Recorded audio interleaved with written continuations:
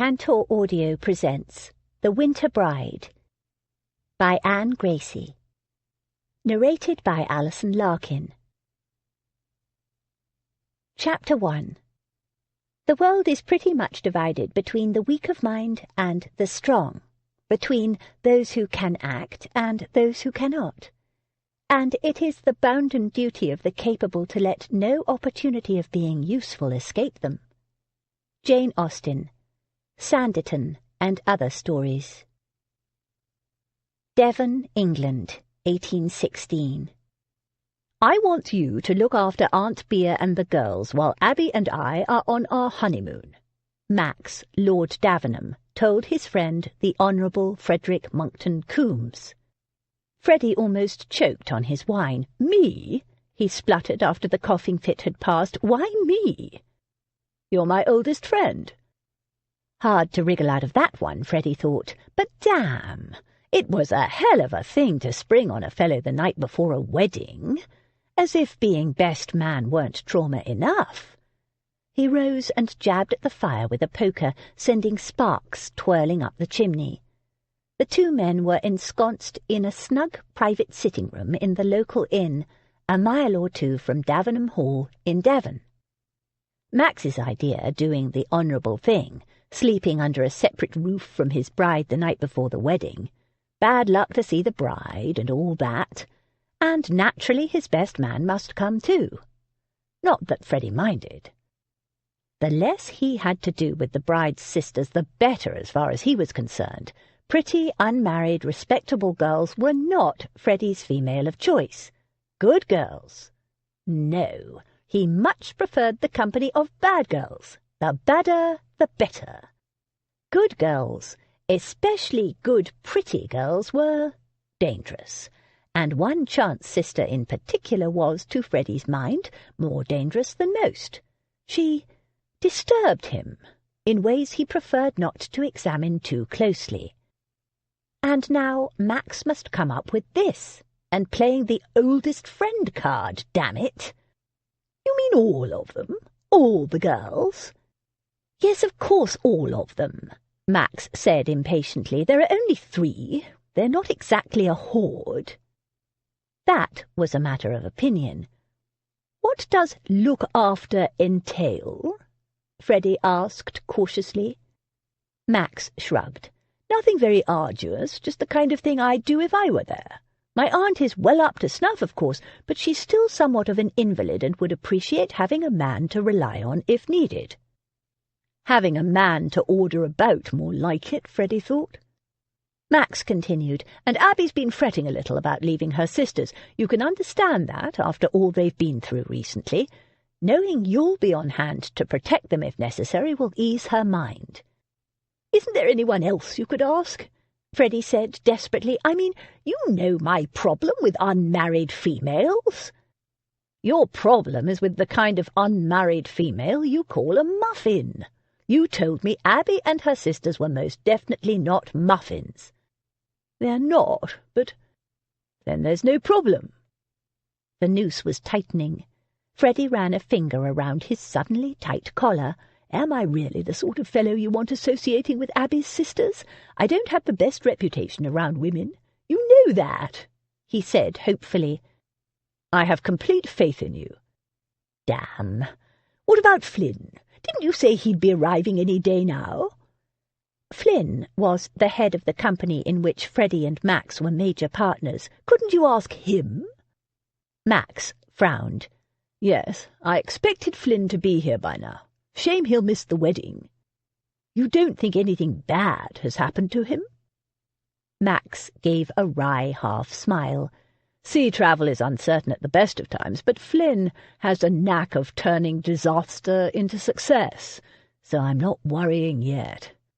If he turns up, the two of you can share the responsibility if it makes you feel better, but Flynn doesn't know Aunt Bea and the girls like you do, nor does he know anything about London society. In fact, I'm hoping you'll show him the ropes. Oh, Freddy said, more responsibilities. Delightful. Max's grin widened. He'll need your fashion advice, too. He's planning to cut a swath through London society, and currently he's a little unorthodox in appearance. Oh, joy! Just what he wanted, to play guard dog to respectable females and social and sartorial adviser to a rough Irish diamond. Max laughed. Don't look so glum. Flynn is a good fellow. You'll like him. But you don't need to worry about Flynn. He can look after himself. It's my aunt and the girls I'm most concerned about. Freddy sipped his claret thoughtfully, trying to work out a way to wriggle out of what, on the surface, seemed a quite reasonable request. Max, misunderstanding his silence, added, "Look, it won't be hard.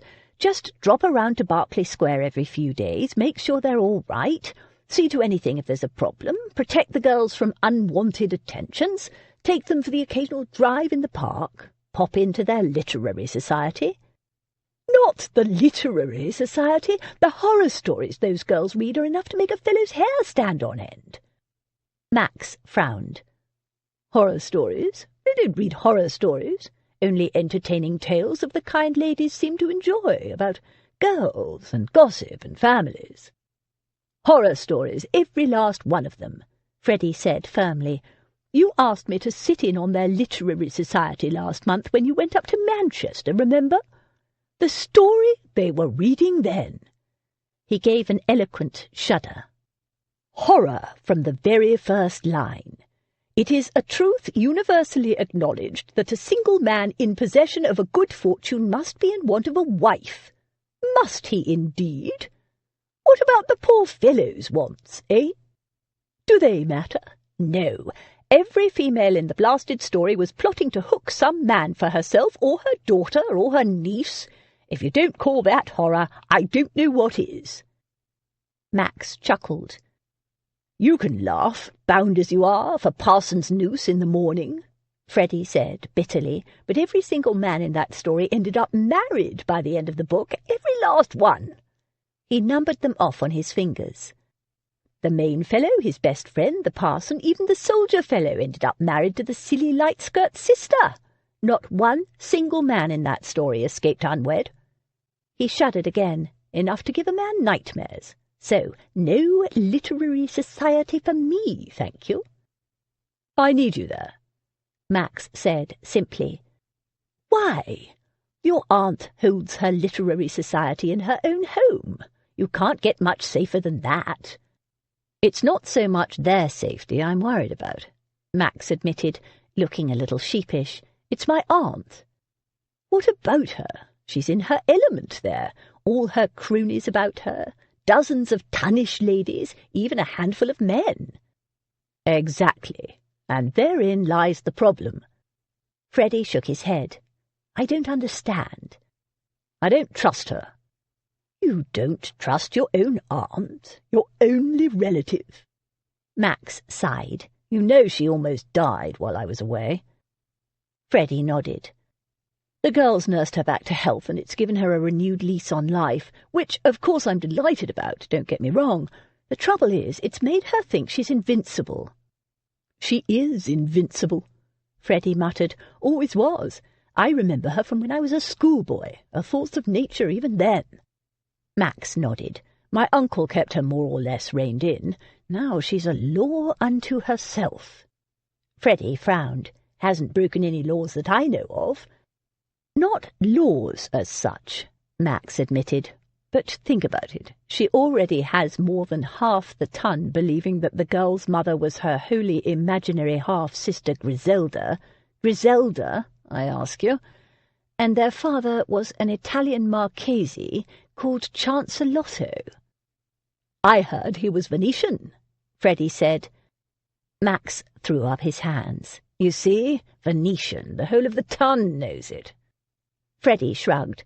"Nothing people love more than a hushed-up scandal." "But it wasn't a hushed-up scandal," Max said, exasperated. "It wasn't any kind of scandal at all. Her mother never ran off with an Austrian nobleman or gave birth to another daughter who grew up to marry any blasted Venetian Marchese. She died. It's all a ridiculous tale my aunt invented." There was a long silence. Freddy sipped his wine. Max stared into the fire, brooding, no doubt, on his father-in-law, the late and imaginary Marchese di Chancelotto.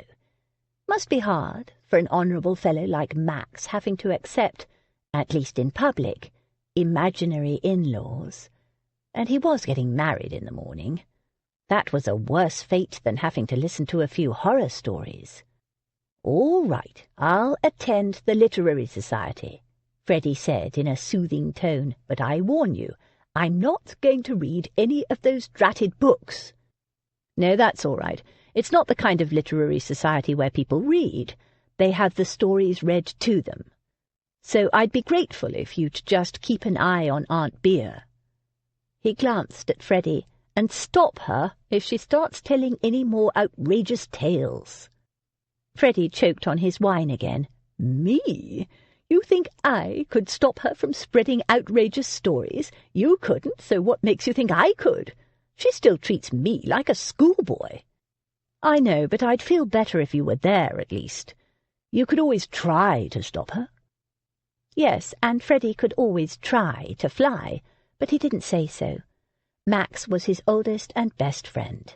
Max was also the reason Freddy was now independently wealthy. If it hadn't been for Max and his trading company, Freddy would still be eking out a living on the inheritance he'd received from his aunt, or worse, dependent on his father, and that didn't bear thinking about. Max had never really asked him for anything. Freddy drained his glass, his 6th for the night, and in a moment of vainglory said, "Very well, I'll try. And I'll attend the blasted literary society, and keep an eye on the girls for you and Abby, and I'll look out for Flynn if he ever arrives." Flynn was the other reason Freddy was now a rich man. He probably owed Flynn a few favours too. "Good man," Max said. "I'm probably worrying about nothing. I'm sure you'll have a delightful time with Aunt Beer and the girls. There's no one I'd rather trust them to. You're the only person in the world who'd trust me with a bunch of unmarried girls. I know you better than most people. Now don't look so glum. Abby and I will only be gone for a month or so, and there'll be no trouble, I'm sure." China, 8 months earlier. She breasted the hill and stopped, catching her breath at the sight of the line of brilliant blue that shimmered along the horizon. The sea! She took a deep breath, breathing in the clean, fresh, salt tang of it, the taste of freedom. Then her heart started to thump as she saw in a dip between the hills 3 slender vertical lines, silhouetted against the blue, tall masts, which meant a European ship. Pray, it was English. It should not matter as long as it took her away from this place where she would always be foreign, unwelcome, no matter that she'd lived all her life here and knew no other place. But she was English, and an English captain would understand, and pray God, an English ship would take her home. To what? She did not know. She had no living relatives that she knew of. But first things first. She started to run, then stumbled to a ragged halt. She was hot, filthy, dusty, and sweaty from the endless walk. She'd lost track of how many days she'd been walking, hiding from others, sleeping under bushes and foraging for whatever food she could find along the way. She could not approach the captain of a European ship looking like a filthy beggar. She scanned her surrounds and spied a ragged line of green meandering across the dusty brown landscape. A stream. Just what she needed. In the stream she washed, head to toe, immersing her body, fully clothed in the water, then stripping to the bare minimum for modesty. It would not do to be caught naked in the open. She scrubbed as best she could without soap, using sand on her skin and beating her wet clothing on the rocks, as the women back home did. No, not home. The mission would never be home again. England was home, no matter that she had no memory of it. It was where she'd been born. She rinsed and scrubbed and re-rinsed until her skin and scalp tingled and she felt clean again. She combed out her hair in the sun, using her fingers to ease out any tangles. She braided it neatly and wound it around her crown in a damp coronet, tucking the ends in and fastening them with her last 2 pins. The heat of the sun ensured her clothing dried quickly, wrinkled, but clean-looking at least. She wished she had a proper English dress, but she'd worn her simple black Chinese peasant tunic and pants to the market so she wouldn't stand out as foreign, and everything else had been destroyed when the mission was burned. She had no other clothes, no other possessions at all. Only her mother's locket on its thin gold chain. She never took it off. She did a quick check that she was as neat as possible, put on her hat and set out toward the 3 black masts silhouetted against the strip of shimmering blue. Pray that the ship was English. A small port, with a straggle of buildings scattered around it.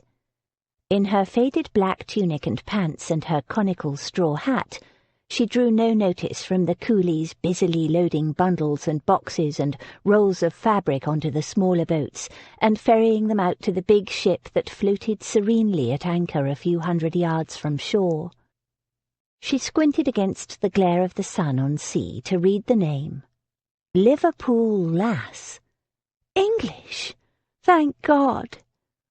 Tears of relief pricked at her eyelids. She blinked them back. She searched among the swarming coolies for an English face, and found a tall young seaman with ginger hair supervising the loading of a boat, checking items off on a list and rapping out orders in a mix of pidgin English and bad Chinese. She approached him quietly, and when he had a moment, said in English, "Excuse me, sir. Could I speak to the captain, please?" "He's biz." The young seaman stopped and looked up. "What did you say?" She repeated the request. His jaw dropped.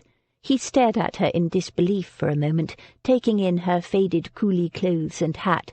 "You can't be English." He pulled off her hat. "And what the hell? You're a girl?" She couldn't move. The weight pressed her down, crushing the breath from her lungs. The heat, the sweat, the stench sickened her. She struggled to resist, to block out the words echoing insidiously in her ear. Damaris jerked upright, gasping for breath, fighting desperately to get free, and encountered nothing but cold air and tangled bedclothes. She closed her eyes briefly, trying to catch her breath. She was panting as if she'd run a mile, and waiting for her pounding heart to slow to normal. Her body was slicked with sweat. It chilled slowly in the cold pre-dawn air. The dream again. The 3rd time in as many days. It was getting worse. She sat in her bed with her arms wrapped around her knees, hugging them to her chest and rocking slightly.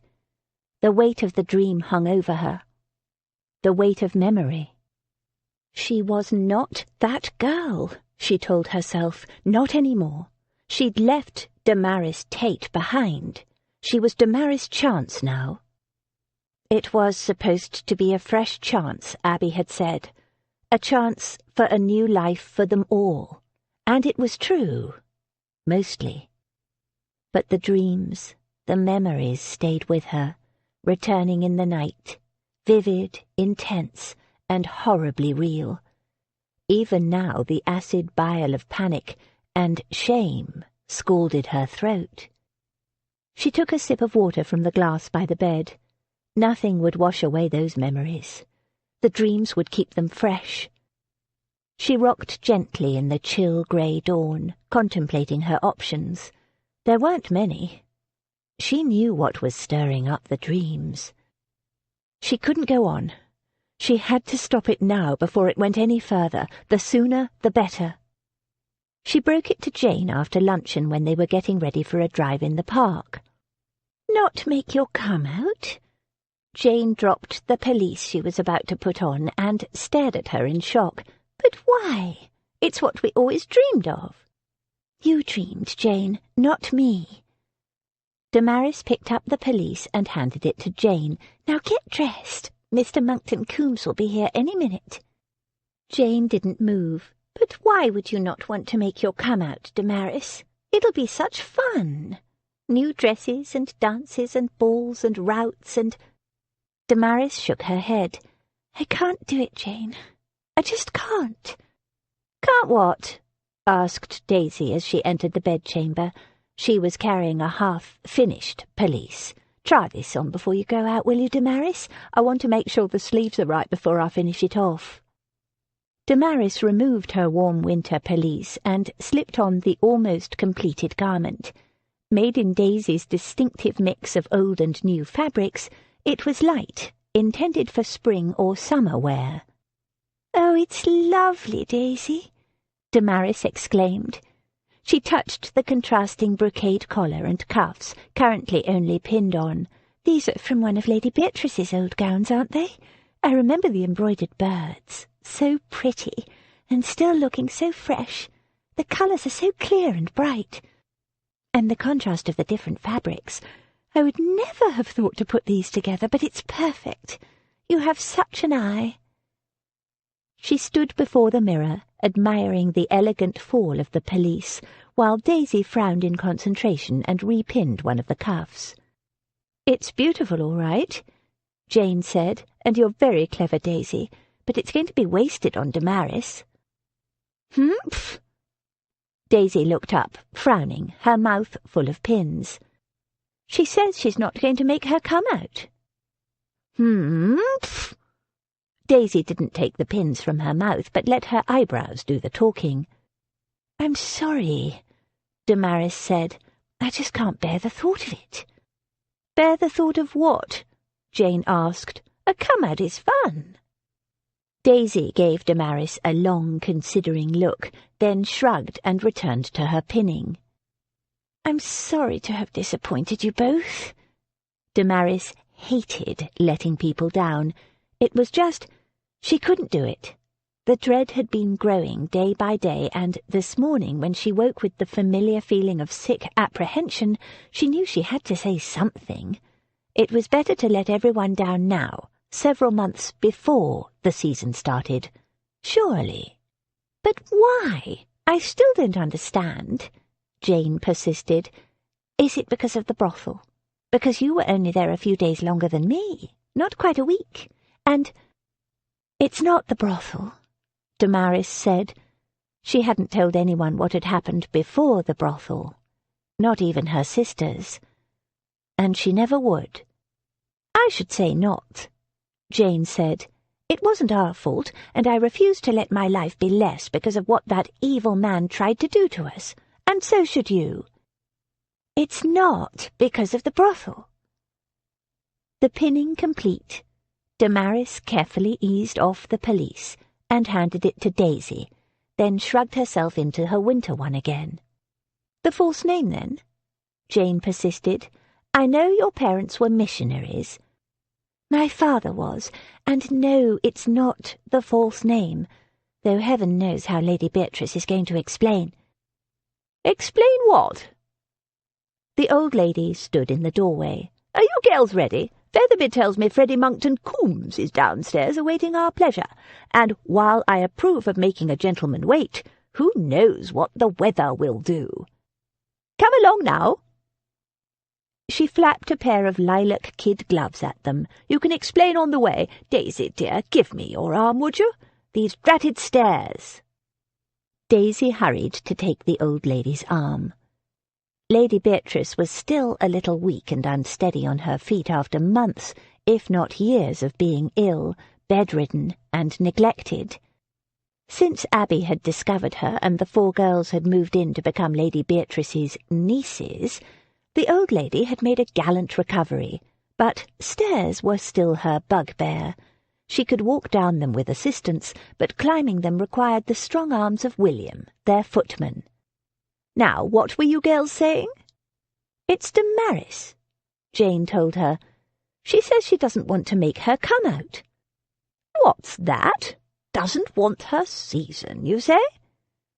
She swivelled around on the stairs and gave Damaris a sharp glance. "Is that right?" "Yes, Lady Beatrice, and I'm sorry, but I won't change my It's because of the brothel, I know," Jane said, "only—" "It's not because of the brothel," Damaris said in a low voice, glancing downstairs. "And keep your voice down, please. I don't want anyone to hear." Below them in the hall, the Honourable Freddy Monkton-Coombes paced restlessly, long, loose-limbed strides in gleaming high boots. Dressed in a many-caped coat of superfine merino, and holding a curly-brimmed beaver hat in his long fingers, he was the epitome of masculine elegance. He looked up and met Damaris's gaze. She forced herself to look away. "Then why?" "Hush, Jane. Damaris is right. This is not something to be discussed on the stairs," Lady Beatrice instructed. "Freddy, my dear boy, how very punctual you are." "Punctual?" He glanced at the clock in the hall. "But it's—" "We won't be long. The girls and I need a moment's privacy." She gave him an enigmatic look. "A female thing, you understand. Featherby, fetch a pot of coffee and some muffins for Mr. Monkton-Coombes." "No, really, "Nonsense. I know how much you love your muffins, and cook has made a fresh batch especially. We won't be long," Lady Beatrice declared, and swept the girls into a small sitting-room farther down the hall. As the door closed behind her, she said, "The dear boy is looking after us quite splendidly while Max and Abby are on their honeymoon, isn't he? Normally he avoids respectable girls like the plague." Daisy snorted. Jane giggled, and after a moment, Damaris joined in. "What has cast you girls into whoops now?" Lady Beatrice demanded. "Respectable girls?" Jane spluttered. "2 escapees from a brothel, 3 if you count Daisy." "Course you count me. I grew up in one, didn't I?" "And we're all living under a false name, pretending to be your nieces," Damaris added. "Stop that nonsense at once," the old lady snapped. "I don't want to hear any more about that dratted brothel. You are respectable girls, no matter what happened in the past. You're my nieces, and if I say you're respectable, you are." "And if you say we're your nieces, we are," Jane added mischievously. "Exactly." Lady Beatrice didn't believe in irony. "And when your sister married my nephew, that made everything legal. So that's the end of it." It was nothing of the sort. Not when Damaris and Daisy were no relation to Abby and Jane, but none of them wanted to argue. The old lady raised her lorgnette and turned it on Damaris. "Now, Miguel, what's all this about you not making your come-out with Jane in the spring?" Damaris bit her lip. "It's true. I don't want to do it." Jane said, "But Daisy's already designed a whole coming-out wardrobe." "Leave me out of this," Daisy said bluntly. "I won't ask Damaris to do nothing she doesn't want to." "Anything," Lady Beatrice, Jane, and Damaris corrected automatically. Damaris gave Daisy a grateful smile. "But we've had it all planned out for ages," Jane said unhappily. "Only a month or 2, Damaris said. "Before that, we never even had a chance of a season. The height of our ambition then was for you and Abby to attend a public ball in Bath." Jane still looked unhappy, so she added, "And the start of the season is still months away, so there's plenty of time to adjust our plans." There was a short silence. Damaris was uncomfortably aware of the old lady's shrewd gaze on her. "Think of the money you'll save with only one of us." A London season was fearfully expensive, she knew. Lady Beatrice snorted. "It's my money, and I'll spend it how I like." Technically it was her nephew's money, but they all knew Max, Lord Davenham, would deny his aunt nothing. Jane said sadly, "It won't be half as much fun if we don't have our season together. I won't know anyone." "Of course you will," said Damaris in a bracing tone. "What about all those people who come to the Literary Society?" "Oh, the Literary Society," Jane said. "They're all old." Lady Beatrice cleared her throat and levelled her lorgnette at Jane, who blushed and said hurriedly, "I mean, of course, they're all charming and quite delightful, but it's not like having your sister with you, is it?" Damaris didn't bother pointing out that Jane would have Abby with her, and Abby was a real sister, not a pretend one. Abby was married, currently away on her honeymoon, but she'd be back in time for the season. But Jane had a point. Having your married sister there wouldn't be the same as two unmarried girls entering the marriage mart together. "I could come as your companion." "A companion?" Lady Beatrice turned her lorgnette on Damaris. "A companion?" She spoke the word with loathing. Clearly, it was not an option. "But if you would attend social gatherings as a companion, what's the difference from making your own come out?" Jane asked. "Nobody would ask a companion to marry him." Jane's brow furrowed. "I don't understand." "I don't want to get married. I have—" Damaris swallowed. "I have an abhorrence of marriage." There was a short, shocked silence. It was a ludicrous statement in most people's eyes, she knew. Not want to get married? How else could a girl without property or means expect to live? She would work. She wasn't afraid of hard work. She'd worked all her life. Being sponsored into society, being given the chance to marry a man of wealth and position would be most girls' dream of a lifetime. A year ago, it might have been Damaris's. Not any more. "And what," Lady Beatrice said after a moment, "does getting married have to do with making your come-out?" All three girls blinked at her in surprise. "But isn't that the whole point of a come-out?" Jane said. "To find us husbands? That's why they call it the marriage mart." "It's some people's purpose," Lady Beatrice conceded graciously. "Most people's, perhaps. We are not most people." Jane looked worried. "But I want to find a husband." "I know, Jane dear, and I'm looking forward to seeing all the young fellows making cakes of themselves over you. Don't fret, you'll have your pick of them." The old lady turned to Damaris. "As for you, my dear girl, nobody said you had to find a husband."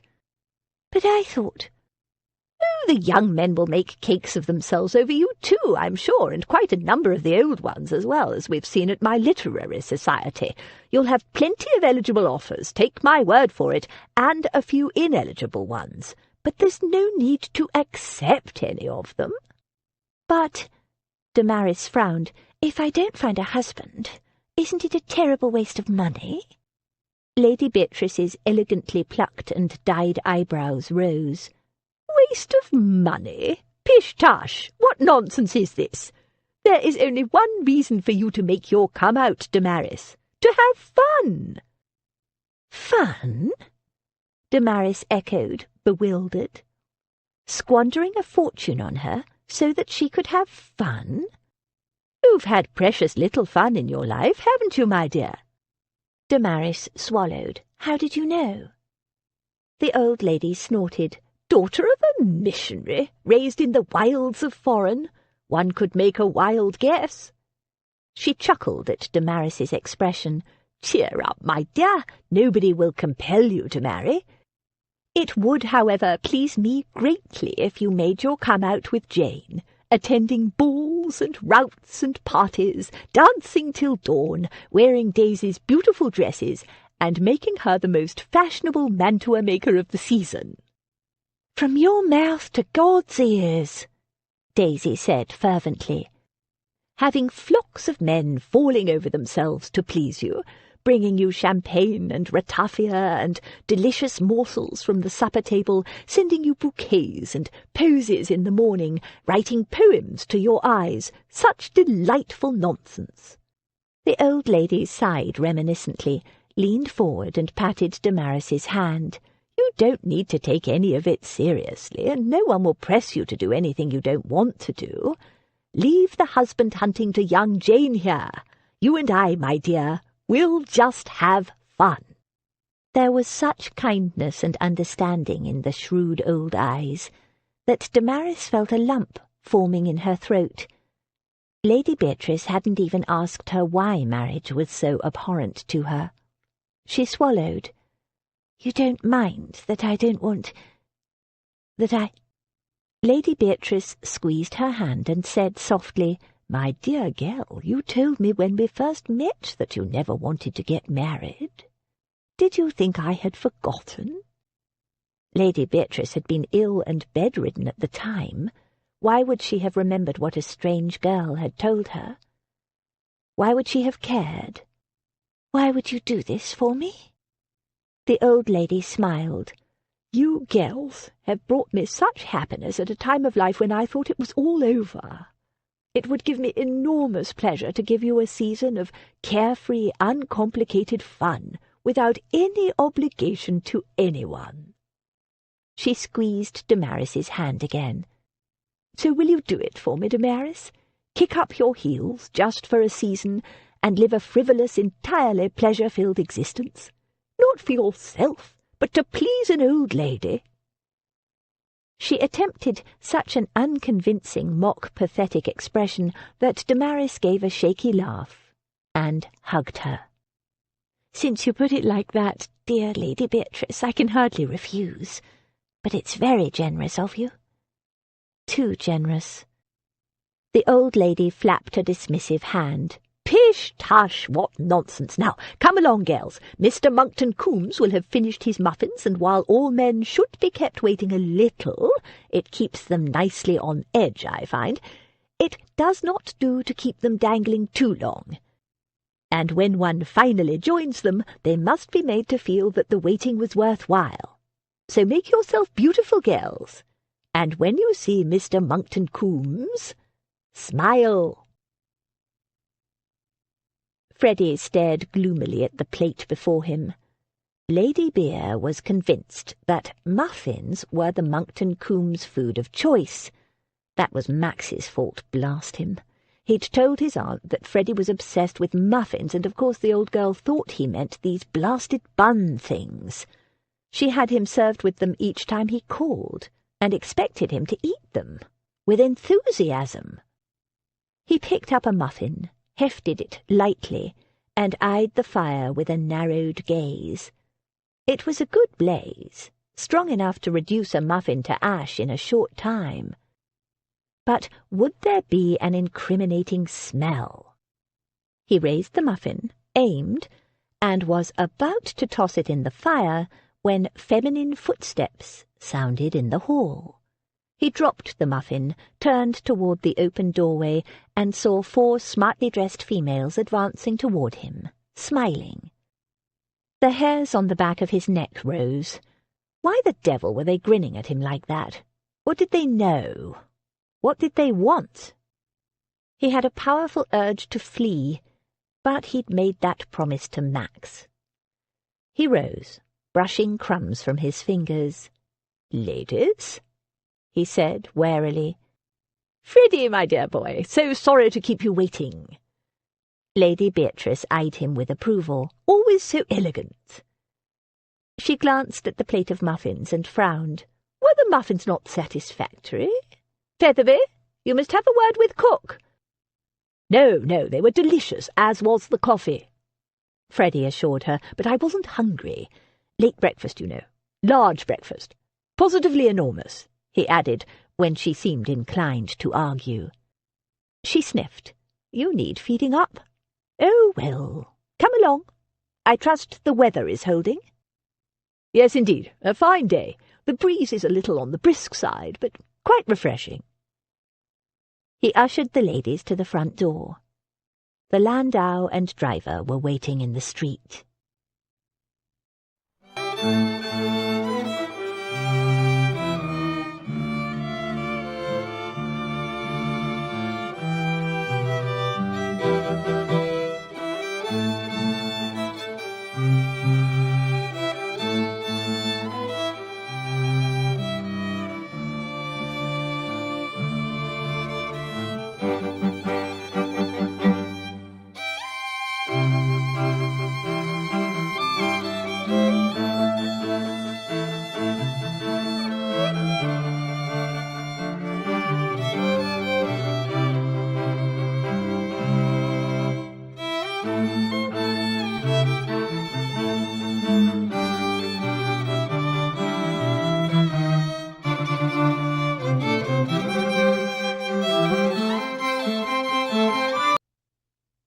Chapter 2.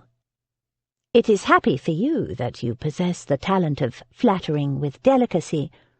May I ask whether these pleasing attentions proceed from the impulse of the moment, or are the result of previous study? Jane Austen, Pride and Prejudice. The landau only fitted 4 people comfortably. Freddy offered to ride beside the carriage so it wouldn't be such a squash, but the old lady wouldn't hear of it. "I prefer you close by, dear boy." At first he'd thought she meant for protection or some such thing, but then she'd winked at him. "I want to flaunt you. Such a fine, handsome lad you've turned out to be." The old girl was always trying to put him to the blush. Freddy hid a grin. With the aid of a muscular footman, he helped the old lady into the landau. She was frail, but indomitable. Freddy turned to assist the young ladies, first Miss Jane, who bounced lightly up the steps, then Miss Daisy. Then he held out his hand to assist Miss Damaris. "I'm sorry, I've changed my mind," she said, snatching her hand back before he'd even touched it. "Damaris?" Lady Beatrice said sharply. "It's nothing, just a slight headache. If I just lie down for a while, I'm sure the headache will pass." Freddy was sure it would. In fact, he was pretty sure the headache didn't exist. She didn't look the slightest bit pale or heavy-eyed. She looked blooming, as usual, possibly even a little flushed. But judging by the looks and surreptitious nudges being exchanged, there were feminine undercurrents swirling around, and Freddy's policy was to affect an unawareness of such things. Safer that way.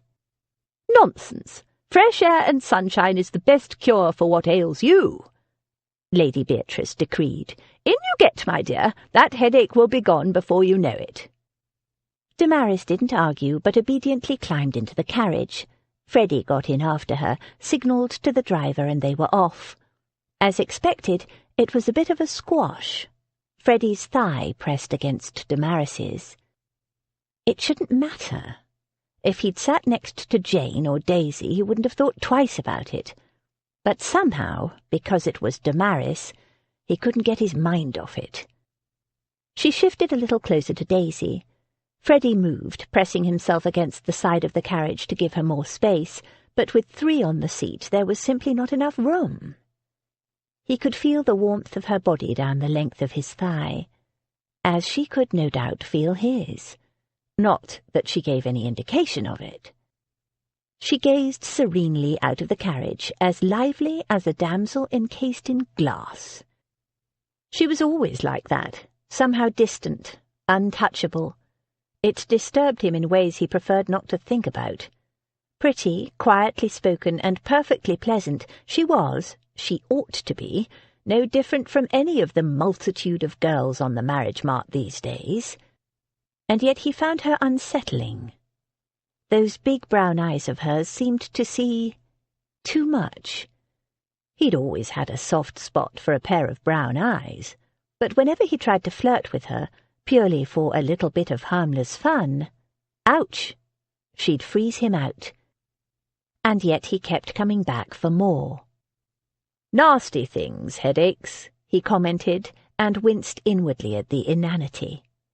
In some circles he was held to be a witty and entertaining conversationalist, but whenever he tried to make pleasant, meaningless chat with Miss Damaris Chance, it always came out lame. She nodded, gave him a half-smile, but didn't reply. The headache, no doubt. If anyone had a headache, Freddy ruminated as the carriage passed out of Grosvenor Square, it should be he. Last night he'd finally crawled into bed, his own bed, around dawn. His current mistress was planning to marry again to a much older, richer man, so their affair was drawing to a close. Or rather, a climax. She was determined to go out with a bang. Or 3. Freddy was exhausted. He had his own code about women. It wouldn't win him any prizes for morality, but it was a code nevertheless. He never dallied with innocence of any class. He avoided muffins, eligible girls bent on wedlock, like the plague, and he never chased after married women. If they chased after him, if they were neglected by their husbands and were unhappy, that was another matter. Even so, he only accepted the advances of those who had already provided their husbands with an heir at least. He was no cuckoo in the nest, didn't want the complications. He preferred widows. When he was just 16, he'd lost his virginity to a buxom farmer's widow, 10 years older than himself. She'd taken an eager, clumsy boy and shown him how to please a woman, as well as himself, teaching him the value of self-control and patience. It was a lesson he'd put to good use ever since. Remarkable how many men, judging by the women he'd lain with, didn't bother. Fools. He yawned. Lady Beatrice poked him with her elegant ebony stick. "Been out on the tiles again, young tomcat?" Freddy gave her a cool, dignified look. Lady Beatrice grinned. "Thought so. You have that look about you." "Look?" he asked, then cursed himself for taking her bait. He cast around for a change of subject. "Look," he repeated in a quite different tone, and pointed to an organ grinder. "Monkey dressed in a red jacket, quaint little fellow." An excellent distraction. Miss Jane, he knew, was fond of animals. Lady Beatrice chuckled. "None so prudish in company as a rake. By all means, let us watch the monkey." She leaned back against the padded leather squabs, not taking her eyes off Freddy. He had to laugh. He hadn't relished the thought of playing substitute for Max while his friend was away, but he wasn't finding it too difficult. Getting up before noon was the hardest. His hours and the hours kept by respectable ladies didn't exactly overlap. Still, Max should be back in a few weeks. Freddy could survive sleep deprivation until then. He hoped. The carriage slowed as they turned into Hyde Park. Lady Beatrice instantly spotted a couple of friends and ordered the driver to stop. Freddy and the girls got down, and Freddy helped 2 old ladies up into the landau. While Lady Beatrice and her cronies took a turn around the park in the carriage, Freddy and the girls would promenade in the park. Pretty tame entertainment in Freddy's view, but the ladies seemed to enjoy it. He was quite enjoying it too. It was rather pleasant, strolling along with 3 pretty girls, none of whom had the slightest design on him. He was well aware of the symptoms of matrimonial intent, and the Chance girls displayed none of them. Jane treated him much as she treated her brother-in-law, as a source of treats, society, savoir-faire, and gossip, and a convenient escort. Daisy had no interest in matrimony of any kind, and in the park all she seemed to talk about were the outfits worn by fashionable ladies, and how they could do better. As for Damaris, well, Freddy had no idea what she thought about anything, really. She said all that was polite and pleasant, but what was she thinking? That was anyone's guess. Unfortunately, the mild weather and weak winter sunshine had prompted more people than usual to take the air. The fact was borne in on Freddy when he saw a tall, dark-haired female dressed in a severe riding habit and a smaller one drowning in a sea of pink and white ruffles hurrying toward him. Fluffy and the Whip! Damn! He'd thought they were safely in Durham. He stopped dead, causing Jane and Damaris to look at him in surprise. "What is it?" Jane asked. "The armthwaite muff, sisters. Quick, this way," he said, attempting an immediate about-face. It was more difficult than he'd anticipated with a young lady on each arm. Their curiosity about the approaching pair slowed his retreat, and he was caught. Almeria, the taller of the two, arrived first. Almeria never walked when she could stride. "Mr. Monkton-Coombes, so here you are!" she said, in an accusing tone that never failed to remind him of Nanny McBride in one of her moods. "I thought you never promenaded in the park." She eyed his companions with a critical eye and tapped her toe, waiting for him to introduce them. Her sister tripped prettily and breathlessly in her wake. "Must you walk so fast, Almeria?" She approached her sister with a pout Freddy felt sure was the result of hours of practice in front of her looking-glass. She turned with a winsome smile to Freddy, apparently unable to see his companions at all. "Mr. Monkton-Coombes, how very delightful to see you here on this beautiful sunny day." The lisp was something she'd acquired only recently, imagining, no doubt, that it deepened the impression of feather-brained femininity. The idea, he supposed, was to disguise the fact that she was just as iron-willed as her more blatantly masterful sister. He said brusquely, "Miss Almeria Armthwaite, Miss Annabel Armthwaite, may I present the Mrs. Chance, Miss Damaris Chance, Miss Jane Chance, and Miss Daisy Chance?" While the Armthwaites grilled the Chance sisters on their family connections and, hardly more subtly, their intentions toward him, Freddy looked around for an excuse to leave. As sole heir to his father's title and fortune, not to mention having his own private fortune, he'd been a target for matchmaking mammas and daughters since he'd first appeared in society. From the beginning he'd made it clear he had no interest in marriage, and once he realized respectable mammas and daughters avoided rakes like the plague, he'd done his best to encourage his reputation as a rake to grow. But in the last year or so his mother had apparently informed the mothers, aunts, and grandmothers of every eligible female in the kingdom that he was contemplating marriage. She might as well have put a notice in the Gazette, curse her. And, as a result, wherever he went, muffins popped out of the woodwork. He wasn't contemplating marriage, damn it, not with anything other than horror.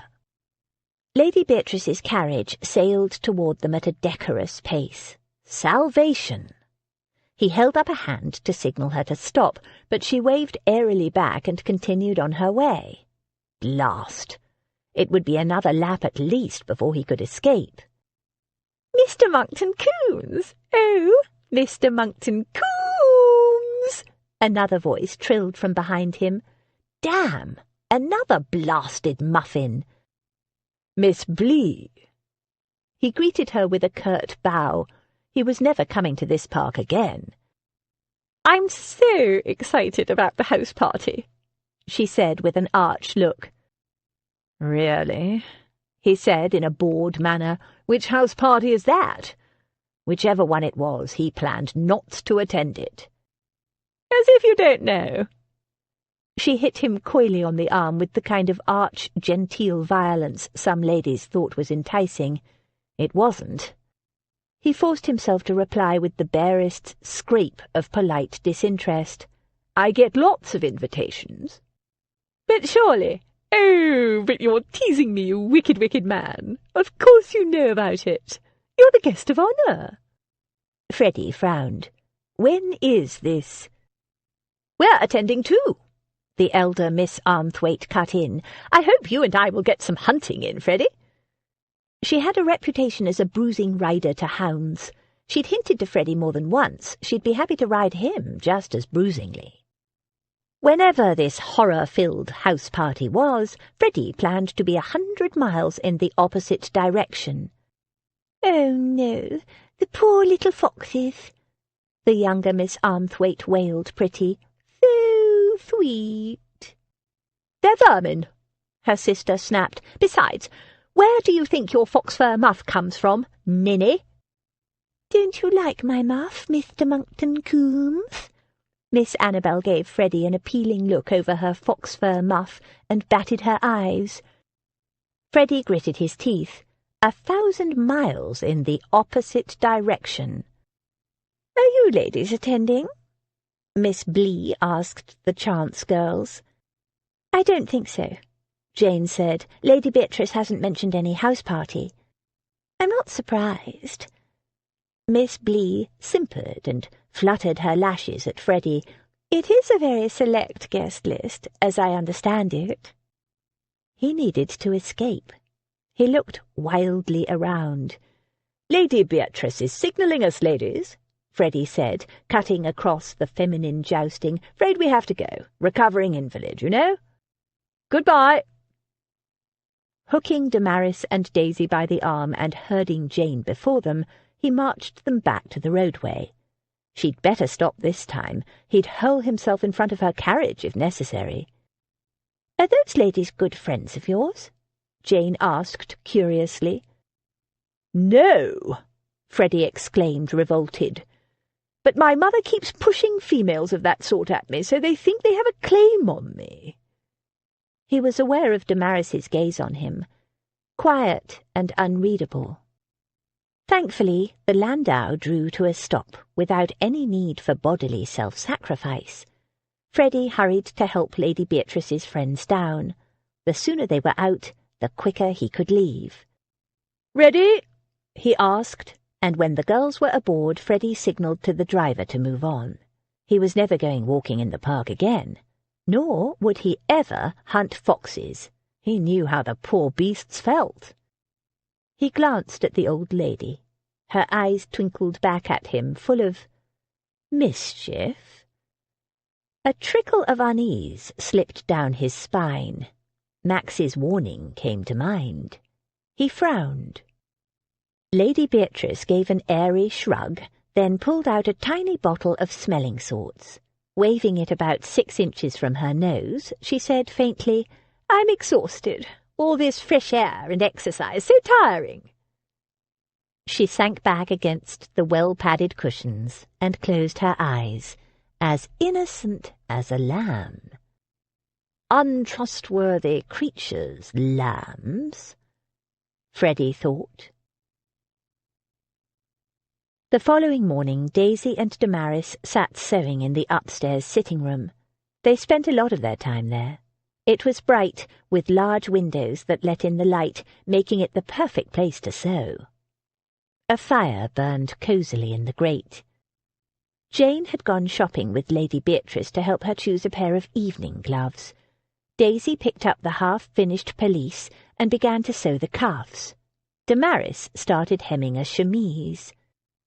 They sat sewing in silence for a few minutes, the only sound a faint swishing of fabric and the hissing of burning coal in the grate. Daisy finished the cuff and bit off the thread. "I know you said it's not because of the brothel that you don't want to get married, but if it was—" "It's not. It's complicated." She'd never told anyone about how and why she'd been sold to the brothel, and she didn't intend to start now. Any marriage she made would be doomed to misery. Her misery. Like Mamma. Daisy sniffed and knotted a new thread. "But if you ain't going to nab yourself a bloke, how are you going to support yourself? It ain't easy on your own, you know." "I know." In the weeks before they'd met Lady Beatrice, the 4 girls had been trying to support themselves in London and had almost starved. It had been so dreadfully hard to find work. Damaris had been the luckiest, having found a job painting china in a pottery. Daisy went on, "When you start your life by being dumped in a gutter 'cause nobody wants you, you soon learn you got to look out for yourself." She glanced up at Damaris. "If you're useful to people, they'll want you around. But the minute you're not, or someone else takes their fancy, or they change their mind, or die, you're on your own. So it's up to you to save yourself, 'cause there ain't no Prince Bloomin' Charming going to come looking for girls like us, Damaris." Damaris laughed. "I know, and I'm not expecting anyone to save me. I had a lucky escape from that brothel. If you and Jane hadn't let me come with you—" It didn't bear thinking of. "Now don't go all misery guts on me, Damaris, that's all water under the bridge. But yeah, you and me, we don't fit here the way Abby and Jane do. You fit better'n me. You're a lady, at least, with all them pretty manners that come natural to you, brought up with heathens or not. But them 2 are real sisters, and blood is thicker than promises. That's all I know." "Don't you trust them?"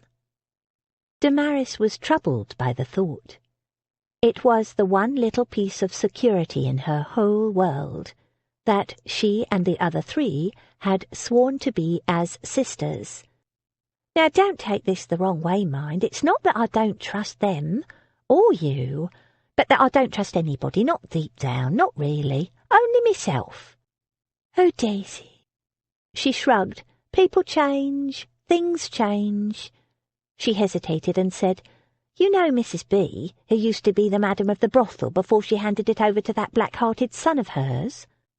Damaris nodded. "Mort, yes. Mrs. B found me when I was just 8. I was a right mess. Me life was a misery, and this had just happened." She gestured to her crippled foot.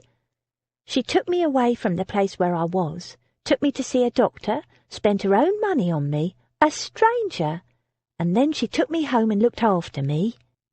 Nobody had before. I was that grateful." She finished a seam and bit off the thread. "She never once pressed me to work for her as one of the girls, neither." Damaris nodded. Daisy had worked in the brothel as a maid and a seamstress. Daisy continued, "I loved Mrs. B. Thought of her like a mum. Well, I used to pretend she was me mum, if you want to know the truth. Thought me and her would be together the rest of our days, and I'd look after her in her old age." She threaded her needle with a different thread. "And then she went off and left me with that bastard Mort, didn't she? Chucked me away, like a pair of old shoes, as if I meant nothing to her at all." "It must have hurt you terribly," Damaris said softly. Daisy shrugged. "Taught me a lesson I needed to learn, didn't it? You got nobody in this life to look out for you except yourself." She looked up at Damaris. "And if you ain't going to get married, you'd better think of some way to support yourself." "I know." They bent over their sewing, deep in thought. Daisy's philosophy might be a grim one, but it was true for Damaris as well. She loved Abby and Jane and Daisy as sisters, and she loved Lady Beatrice with a mixture of fierce protectiveness and a desperate yearning for her mother. But she didn't want to live on Lady Beatrice's bounty like a sponge or a charity case just because she didn't want to marry. If she'd learned anything in her life, it was that she was strong and could work hard. "You can work with me if you like being a mantua maker. I don't mean just helping out like now, but I mean—" "Thank you.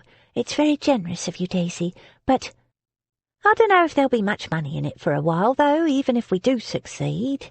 Any money that comes in is going to be needed for the business. I'll need to make a place of me own eventually and rent a shop." "I know. And though I'll help you as much as I can at the moment, I have other plans for the future." Daisy gave her a shrewd look. "Still hankering after that cottage in the country?" Damaris nodded.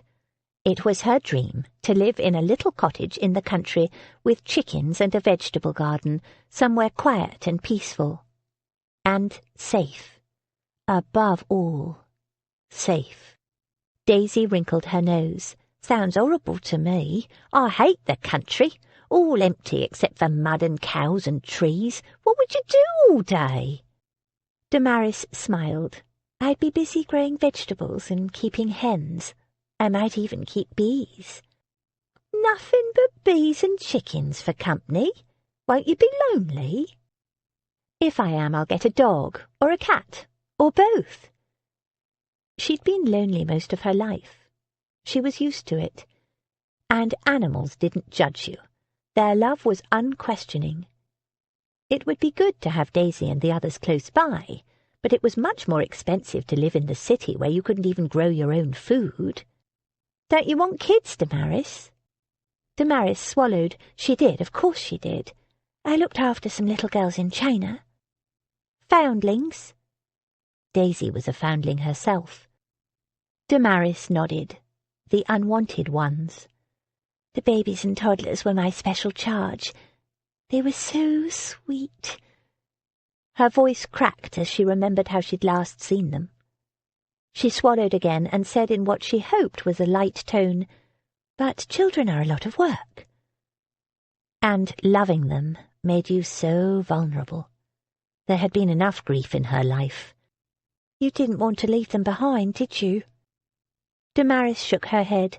"No," she said softly, "but there was no choice." She rose and busied herself putting coal on the fire and stirring up the embers. She didn't want to dwell on the past. It was too painful. She had to think about the future.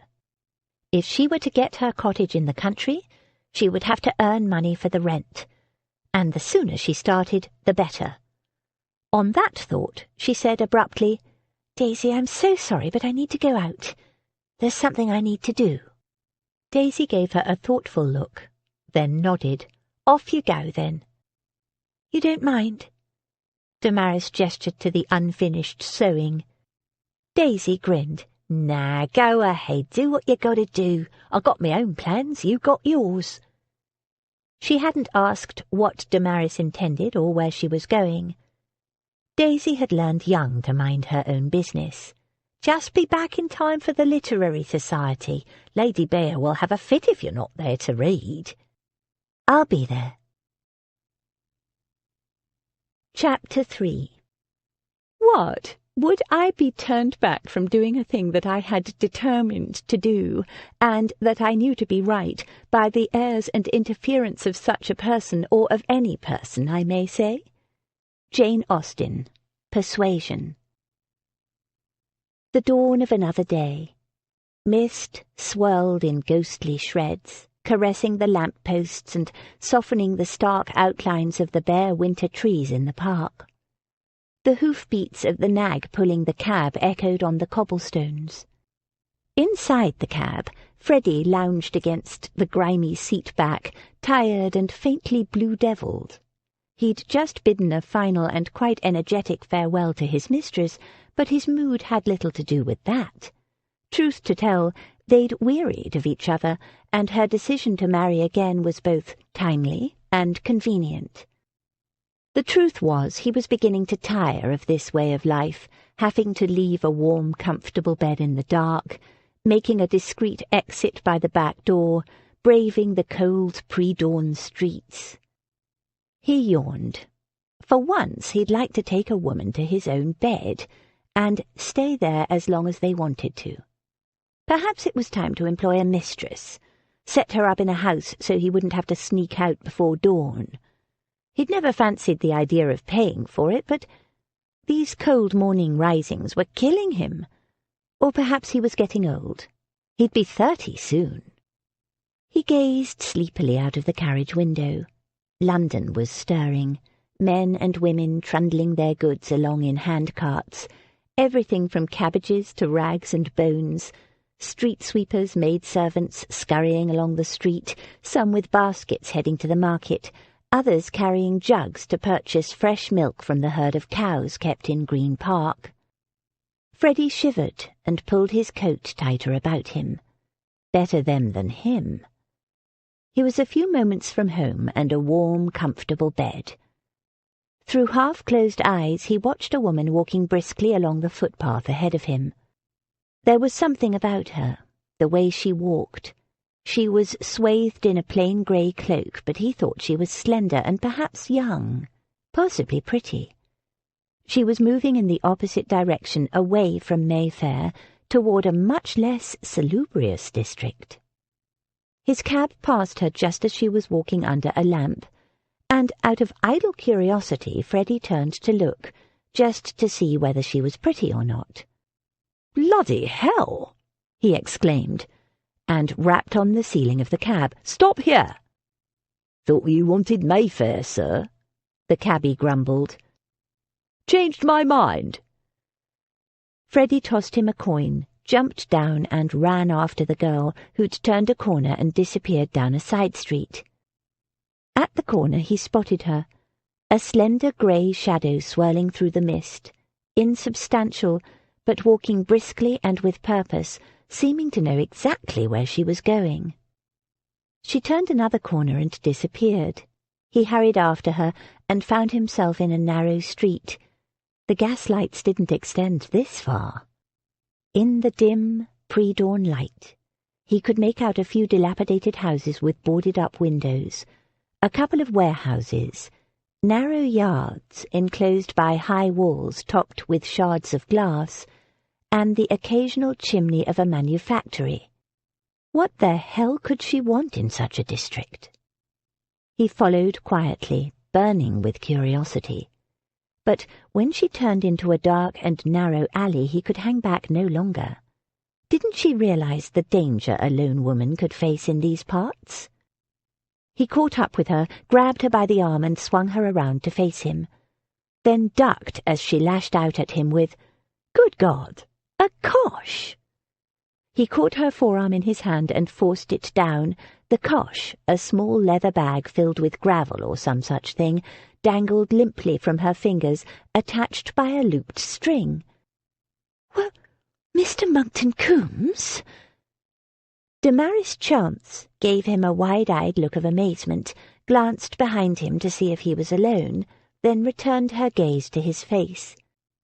For a moment they stood staring at each other, breathing heavily, small visible puffs in the chill, still air. Her skin was milk-pale, luminous with mist, her eyes huge and dark in the dim light. They looked almost black. Freddy knew they were a soft brown like the velvet of pansies. That was in the dark. In the sun they sparkled like topaz. Under the drab grey cloak she wore an even drabber grey gown, like some dowdy down-at-heels governess. In some obscure way it offended him. She always dressed with elegance and style, as befitted her beauty. And she was carrying a cosh, a weapon of the wharfs and back streets. That roused him to further anger. He shook her by the arm.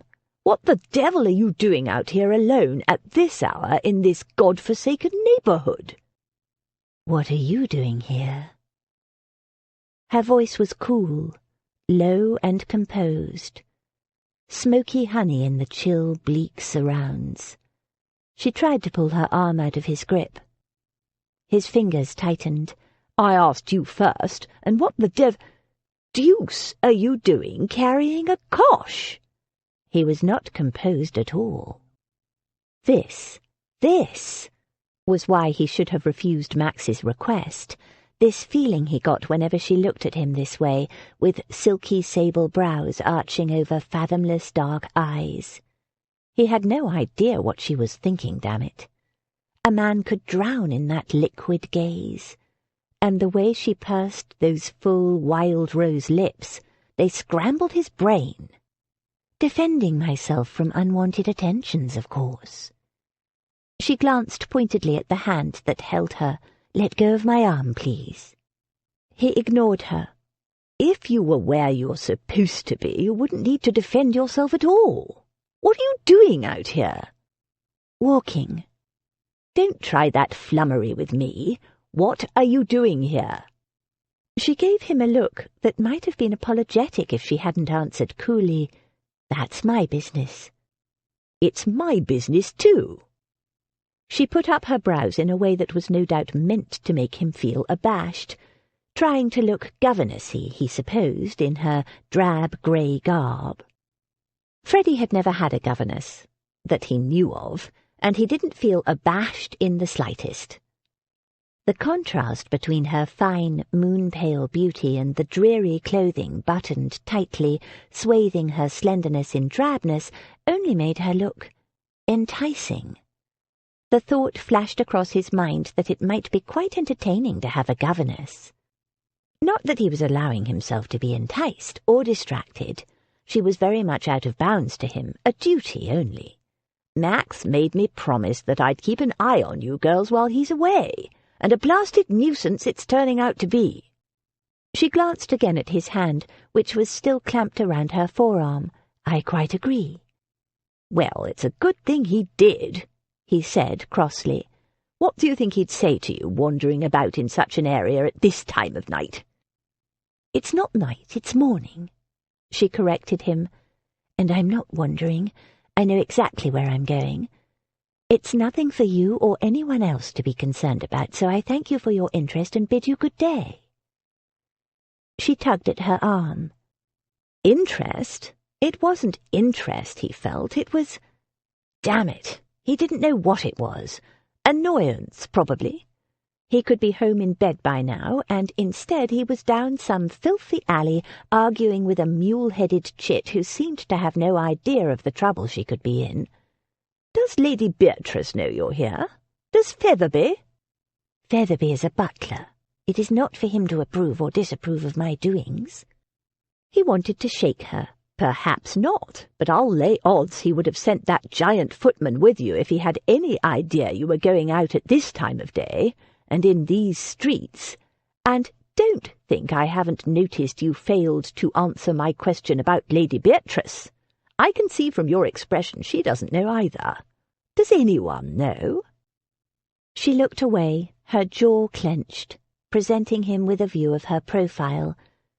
A beautiful profile, he mused, if currently a touch mulish. The sun was almost up, staining the sky pink, and lending a faint blush to her milk-white skin. "Well?" he prompted. "Daisy knows." "Oh, well, that's all right then," he said with heavy sarcasm. "Daisy'd be a lot of help if you got into trouble. Do you have any idea of what kind of neighbourhood you're in?" He gestured to the run-down surroundings. "I know exactly what sort of place this is," she retorted. "Better than you, I expect." "Better than he?" He narrowed his eyes. "Why? How do you know this place?" "It's none of your—" "Don't give me that. I promised Max I'd keep an eye on you all, and I don't make promises lightly."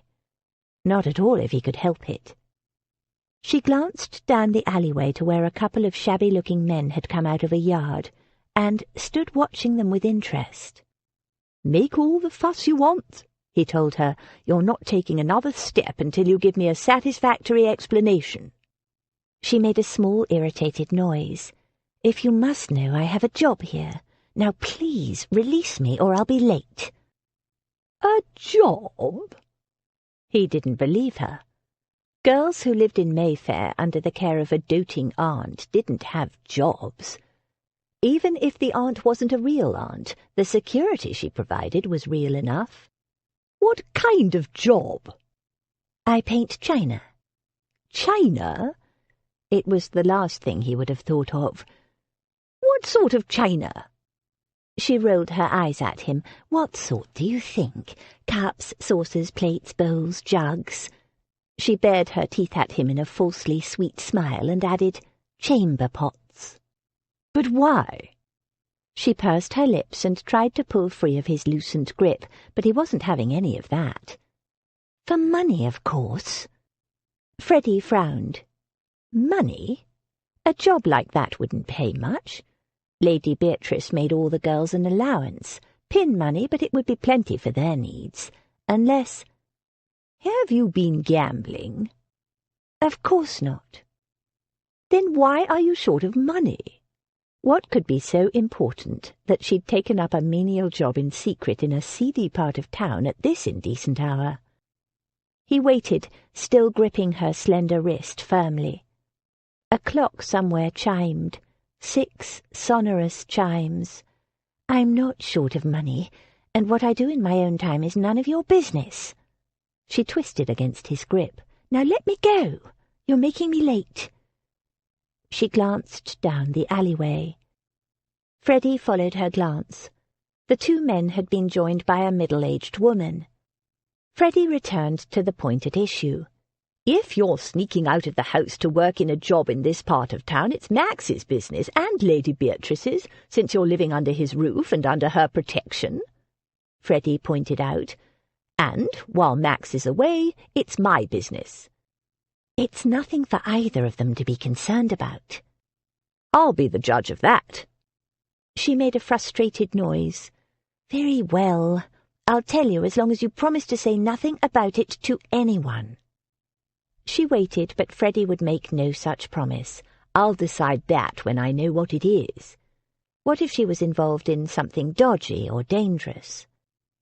She moistened her lips worriedly, considering her options. Freddy stifled a groan, unable to take his gaze off her rosy, damp mouth. Damn it! Max had no business asking him to keep an eye on such lusciousness, knowing he could only look and not touch. It was above and beyond.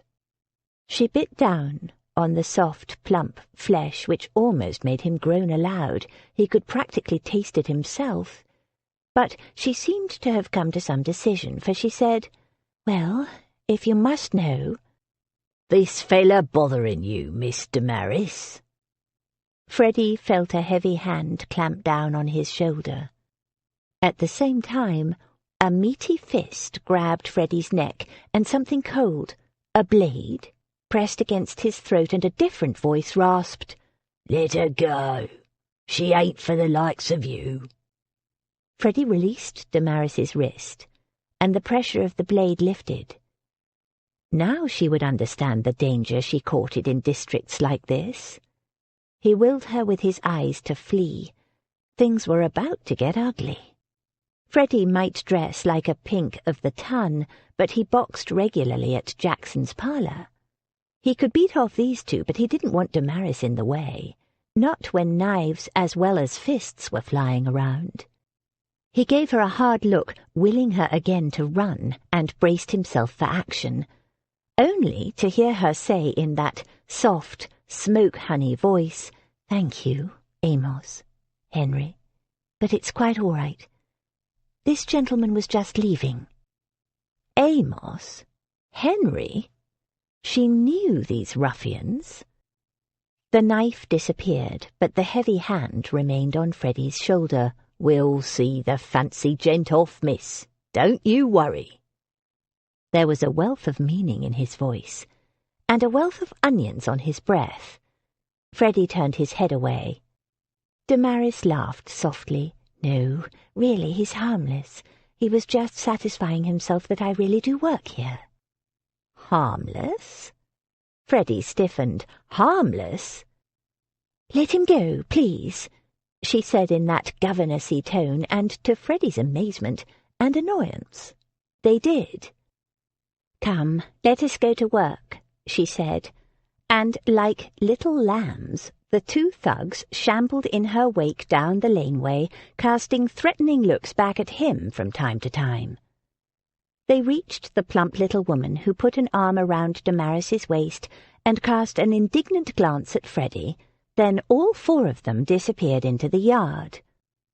Tall iron gates closed behind them. Freddy followed and looked through the high gates just in time to see Damaris ushered through a doorway by the little woman, who appeared clean, dowdy, and respectable, not at all like a procurer of hapless females. A large brick kiln dominated the yard.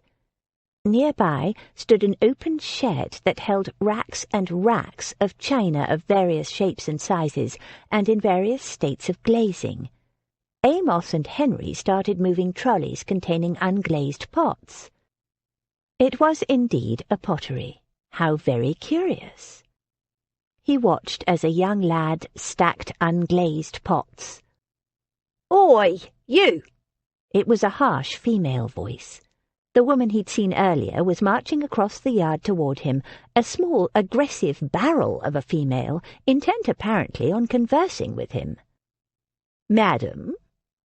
He raised his hat politely. "Don't you madam me, you randy rake!" snapped the barrel. Freddy blinked.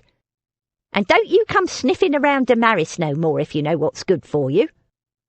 "I am not sniffing," he began indignantly, but the woman stormed on.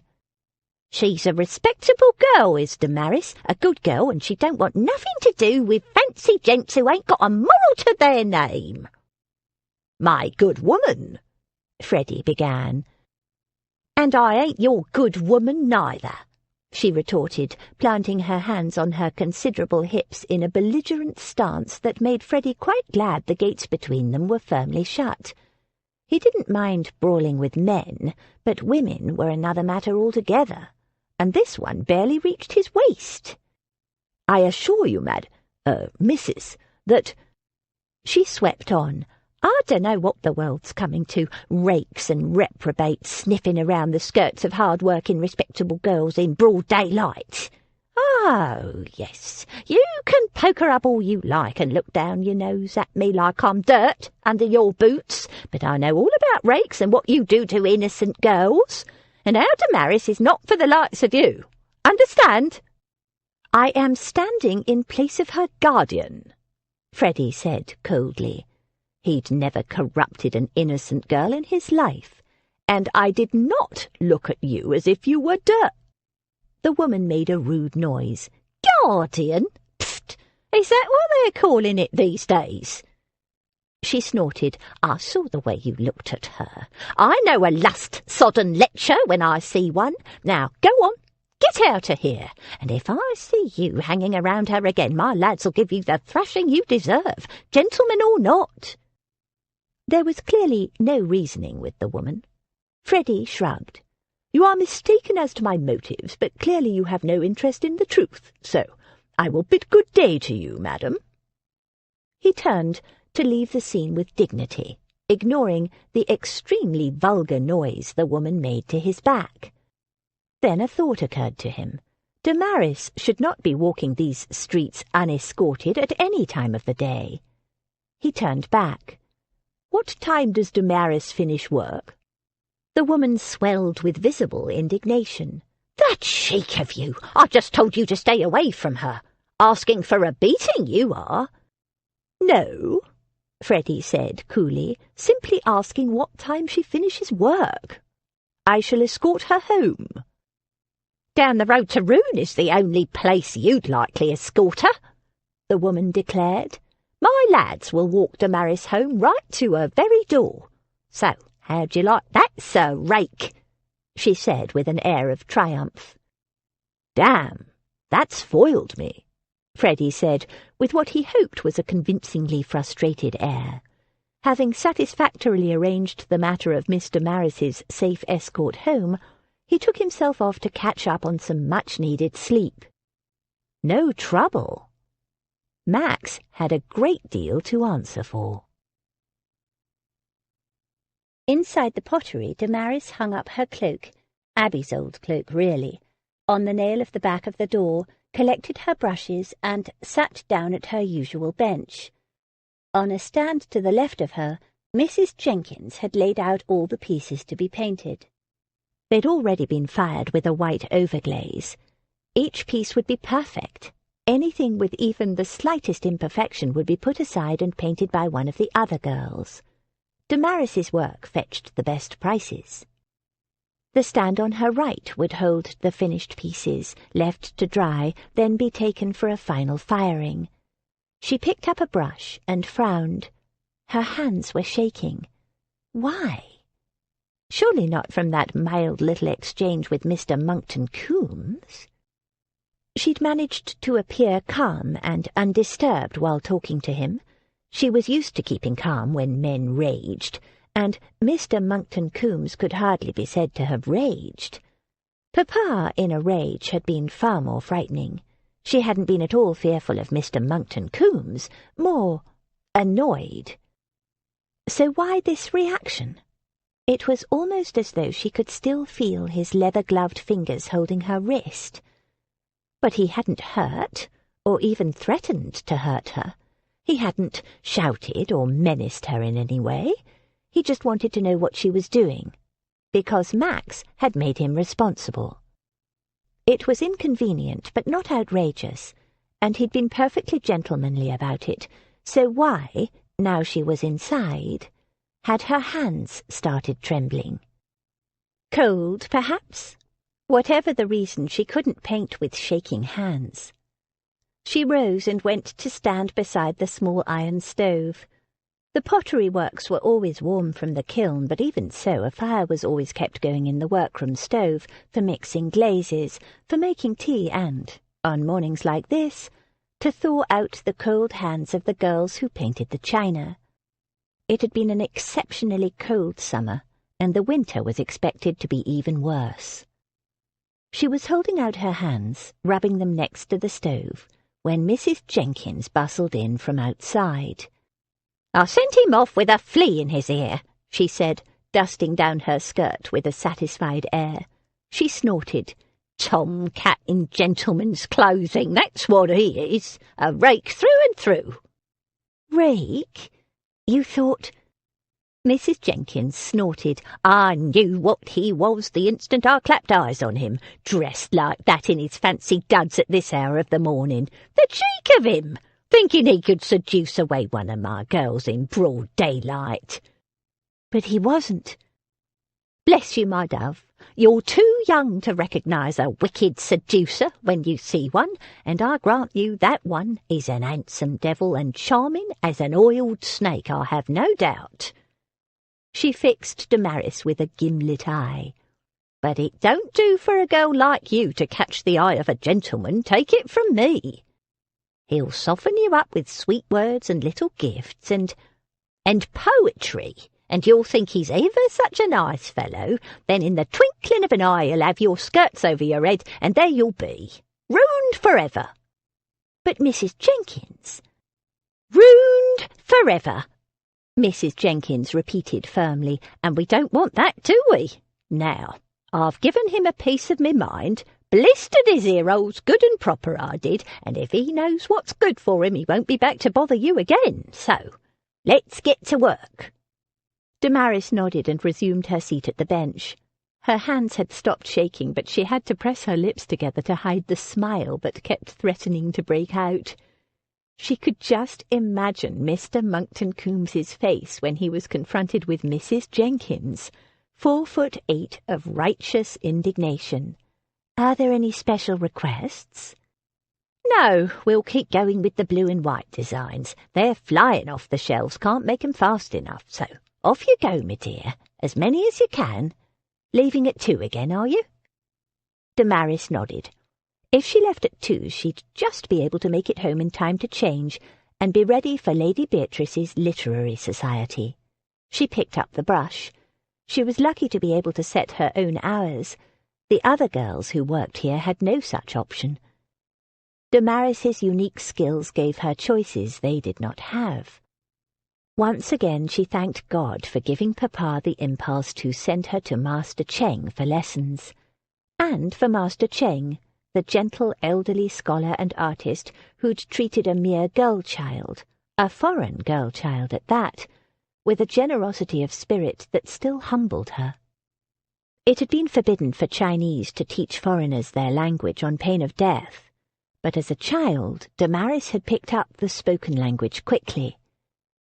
Papa's great dream was to translate the Bible into Chinese, but he had no ear for the language and struggled to be understood in even the most simple transactions. Almost from the start, he'd relied on her to interpret for him.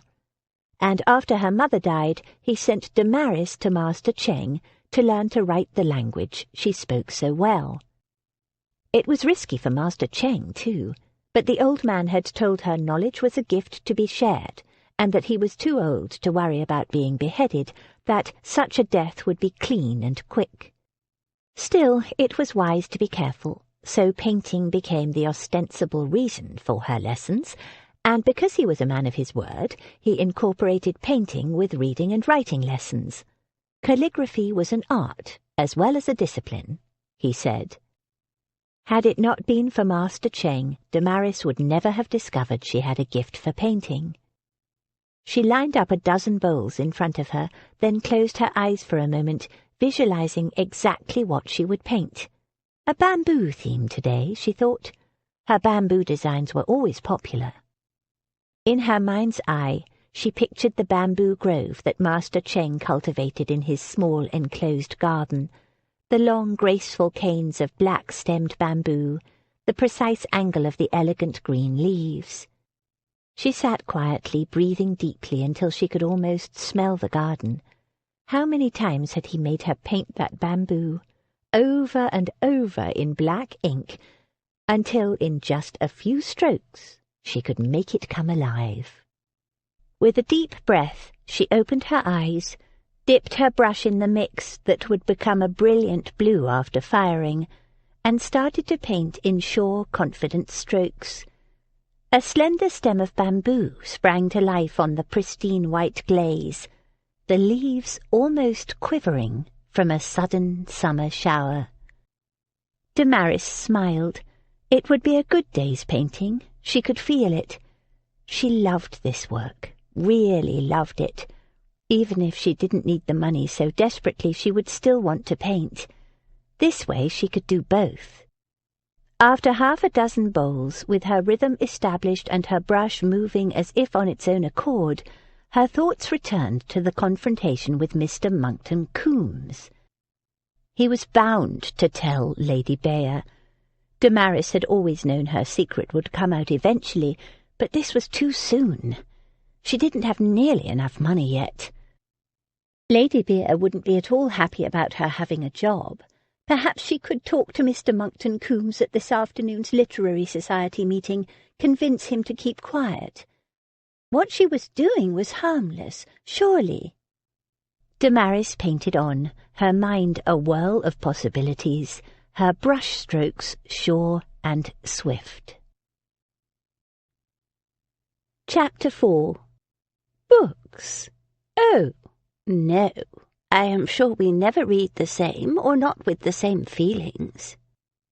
I am sorry you think so, but if that be the case, there can at least be no want of subject.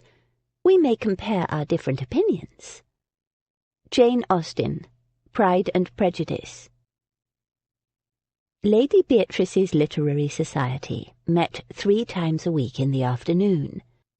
At this time of year, with the majority of the ton in the country, sophisticated London entertainments were few and far between.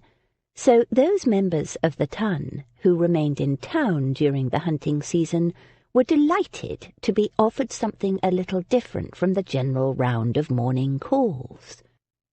Lady Beatrice's was not the usual kind of literary society.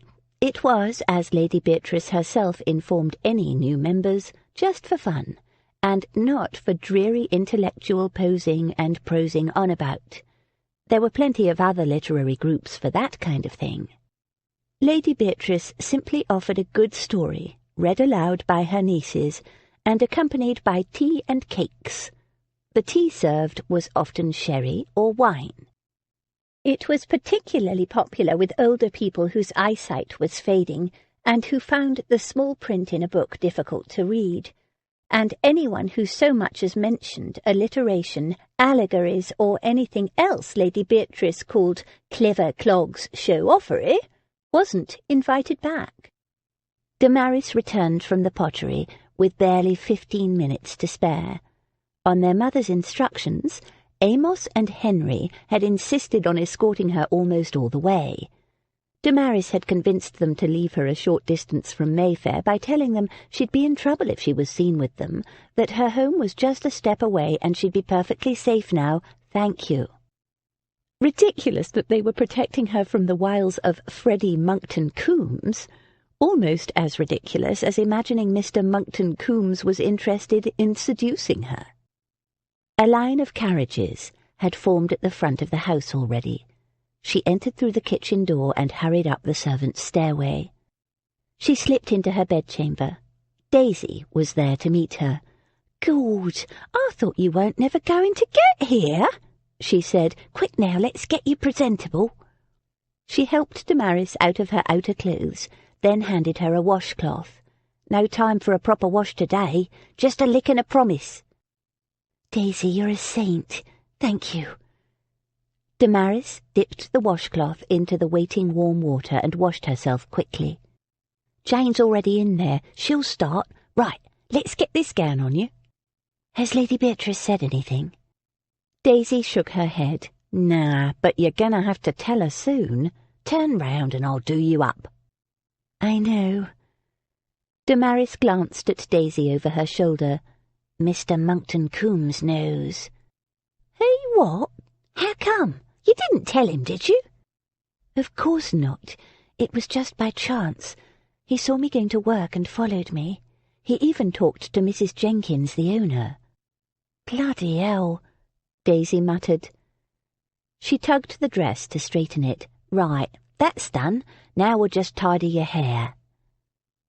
She undid the simple knot Damaris always wore for work, brushed her hair out, then twisted it into an elegant plaited coil high on her head. "No time for anything fancy today. So, you reckon Mr. Monkton-Coombes will tell on you to Lady Bea?" "I don't know. I hope not." Damaris glanced at herself in the looking-glass. "Daisy, you're a wonder and a marvel. If you ever decided not to be a mantua-maker, you could always find work as a lady's maid." Daisy snorted. "Nah, I've been at other women's beck and call all me life. Now I want to do something for myself." Damaris glanced at her, a little dismayed. "I hope you don't think I was treating you like a maid just now, Daisy." "Nah, course not. This—" She waved her hand at Damaris's hair and gown. "This is what sisters do for each other. Now, get moving or we'll be late. I don't want to miss nothing of this story." Damaris gave her a swift hug. Then the two girls hurried downstairs to the large drawing-room. A babble of conversation wafted down the hall toward them. William, the footman, was bringing in some extra chairs. The society was proving more popular each week. As they entered the room, Lady Beatrice caught their eye and smiled. The room was crowded. There were 40 people at least. The old lady gave a signal to Featherby, the butler, rang a little bell. The din started to fade as people ended their conversations and found their seats. As one by one the audience members were seated, only one man remained standing, a tall, elegant gentleman dressed in a dozen shades of grey, the Honourable Freddy Monkton-Coombes. He stood at the rear of the room, leaning against the mantelpiece, his arms folded, watching her. He made no move to find a chair. Damaris pretended not to notice him. Threading her way through the crowd, she joined Jane at the front of the room. Now that Abby was on her honeymoon, the reading was left to Jane and Damaris. Daisy had learned to read in the last few months, but she wasn't up to performing in front of strangers. Jane smiled as Damaris slipped into the waiting seat. "Just in time," she murmured. "I'll go first, shall I? Give you time to gather your thoughts." She lifted the current book they were reading, and a hush fell. Jane began. Though now the middle of December, there had yet been no weather to prevent the young ladies from tolerably regular exercise, and on the morrow Emma had a charitable visit to pay to a poor sick family who lived a little way out of Highbury. Damaris let the words wash over her, unhearing. Had Mr. Monkton-Coombes told Lady Beatrice about their encounter in the street? What would the old lady say about Damaris working in a menial position? Would she be upset? She glanced at Lady Beatrice, who was listening to the story with her eyes closed. Of course she'd be upset. In Lady Bea's world, ladies simply didn't work. The menial nature of the job would appall her, and besides, she wanted Damaris to have a life of carefree fun. Once she learned, she'd probably forbid Damaris to return to the pottery. She'd probably want to buy Damaris a cottage. But Damaris couldn't accept that, not on top of all Lady Beatrice had already done for her and was planning to do. A London season just for fun? As the daughter of a missionary, Damaris knew only too well that while charity was a blessing, it could also be a burden. It always came with some kind of obligation, explicit or implicit. She'd spent her whole life either giving or receiving charity, mostly at the same time, living on other people's charity so that she and her father could help the children at the mission. Her mother's money had run out by the time Damaris turned 15. For once in her life, she wanted to be free to make her own choices, to be answerable to no one. She had to stop Mr. Monkton-Coombes from telling Lady Bea. Damaris glanced across the room to where he still lounged against the wall, the only person in the room still standing. She had a clear view of him, and he of her. He was frowning, but he wasn't looking at her. She followed his gaze, but couldn't work out who or what had disturbed him. Everyone in the audience seemed to be listening attentively to Jane. Perhaps he was just staring blankly.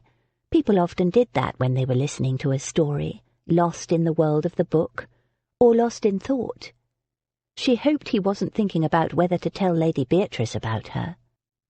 She could not but flatter herself that it had been the occasion of much present enjoyment to both, and must be leading them forward to the great event.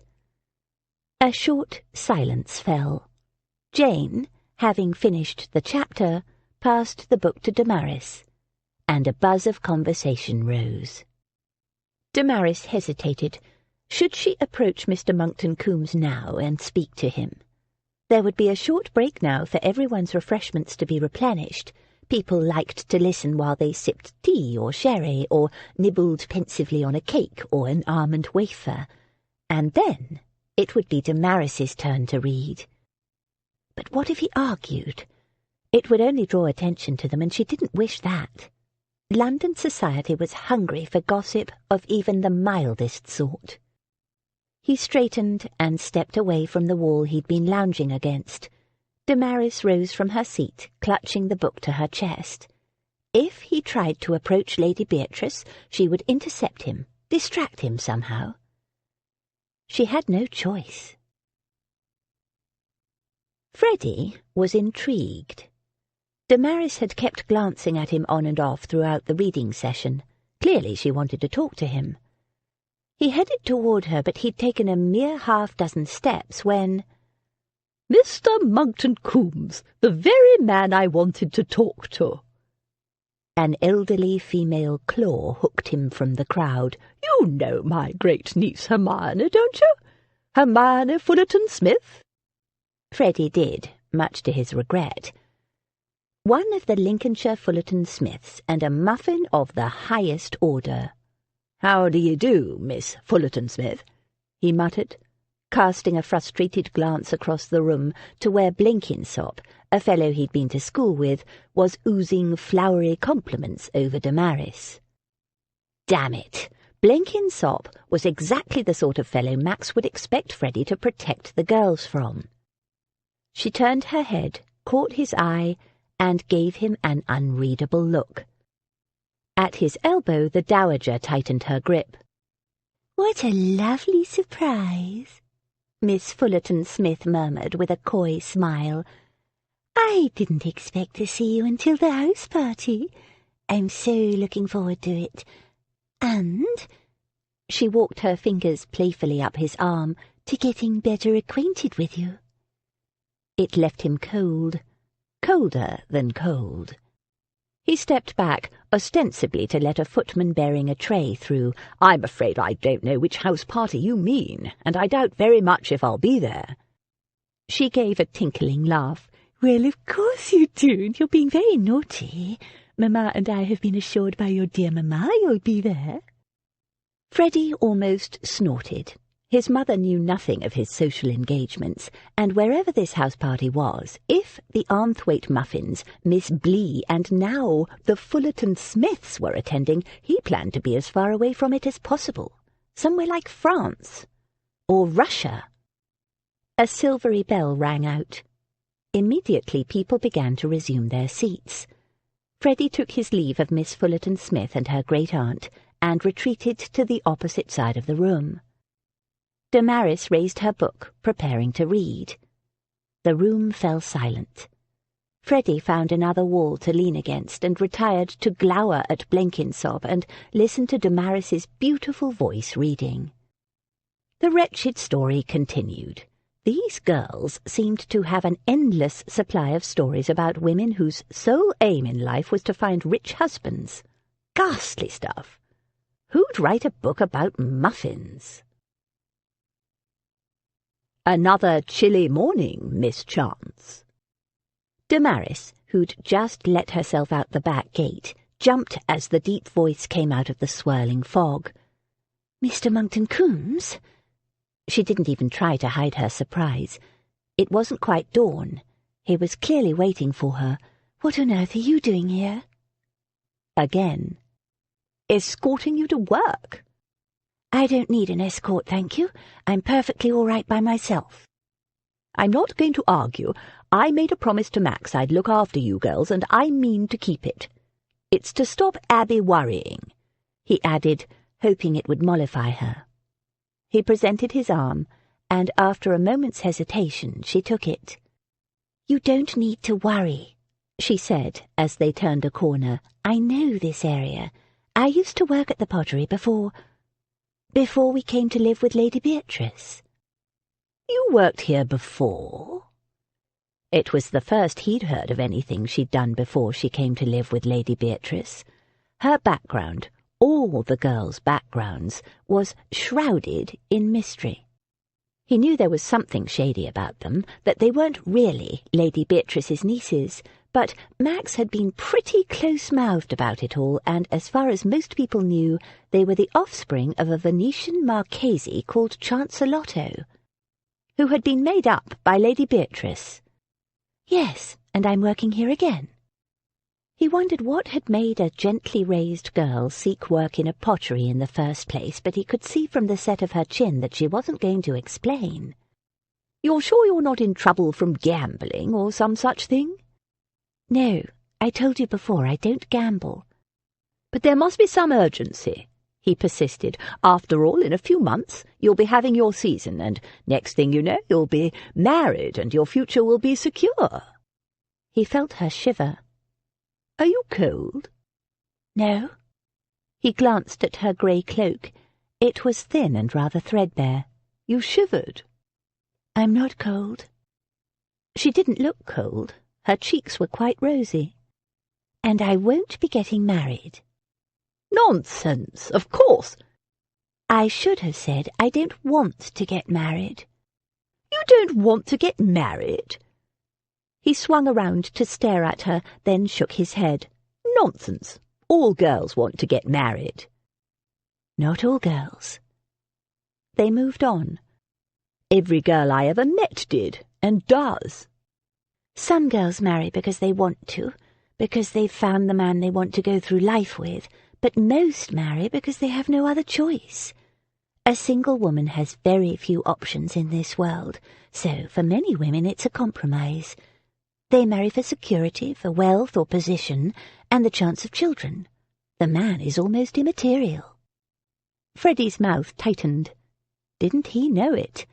The muffins his mother kept hurling at him wanted him for exactly those reasons, and the fortune, lands, and title that would come to him after his father's death.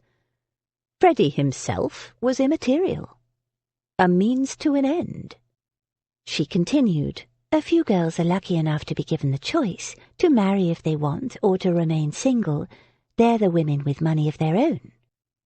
They walked on a few blocks in silence. A small boy swept some horse dung out of their way as they crossed the street. Damaris nodded at the child and gave Freddy an expectant look. He fished for a coin and flicked threepence to the urchin, who caught it in a grubby fist, saying, "Thanks, pretty lady," with a gap-toothed grin. She gave him a warm smile. "Don't you want children?" Freddy asked. Her smile faded.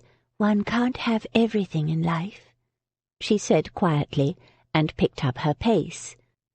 "You can't possibly prefer a life of drudgery, working in a pottery for a pittance, to marriage to some wealthy member of the ton." "Can't I?" "No, it doesn't—" She turned on him. "Why all the questions? It's none of your business what I do with my life, never mind the hypocrisy." "Hypocrisy?" "You're famous for your aversion to marriage, and yet you have the cheek to criticize me for mine." "I wasn't criticizing," he said, stung. "No?" She gave a huff of disbelief and walked ahead, hugging her cloak more tightly around her. "And before you ask, yes, Lady Beatrice knows I don't want to marry." "And?" "She accepts it, but she wants me to have my come out anyway. For fun, she says." Very sensible, Freddy thought. The old lady obviously didn't believe her either. Damaris was still young, 19 or so, too young to be making such a momentous decision. She'd no doubt change her mind. And even if she didn't, even if you don't choose to marry, there's still no need to work at this kind of job. There are other alternatives for you, surely, more genteel positions than working in a noisome back alley." I like painting china. You could paint china and still be comfortable working as a lady's companion, for example. She gave a kind of snort through elegantly flared nostrils. What's wrong with being a lady's companion? Lady Beatrice would gladly employ you. Lady Beatrice is too kind and generous for her own good, which is why I will not sponge off her indefinitely. Do you think that's what I want? To take and give nothing in return? She rounded on him suddenly. Why don't you want to get married? What? None of your She smiled. Exactly. And yet marriage offers you so much. A wife to run your home and do your bidding. Freddy snorted. Do my bidding? You don't know much about wives, if that's what you think. A companion, children. Isn't it your duty to produce an heir to continue the family name? What do they say? An heir and a spare? Freddy loathed the expression. Or is it women you have an aversion to?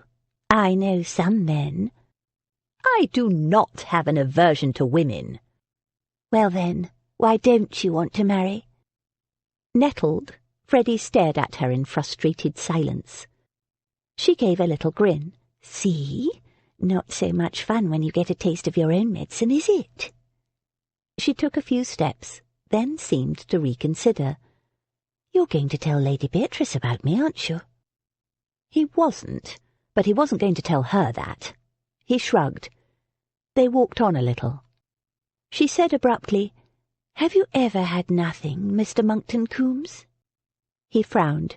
In what sense? In any sense. Have you ever had nothing, owned nothing, not so much as a penny to your name? Of course not. Well, I have, several times in my life, so don't talk to me about need.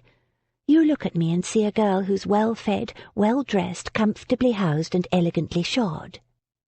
He couldn't help but glance at the boots she was wearing. They were damn ugly and far too heavy for her. Not these. I can't very well tread the filthy back streets of London in dainty slippers, can I? Especially not with the weather we've been having, she said impatiently. I mean, in general, I appear to have everything I could ever want. He nodded. And you know from whom all this abundance comes, don't you? Lady Beatrice and Max. Exactly. And don't misunderstand. I love Lady Beatrice dearly, and am deeply grateful for her generosity and that of her nephew. But what if, for some reason, Lady Beatrice or Lord Davenham turned against me?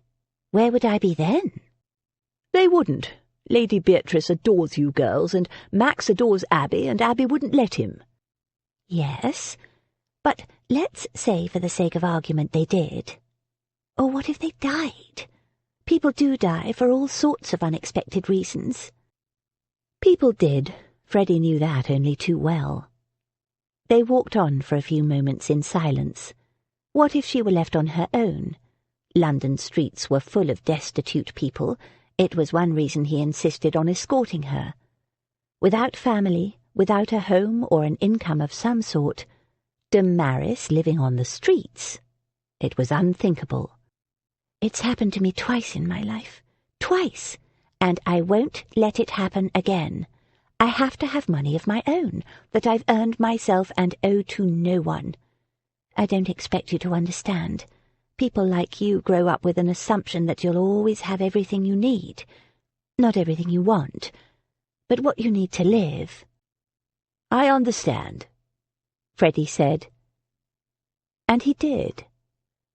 But he could see from her expression she didn't believe him. He found himself wanting to share his own sorry tale with this quiet, intense girl as they walked through the fog-bound, silent streets. But he restrained himself. He never talked about it with anyone, especially not a woman. She gave him a sidelong glance. You won't tell on me to Lady Beatrice or anyone? No, but I think you should let her know what you're doing. She shook her head. I can't. It would upset her too much. She'd be so hurt to discover I didn't trust her? She bit her lip. I know it looks that way, but it's not like that. I do trust her. I know she won't turn on me as I described. I truly know it. It's just—" She sighed. "I can't explain it." You know your fear is both false and illogical, but you fear it anyway. She stopped dead and looked at him, her eyes wide with surprise. "You do understand," she breathed, so softly it was almost lost in the fog. Our fears are not always reasonable, he said quietly, glad of the gloom that hid his expression. They'd reached the laneway that led to the pottery yard, and so we have reached your destination. Good day, Miss Chance. He bowed and walked away into the swirling fog. Duty was a bitch of a mistress, Freddy Monkton-Coombes reflected. If he hadn't made that blasted promise to Max, he'd keep himself as far away as possible from Damaris Chance. He wouldn't have this problem. Instead, he was forced into her company day after day, morning after morning, coming straight from his bed to her company. If only she were a widow. He much preferred widows.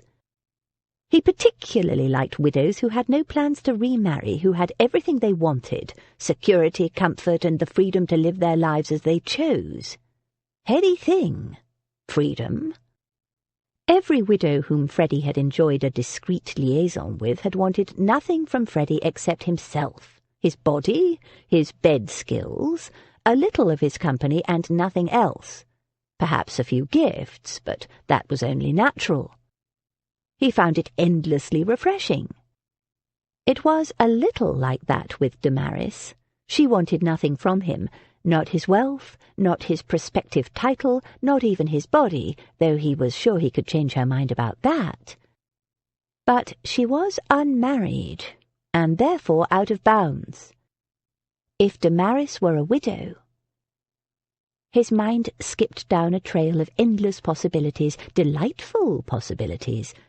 But no. He put a firm clamp on his imagination.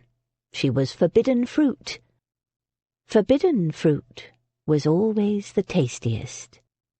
No, he was honour-bound to protect her innocence, from himself as much as any other villain. Chapter 5. She was stronger alone. Jane Austen, Sense and Sensibility. Damaris let herself into the pottery works and stripped off her cloak, hat, and gloves. What on earth did Freddy Monkton-Coombes think he was doing, turning up before dawn to walk her to work? It was ridiculous, taking a promise to keep an eye on them rather too far. He was behaving more like a chaperone than a rake. As for his questioning her about her reasons for working and her intentions for the future, what business of his was it? She jammed her cloak on the hook. Hypocrite, urging her to marriage when he had no such intention himself. He'd surprised her with that last exchange, though, about fears. She hadn't expected a man like him to be so perceptive. She set out her materials absent-mindedly. Why must everyone harp on so about marriage? Oh, they meant well, she knew that, but why couldn't they just leave it alone? Acknowledge that Damaris knew her own mind and the choices open to her. Did they think she didn't want to be loved? Didn't want to have someone whose business— No, whose pleasure it would be to take care of her, protect her? And who would let her take care of him and love him in return? Did they think she didn't watch Abby and Max together and ache for what they had, a love that was almost tangible? She was as human as they. She ached for love as any woman did. But she knew with a certainty that reached back to her earliest memories, that it would not be like Abby and Max for her. Abby had been an innocent. Abby had been born into a loving marriage, and despite being left orphaned and in poverty at a young age, she still treasured her memories of her parents and their love for each other, and for her and Jane. Abby had come through the hardships of her early upbringing unsullied, untainted. Some people were lucky, and some were not. For the umpteenth time Damaris wondered about Mamma and how she'd felt when she married Papa. Had she tried to love him? Had he ever tried to love her? She had no memory of a single affectionate gesture between them. Of course, you couldn't tell what people felt by their behaviour, and in the privacy of a bedchamber anything could happen. That she knew only too well. How long had it been before Papa moved into his spare, monk-like bedchamber, and Mamma moved Damaris into her room? Damaris had no memory of it ever being different. Had they quarrelled? And if so, over what? Was it something Damaris had done? Was that why Papa blamed her? There were times when he seemed to despise them both, though it was hard to tell what he really thought because he was cold and harsh to most people. All her life she'd striven to please him, but she'd rarely succeeded. Papa believed in duty and obedience, not love. And original sin. "There's bad blood in you, just like your mother." Damaris couldn't see anything bad about Mamma, but Mamma hated China. She hadn't wanted to leave England and had no interest in missionary work, so that would have angered Papa. Why had they married in the first place? She missed her mother with a fierce longing. There were so many questions she had for her, questions about herself and her father, but also questions about life and choices and men. Questions only a mother could answer. When she'd died, and they'd laid her in the hard, cold Chinese earth, Damaris had wept and wept until her father had shaken her by the arm and said her grief was unseemly and an offence to the Lord. She'd choked back the tears and tried to hide the chasm of loneliness that Mamma had left. As if the sun had disappeared, taking with it light and warmth and leaving no life, no joy, no love, only duty and obedience, and original sin. She hadn't wept since, not even when the worst happened. "Are you all right, Damaris?" Mrs. Jenkins stood frowning. "Not feeling sick, are you?" "No, Mrs. Jenkins." "Daydreaming about that dratted rake, I'll be bound." She shook her head. "Young girls and their foolishness. I'm telling you, Miguel, a man like that will only lead you down the road to ruin." "Believe me, I'm not dreaming of him or any other man," Damaris said firmly. "Good. Then get on with your work, girl, and don't waste time hoping for a knight in shining armour. They don't exist." "Yes, Mrs. Jenkins. Hoping for a knight in shining armour? Nothing was further from the truth." Damaris put her faith in work, not dreams. "I thought you liked Mr. Monkton-Coombes," Jane said. Damaris had just finished telling Jane and Daisy about her conversation with Freddy Monkton-Coombes on the way to work that morning. It was late, and the three girls were gathered in Jane's room, toasting crumpets in front of the fire and spreading them with butter and honey. Lady Beatrice was always tired after literary society days and retired to bed early, while the girls enjoyed an informal supper. Being together like this, their supper on a tray, with soup, boiled eggs and toast or crumpets and honey, eaten in their bedclothes in front of the fire, evoked their earliest days together before they'd even met Lady Beatrice, and reminded them all how lucky they were to have found each other. Tonight, 3 half-grown kittens watched the butter dish with proprietary interest. "I do like him," Damaris said. "It's just that he seems to have taken it upon himself to—" "No, I mean like. You know." "Oh, no, not in that way. He's quite attractive, of course." Damaris took a sip of her hot milk, aware her cheeks were warming. Daisy snorted. "Quite attractive? He's bloody beautiful, and you know it." Damaris smiled but didn't respond. She envied the other girls' ability to say such things aloud. the freedom to admit attraction without shame. "He watches you sometimes when you're not looking," Daisy told Damaris as she buttered a toasted crumpet. No, you're making it up." "She's not," Jane said. "I've noticed it too." "And you look at him in the same way when he's not looking, like he's a sweetmeat on a stick and you're starving hungry." Daisy said the last words with relish. "I don't." Damaris's hands flew up to cover her hot cheeks. "You do, and with a bit of encouragement I reckon he'd—" "No, stop it. You know he's not looking for a wife, and anyway you both know marriage is the last thing I want."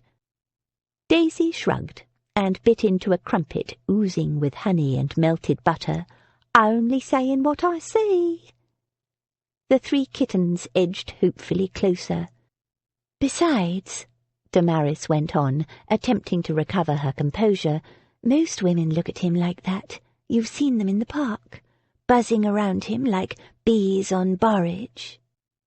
"Yeah, but he's not looking at them, he's looking at you, so with a bit of encouragement, Oi, get your nose out of that, you little devil."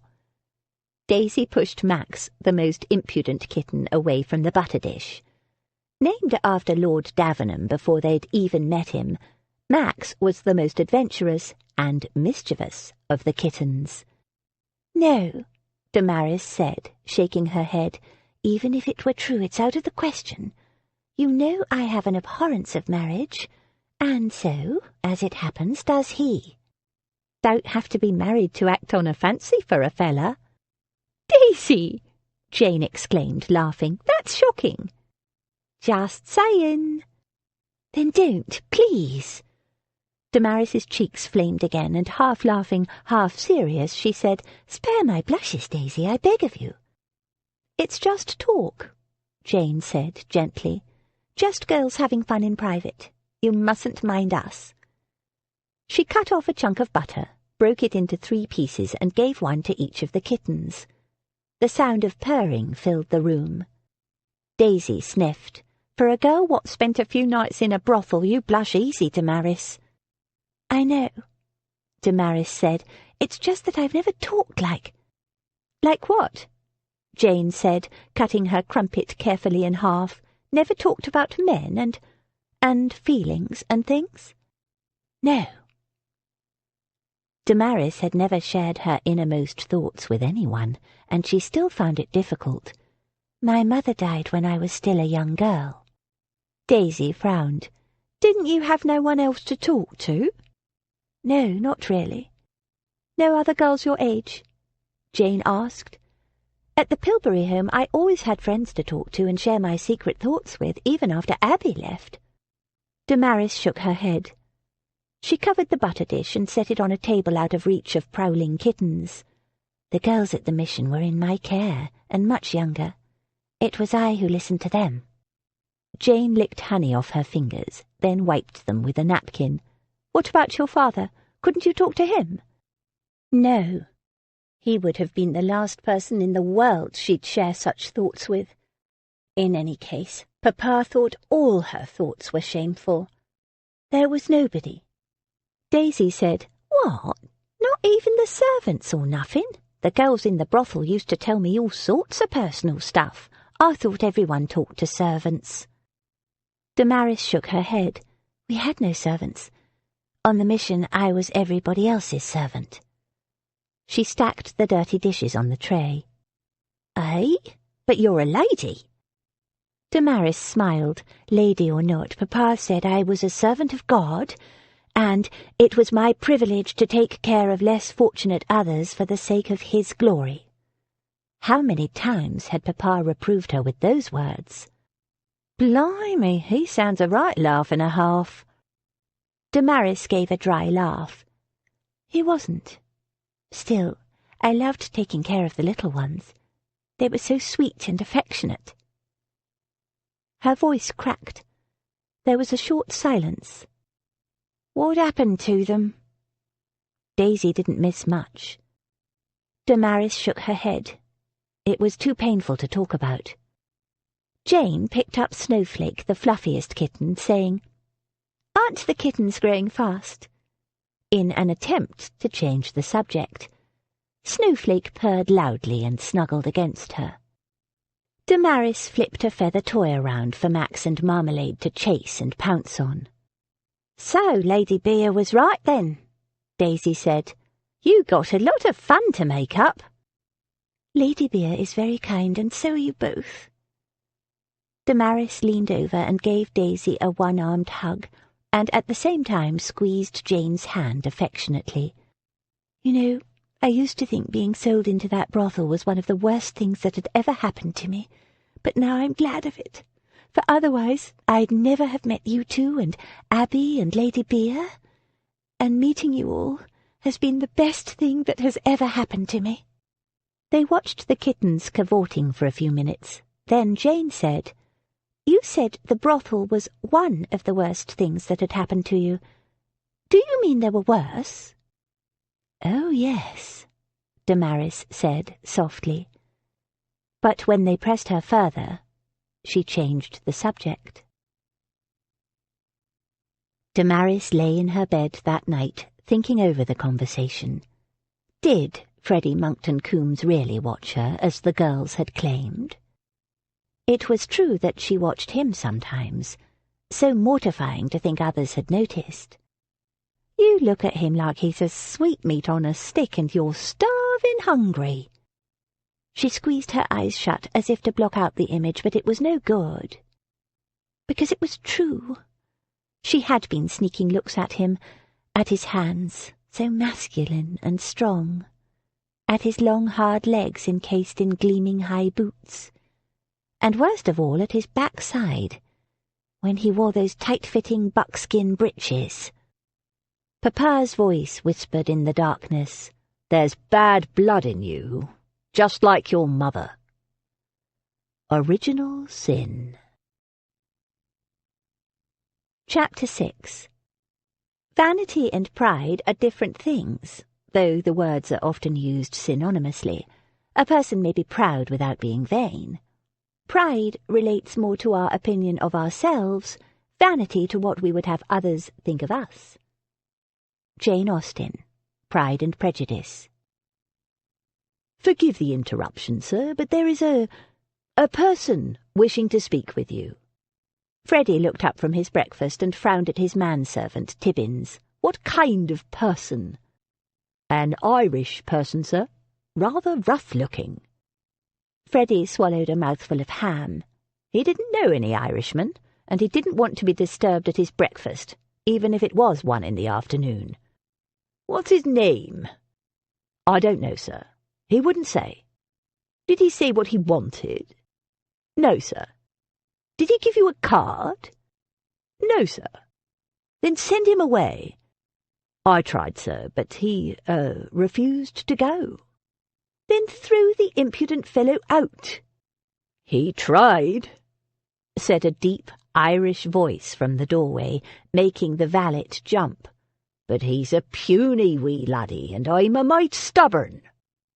Freddy glanced up from his breakfast. A tall, roughly bearded ruffian lounged in his doorway. He gave Freddy a half-grin, insolent and knowing, as if daring Freddy to throw him out. A gold earring glinted in a tangle of overlong black hair. Freddy eyed the man's violently coloured waistcoat and green coat thoughtfully. He drained his tankard of ale, wiped his mouth with a napkin, and said in a dry voice, "Blackbeard the pirate, I presume. Max warned me to expect you." The grin widened. "Patrick Flynn, at your service. And you'll be the Honourable Freddy hyphen, I take it." "Insolence!" Tibbins gasped, and said to Freddy, "Shall I fetch help to eject him, sir?" "No," Freddy said with a faint smile, and rose from the table. "Fetch another jug of this excellent ale, and another tankard and plate, and scramble some more eggs. Mr. Flynn will be joining me for breakfast." Flynn laughed and ambled into the room. The two men shook hands. "Breakfast, is it? And here's me thinking it was nearly dinner time. But I'll join you in gladly. That ham and those eggs look mighty good to a man who's spent the last few months living on salt beef and ship's biscuits." Tibbins hesitated, still clearly doubtful of the wisdom of admitting the stranger. "Tibbins," Freddy said, "this exotically dressed gentleman is the founder of Flynn and Company Oriental Trading, a very successful company in which I hold a quarter share. He is also one of Lord Davenham's best friends." 22%, not a quarter, Flynn corrected him, "and as for exotic, what's wrong with me clothes?" He stroked the dreadful waistcoat with a loving hand. Freddy glanced at Tibbins. "See? Perfectly harmless. So, fetch the ale and eggs, if you please, and some more toast." Tibbins, silent disapproval etched in every movement, set another place for the Irishman and left the room. Freddy gestured to Flynn to sit down. "So, when did you arrive in England?" Freddy asked, carving generous slices of ham from the joint on the platter in front of him. "This morning." Flynn snagged a morsel of ham. "Called in on Bartlett at the London office first." The London headquarters of Flynn and Company Oriental Trading. "Max left instructions with him, gave me your direction, said I should call on you." Freddy nodded. "He told me to expect you. He was sorry you missed his wedding. What delayed you?" Flynn swiped another sliver of ham and popped it in his mouth. "Delicious. Nothing like English ham. Unless it's Irish ham. Or possibly Danish." Freddy handed him a plate piled with ham, and Flynn ploughed into it with hearty appetite. "So, Max is married, eh?"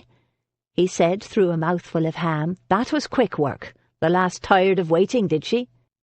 "No, it wasn't that girl. It was another." Flynn's brows rose, but he kept munching. "I suppose you could call her a connection of his aunt."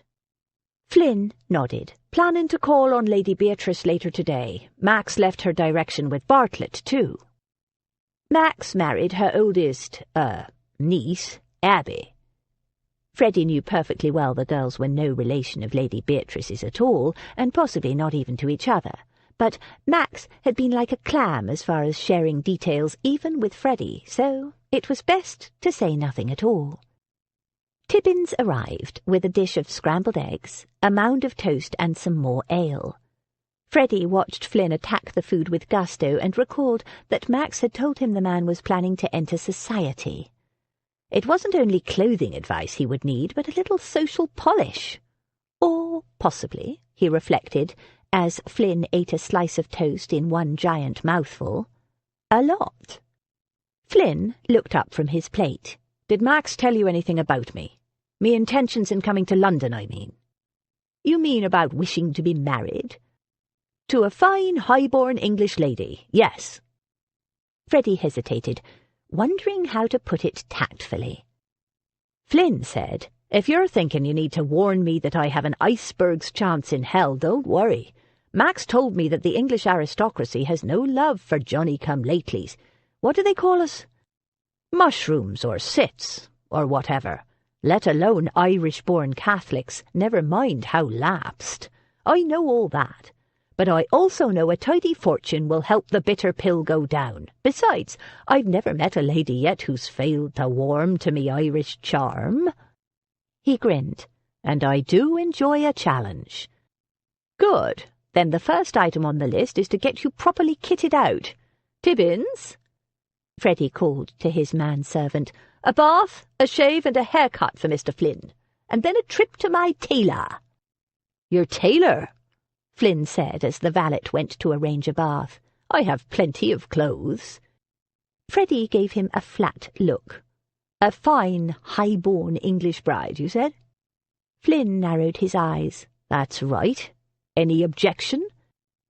"Not in the least," Freddy said. "If you're mad enough to want to step into Parsons' mousetrap, it's no business of mine. But if you want me to help you—" He waited. "Go on." "Very well, then I'll be blunt. Fine English ladies, and their fathers, might be able to overlook your Irishness. Some won't mind your being a Catholic.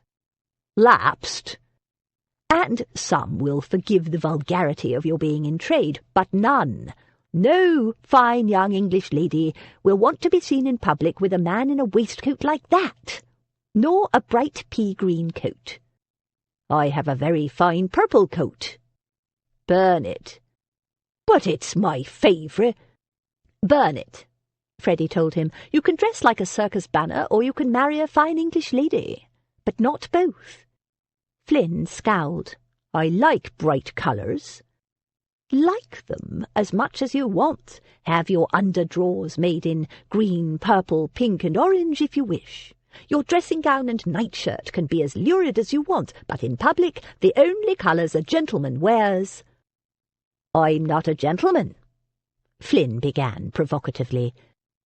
If you want to marry a lady, you need to look like a gentleman, Freddy told him, and a gentleman wears muted colours, black, white and grey for evening wear, and for day wear, buff, black or brown breeches, and a coat of brown, black, dark blue or green. Dark green, he clarified, seeing Flynn was about to argue the merits of his emerald coat. What about red? Flynn said hopefully. Only on the hunting field, and then it's called pink. Pink? A red coat is called pink. On the hunting field. Otherwise, a red coat is what soldiers wear. Flynn pulled a face. Damned dull if you ask me. I didn't ask you, Freddy pointed out. You asked me. Now, do you want my assistance or not? I don't mind. I'm just as happy not to bother. I'll do it, Flynn said gloomily, but I'll not burn me purple coat. Keep it if you must, but never wear it in public. Freddy rose. Now, as soon as we have you shorn and shaved, I'll take you to Old Bond Street and introduce you to my tailor. I advise you to put yourself wholly in his hands. To dress me up like an undertaker? Flynn grumbled. Nonsense! Freddy was shocked by the man's ignorance. Undertakers dress quite differently. They wear black netting veils, streaming from their hats for a start. You would look ridiculous in a long black veil. It would be best if you waited until you were more fashionably dressed before you call on Lady Beatrice and the young ladies, Freddy said, as Flynn stood with surprising patience being measured for a complete gentleman's wardrobe. Freddy had to hand it to the man. Once he made up his mind to cooperate with Freddy and the tailor, he went all the way, even to bringing his portmanteau with him, so that Freddy and the tailor could select what was to be kept, which was precious little. Flynn frowned. I thought I'd call on them today. Freddy shook his head. It takes time to make a coat. Flynn glanced at a rack containing a row of coats on hangers. What about that lot? Would any of them fit me? He asked the tailor. It wouldn't matter if they did, Freddy told him. They're already bespoken. Each is made to measure for a particular man. A particular man who's used to waiting for his coat? Who's ordered it but hasn't paid for it yet? Exactly. Flynn pulled a thick roll of banknotes from his pocket and eyed the tailor. I wonder now, would any of those coats fit me? He fingered the banknotes casually. The tailor eyed the banknotes. I will inquire, sir. He eyed Flynn's colourful waistcoat with an opprobrious eye. A waistcoat too, I think, sir. It wasn't a question. Damn it, man, Freddy said to Flynn in a low voice as the man went to look through the coats. It's not gentlemanly to bribe a tailor and steal another fellow's coat. Flynn was unperturbed. I'm a businessman, not a gentleman. Max told me once most gentlemen in London take months to get around to paying their tailor's bills, if at all.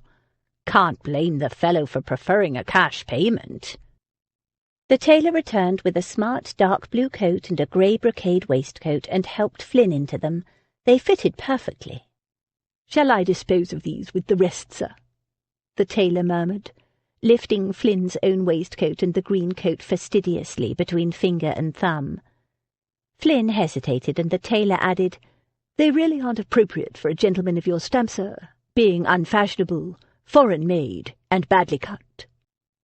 Unfashionable, foreign-made and badly cut, eh? Oh, well, in for a penny.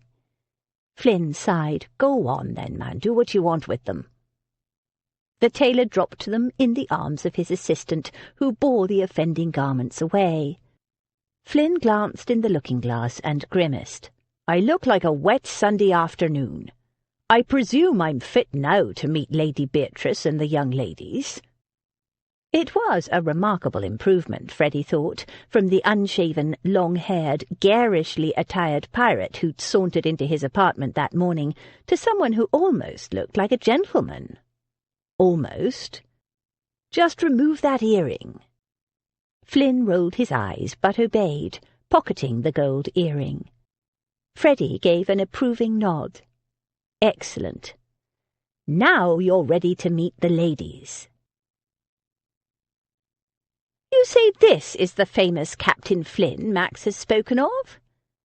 Lady Beatrice eyed him critically through her lorgnette. A sharp old bird, Flynn thought, the kind who didn't miss much, even without the eyepiece. Just Mr. Flynn, if you please, m'lady. I'm no longer captain of a ship, and I don't know about famous. Pish-tush! Max told us quite a bit about his friend. She swivelled in her chair and said to Freddy, Are you sure? Sure of what? He asked. That he's Max's Captain Flynn? Flynn choked back a laugh. Bloody aristocracy didn't care what they said about the peasants, never mind that he was right here in front of her. I'm Max's partner right enough, he assured her. She sighed. Why would you doubt it, Lady Beatrice? The pretty blonde asked, giving Flynn a flirtatious smile. Jane, Flynn reminded himself, angelically fair and looking like a fairy-tale princess. Next to her was Damaris, pale with dark hair pulled up in an elegant knot. She hadn't said a word since they were introduced, but those dark eyes missed little, he'd wager. And then there was the little one, Daisy, sitting on a stool, sewing, taking in everything. All so sharp as a tack, he reckoned. All in all, Flynn thought with satisfaction, quite a collection of interesting females. The old lady sighed. Max led me to expect somebody more colourful, flamboyant. It was clear she was disappointed. Ha! Flynn turned an accusing eye on Freddy. When I arrived on this shore, Lady Beatrice, I assure you I was a great deal more colourful, but since then I've been shaved, shorn, stripped of me finery, and dressed with all the liveliness of a wet week in Lent, all in the name of looking more like a gentleman.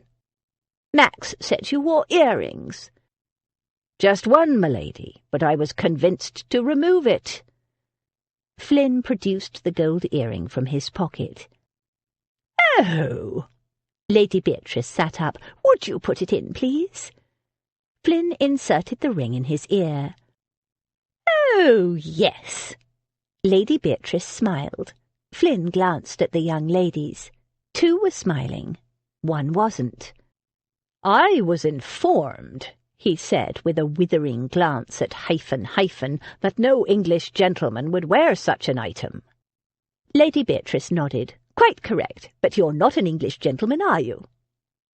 She smiled in a way that took the sting out, and there's no point disguising the fact, since the moment you open your mouth, everyone will know you're Irish. She turned to the three young ladies. What do you think, girls? Should Mr. Flynn give up his earring, or do we like the hint of pirate air it gives him? There was no doubt what the old lady preferred. Jane nodded. I think it's very dashing. Damaris inclined her head thoughtfully, then nodded. If you'd asked me before, I would have thought that an earring would have detracted from a man's masculinity. But now, seeing Mr. Flynn wearing one, it doesn't detract at all, does it? It only adds to it. Scowled and crossed his high-booted legs. Daisy, what do you think? Jane asked. Daisy glanced at Flynn and wrinkled her nose. I don't like it. It makes him look like a common sailor from down the docks, or some bloke with an organ and a monkey. Nonsense, Lady Beatrice said briskly. "Mr. Flynn carries it off with an air, and no common sailor or organ-grinder could afford clothes like that, even if they are a little on the dull side." "Dull?" Monkton-Coombes said indignantly. "He couldn't possibly enter society dressed the way he was. Max asked me to ensure Flynn had access to the finest sartorial advice, and dash it, that's what I did. Introduced him to my own tailor." "And he looks almost as elegant as you, dear boy. You've done a fine job," the old lady assured him, examining Flynn again through her lorgnette. "Only I think Mr. Flynn needs something a little more distinctive." "Distinctive?" Both men spoke at once. She nodded. "Something to ensure the ton knows you don't give the snap of your fingers for their good opinion." "But I thought—" Flynn began. "I would advise you to keep wearing your earring, Mr. Flynn. It will bring you a little notice, a hint of notoriety." She gave him a sharp look. "Will you mind that?" "No, indeed, ma'am. I'm here to find myself a fine lady to wed, but I'm not ashamed of who I am or what I've done. And while I'm happy to have me manners polished up a bit, and to wear the kind of clothes Mr. Monkton-Coombes advises, I'll not be pretending I'm other than who I am." "A fine lady, is it?" The old lady's elegantly plucked brows rose. "Yes, ma'am," Flynn said coolly. "The finest young lady in London. I've always aimed high in everything I've done, and I see no reason to change." "You know that being Irish, and I presume Catholic, will count against you. And I understand from Max you have no family remaining alive, and what you had was wholly undistinguished." She called a spade, this old bird, and Flynn liked her the better for it. "Correct, m'lady. Still and all I reckon I'm a bit of a catch. I'm a self-made man with a fleet of ships at my command. I'm clean, healthy, and have all me own teeth. I'm loyal to me friends, and I'll be loyal to a wife. I reckon that makes me equal to some of your fine English gents." "I suspect it does, Mr. Flynn, and better than many. And, being a friend of my nephew, I suppose you expect me to introduce you to the finest young ladies in London, do you?" He flashed her a grin. "I don't expect anything, m'lady, but that would be grand." He bowed over her hand and kissed it. She laughed and waved him away. "You left something off your list of attributes, Mr. Flynn." "And what would that be, m'lady?" "Cheek and a measure of raffish charm." Lady Beatrice grinned and clapped her hands. "I'm so pleased Max sent you to me, Mr. Flynn. I adore matchmaking." Behind him, Monkton-Coombes made a hastily muffled, choking sound. She heard and turned on him with a severe look. "And, Freddy Monkton-Coombes, there is nothing more gratifying than working with a man who knows what he wants." Monkton-Coombes rose from his seat, saying, "Well, since you've all got plans to make, I'll take my leave. Devastated to depart this jolly gathering, Lady Beatrice. Matchmaking, what fun indeed! Can't imagine anything more delightful. But I have an urgent appointment with, my bootmaker. Flynn, all right if I leave you in the lady's hands?" It was clear he couldn't wait to be gone. "Very much so, thank you," Flynn said, repressing a grin. "And would you mind sending a note to that tailor of yours to return me old clothes? If Lady Beatrice says I can wear colours." "Too late," Monkton-Coombes said, with ill-concealed satisfaction. "His apprentice put them on the back step. They'll have been snapped up by the first beggar that came along. You'll just have to put up with looking elegant and fashionable instead.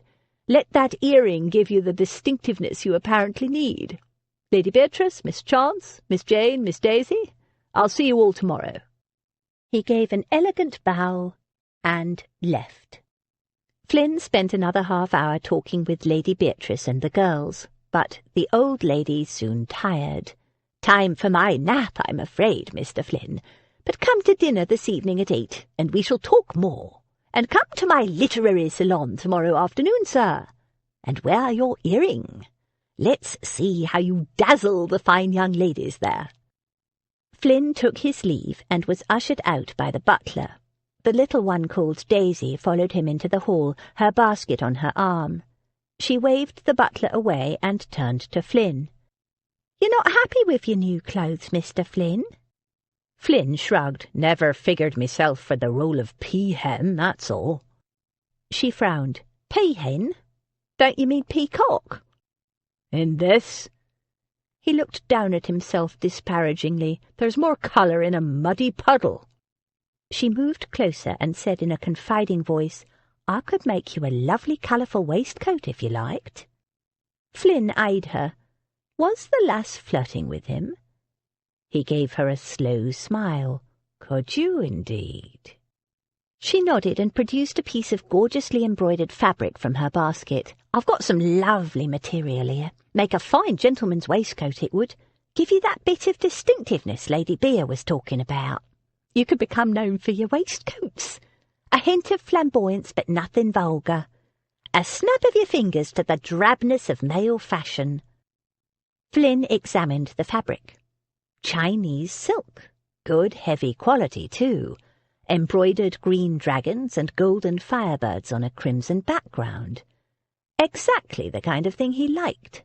Hyphen and the tailor would probably loathe it. A point in its favour. She leaned closer and lowered her voice enticingly. "How about I make this into a beautiful waistcoat just for you?" Flynn smiled down at her. She was a pretty little thing. Oh, but a man missed flirting in those long months at sea, not to mention other feminine attributes.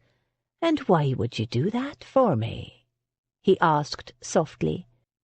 She gave him an odd look. "For money, of course," she said. "Why else?"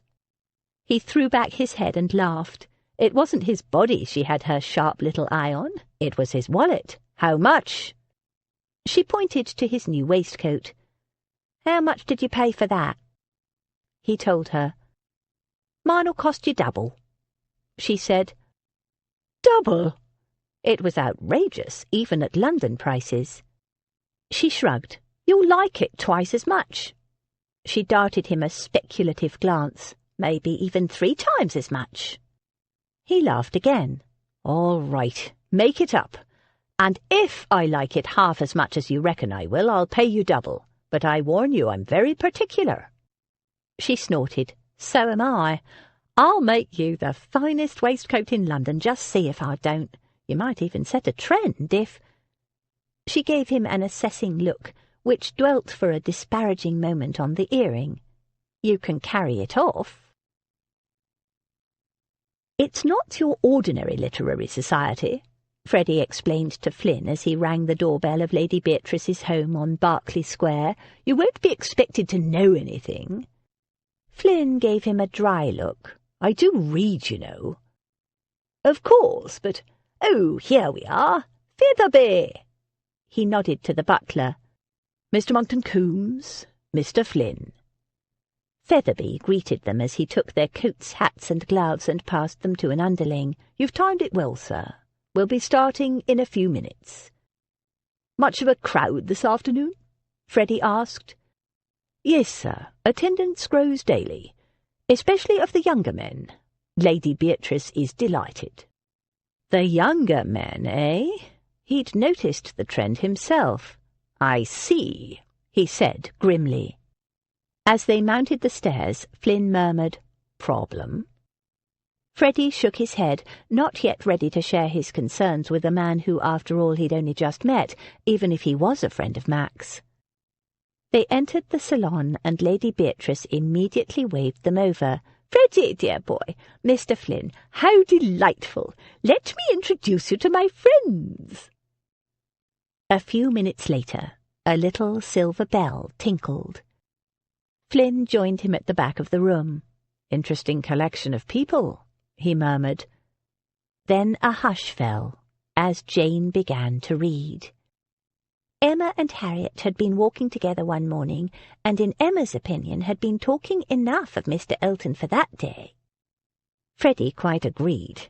He would be happy if he never heard another thing about Emma, Harriet, Mr. Frank Elton, or any of them. He glanced at Flynn to see how he was taking it. The Irishman was leaning against the wall, arms folded, and appeared to be listening with every evidence of appreciation. Freddy scanned the audience. There were more young men here. Why? Surely they couldn't all have developed a sudden taste for literature. And several of them, while not actively hunting for rich brides, were known to be in need of a topping up of the family coffers. What could have brought them here? These girls hadn't a penny but what the old lady gave them. He glanced across the room at the old lady. She caught his eye and winked, looking inordinately pleased with herself. A cold, prickling feeling slid down his spine. Oh, God! What was she up to now? In the break between chapters, Freddy sent Flynn over to keep an eye on the girls while he did some delicate investigation. He spied Lady Beatrice in the centre of a small group of ladies and sidled up behind them, unseen, to eavesdrop. "Of course it's so difficult chaperoning heiresses," she was saying, "especially with Max away, and when fortune hunters start circling." A lady leaned forward and asked in a low, excited voice, "So it's true what I heard? Your nieces are heiresses?" Blast the old lady and her tricks, Freddy thought. "No," he said, in a loud, firm voice, "they are not." "Oh!"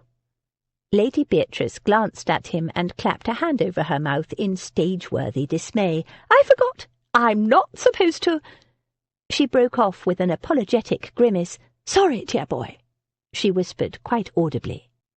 She turned to her companions and recited like a well-rehearsed schoolgirl, "He's quite right. I know nothing of any heiresses or fortunes, and I know nothing at all about the Chance-a-Lotto inheritance." Freddy ground his teeth. "The Chance-a-Lotto inheritance?" the ladies breathed in unison. "Never heard of it," Lady Beatrice said firmly. "That's right, isn't it, Freddy, dear boy?" Her eyes were dancing with mischief. Freddy scowled at her, silently cursing the old lady, and Max for saddling him with her. What the devil was he supposed to do now?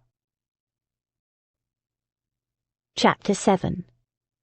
I can hardly tell why or in what the deception originated. Jane Austen, Sense and Sensibility. "A word in private, if you please, Lady Beatrice." Freddy had waited behind until the last of the Literary Society guests had departed. The old lady smiled and patted his cheek. "Oh, I do love it when a man gets all stern and masterful. So attractive." Sitting herself down on the nearest chair, she waited with a mischievous expression. "Go ahead, dear boy. Are you going to spank me?" He couldn't help but laugh, and of course it completely ruined the speech he'd been rehearsing in his mind for the last half hour. He sat in the chair opposite her. "Why did you do it?" "Do what?" "Spread the rumour that the girls were heiresses." "But I didn't, dear boy. You heard me. I told everyone that I'd never heard of the Chance-a-Lotto inheritance and that there was no such thing." "Yes, but you must have started the rumour in the—" She gave him an indignant look. "I most certainly did not. I denied it from the very beginning. There's a big difference. I promised Max before his wedding that I wouldn't tell any more lies about the girls, and I haven't," she said, with a virtuous expression, quite ruined by the glee that sparkled in her eyes. "Don't give me that. You knew exactly what you were doing," Freddy said severely. "And if Max strangles you when he gets home at the trial, I will testify on his behalf that it was entirely justified." She gave a gurgle of laughter. "But why would you do something so... Words failed him. "Clever? The girls needed practice." He frowned. "What sort of practice?" "On men. Only men of my generation come to my literary society, and while they're perfectly happy to flirt with my pretty nieces, the girls really need to practice on young men, so they're prepared for their come-out. Inexperienced girls can usually handle older men, but they're more apt to get flustered by the attentions of a handsome young devil. So I enticed in a few younger men for them to practice on."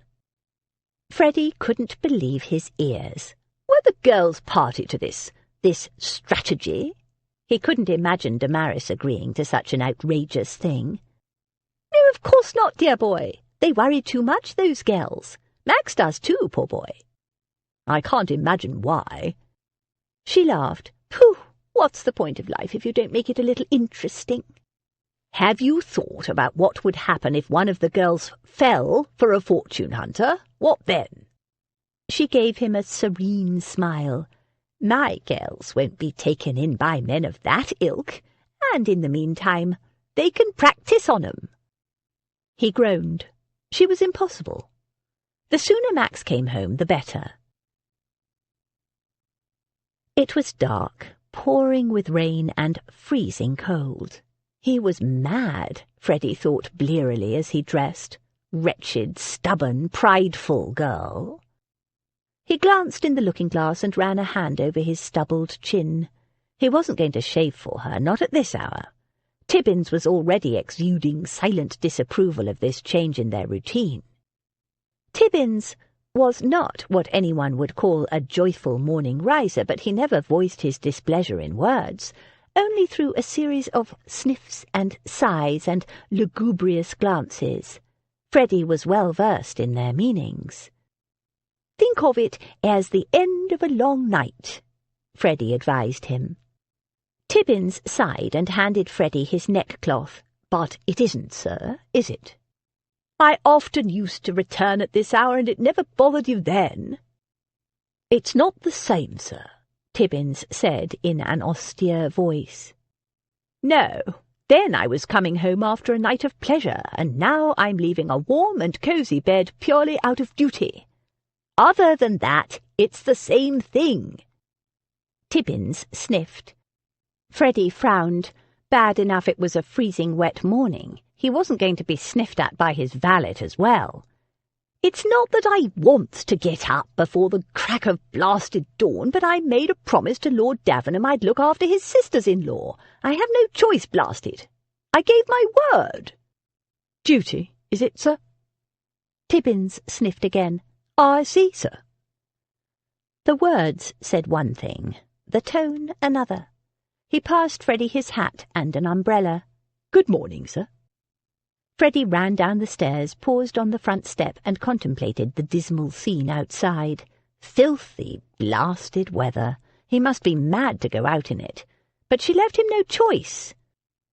Of course, any sensible woman would stay in bed on a morning like this, but oh no, she was a stubborn wench. She'd be out in the freezing cold rain, tramping through the muddy streets, catching her death. He put up the umbrella and stepped out into the driving rain. Tibbins was a fool. Why else would he be doing this except out of duty? He'd given his word. A carriage drove past, splashing his buckskins with muddy water. He brushed it off irritably. Blasted Max. It was all his fault. He waited for her in the lane until she emerged from the side entrance. She looked fresh and glowing and gave him a sunny smile, apparently not the slightest bit bothered by the filthy weather. At least she'd availed herself of an umbrella, even if it was a dainty, feminine, useless thing with a frill that was bound to drip on her. His umbrella was large and black and far more efficient. He held it over her. "Here. No sensible female would go out in weather like this." "I have a job," she said tranquilly. "People don't stop working simply because the weather is a little wet. And good morning to you, too." He ushered her to the end of the lane where he had a cab waiting. She stopped. "A cab?" "Of course a cab," he said crossly. "Do you think I'm going to let you walk through the filthy streets in this filthy weather? You'll get splashed and wet and dirty, and then you'll sit inside that wretched pottery all day in wet clothes. Max wouldn't allow it, and neither will I. Now, will you stand about arguing all day and drowning us both, or will you get in the blasted cab?" She got in the blasted cab without a word, an odd little smile on her face. He gave the cab the direction of the pottery, and the cab set off. She still had that little smile. What's so amusing?" "Nothing much. Just a small irony." Freddy scowled. "Irony? What irony?" People should know better than to fling words like irony around at this uncivilized hour, let alone in weather like this. "Just that the cost of this cab is probably more than I'll earn in a day at the pottery." "Irony? That's not irony.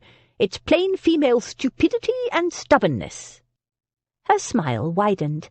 "My, but you are in a charming mood this morning." He glowered. "Blame Max." They lapsed into silence for a while. The cab rumbled along, twisting and turning through the streets.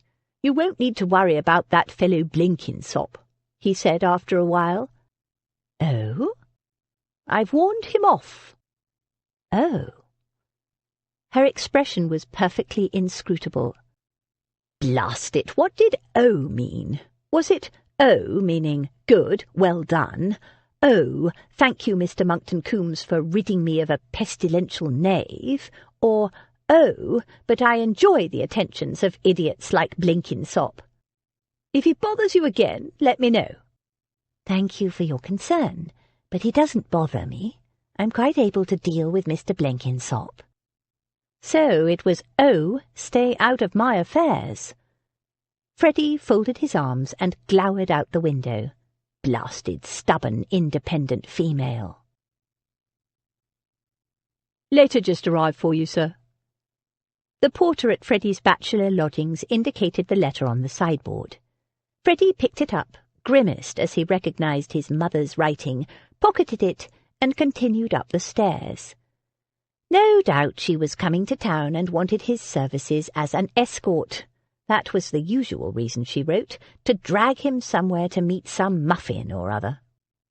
He entered his rooms, shrugged off his coat and tossed it to Tibbins, his manservant, poured himself a brandy and sat down to read his mother's missive. "My dear Frederick, the time has come for you to do your duty. Your father is not getting any younger, and the future of the estate and the perpetuation of his family name preys greatly on his mind. As the only remaining Monkton-Coombes son, it is incumbent on you to marry and beget heirs. Your father and I have been very patient, but it is clear to us that you have no interest in giving up the frivolous life you lead in order to embrace your responsibilities, nor have you made any serious attempt to find a suitable bride. To that end, and since the only time you deign to visit us at Breckenridge is in early December, we have arranged a small house party at that time where a selection of suitable young ladies will be assembled for you to choose from. At the end of the house party your father will announce your betrothal. A spring wedding will follow, and by this time next year we hope an heir for Breckenridge will be on the way. Your cooperation in this matter will perhaps enable your father to forgive you and bring about the reconciliation with him that I have so longed for. We look forward to seeing you at Breckenridge on the 5th. Your loving mother, Louisa, Viscountess Breckenridge." He stared at the letter. A house party at Breckenridge in early December. He couldn't believe she'd stoop so low. She'd trapped him, damn it. Hoist him with his own petard. The 5th of December was the one day of the year, the only day, he visited the family seat.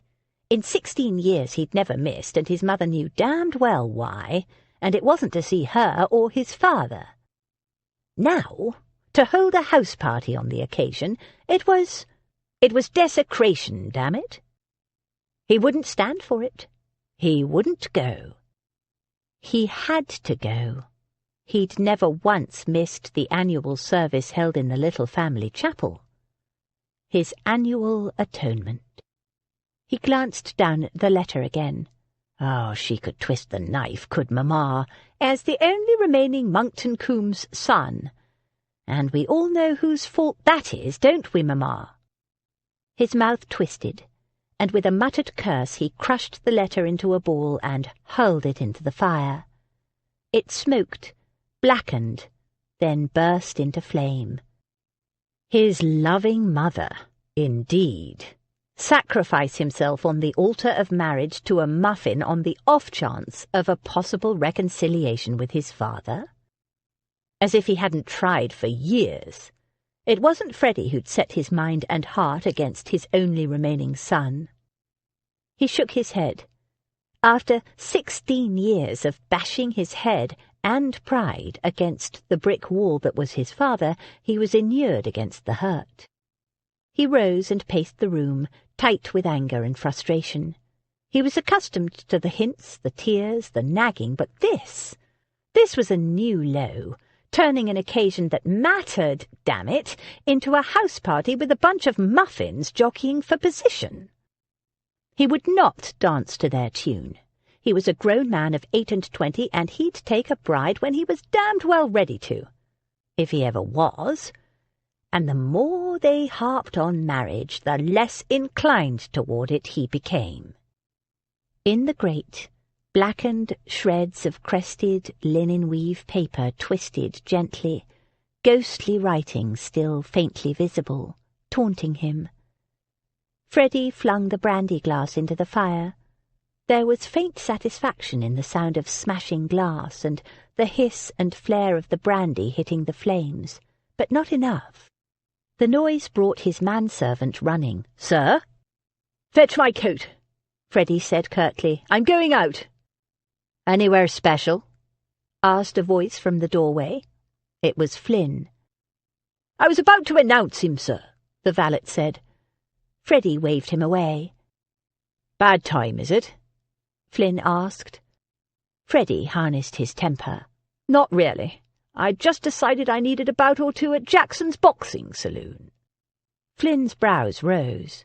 "Boxing, is it? Mind if I come along?" Freddy shrugged. "Be my guest, but I warn you, I'm in a mood to give someone a thrashing." "Fine. I wouldn't mind a bit of exercise myself." Freddy grabbed his coat and headed for the door. The landing outside was busy with workmen carrying boxes and trunks and bits of furniture. "The set of rooms upstairs is being vacated. Poor fool is getting married," Freddy explained as they waited for a large trunk to be wrestled around the bend in the stairs. He glanced at Flynn. "Tibbins says it hasn't been let yet. If you were interested, I could have a word with the landlord." Flynn shook his head. "Thank you, but no. I've made me arrangements." "That was quick." Flynn grinned. "After dinner last night, Lady Beatrice invited me to stay as long as I want." Freddy's brows rose. "Indeed?" Flynn had been invited to stay? Indefinitely?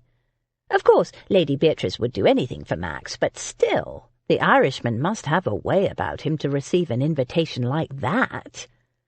Freddy knew for a fact that Max had no plans to house Flynn with his aunt. He'd mentioned to Freddy that Flynn would need to find bachelor quarters. Flynn shrugged. She said she'd feel safer in the house with a man living there. Freddy snorted. "I could have sworn she already had a butler, a giant footman who used to be an ornament of the ring. He once fought against Jackson, you know, and 2 other strong young footmen." "Ah, but none of them is Irish." Flynn grinned. "And Lady Bea told me herself. The servants are all very well, but they're just not the same." Freddy wasn't going to argue. These new arrangements suited him perfectly. If Flynn was staying at Lady Beatrice's, he could take over some of Freddy's guard dog duties, starting with escorting the girls to parks filled with lurking, blasted muffins. The thought sparked the anger in him again. "Come on, let's go." He needed to punch someone. He didn't much care who. Chapter 8. That is what a young man ought to be. Whatever his pursuits, his eagerness in them should know no moderation and leave him no sense of fatigue. Jane Austen, Sense and Sensibility. The bell rang, calling the end of the bout. Several gentlemen applauded. Flynn was panting. He flexed his jaw cautiously. damn, but you actually know how to box, hyphen. Never would have dreamed a fine gentleman like yourself could throw such a punishing left. Freddy wiped a trickle of sweat from his brow. You're not so bad yourself, Irishman. Shame those gentlemanly tactics would be no use in a real fight. Freddy stiffened. I've been in plenty of real fights. Sure, with other gents, I bet, but in the back alleys and down on the docks, if you get into trouble, they won't be following Broughton's rules or anything like 'em, you know. Freddy eyed the big Irishman. He glanced over to where Jackson stood watching. My friend Flynn here has offered me a challenge, abandoning the rules and showing me how they fight in the back alleys and the docks. There were strict rules about how one behaved in Jackson's boxing saloon. Jackson considered it, then nodded. I'll referee then, so it doesn't get out of hand. Several more gentlemen drifted over to watch. The bell rang to open the round. Before it finished ringing, Flynn lashed out with a kick to the groin. Freddy just managed to avoid it and took the blow on the thigh. There was a murmur of disapproval from the watching gentlemen. Flynn grinned. I did warn you, I'm fighting dirty. You don't say, Freddy drawled, and without warning feinted with his left and at the same time tried to kick Flynn's feet out from under him. What followed was dirty, exciting, and educational. When the first bout ended, Flynn showed Freddy a few of the more devious moves that had flattened him. Then the bell went and it was on again. After 3 fast and furious bouts, Jackson called the end of the session. Freddy and Flynn staggered apart, sweaty, panting, battered, bruised, bleeding in a couple of places, and grinning. A spattering of applause burst from those gathered around to watch. Jackson examined their injuries himself. Nothing that won't mend. He signalled attendants to bring towels and bowls of water. Flynn splashed his face and rubbed a towel over his bare chest and arms. He was panting heavily. That wasn't a half-bad fight. Freddy nodded, too winded to reply. He wiped a trickle of sweat from his brow that turned out to be blood. He'd have quite a few cuts and bruises to show for the morning's work. But beneath the tiredness and the aches and pains, he felt both relaxed and invigorated. The bout had purged him of the frustration and anger of the morning. And somehow, in the process of trying to pound each other into the ground by fair means and foul, he and Flynn had become friends. They washed, dried off, and dressed again. "Drink?" Freddy said. "Something to eat?" "That'd be grand." Freddy touched the cut over his eye gingerly. It was still oozing blood. "My lodging's all right. I'd like to get this covered up before we meet any ladies." Flynn agreed, and they strolled up Bond Street, reminiscing about fights they'd seen and some they'd participated in.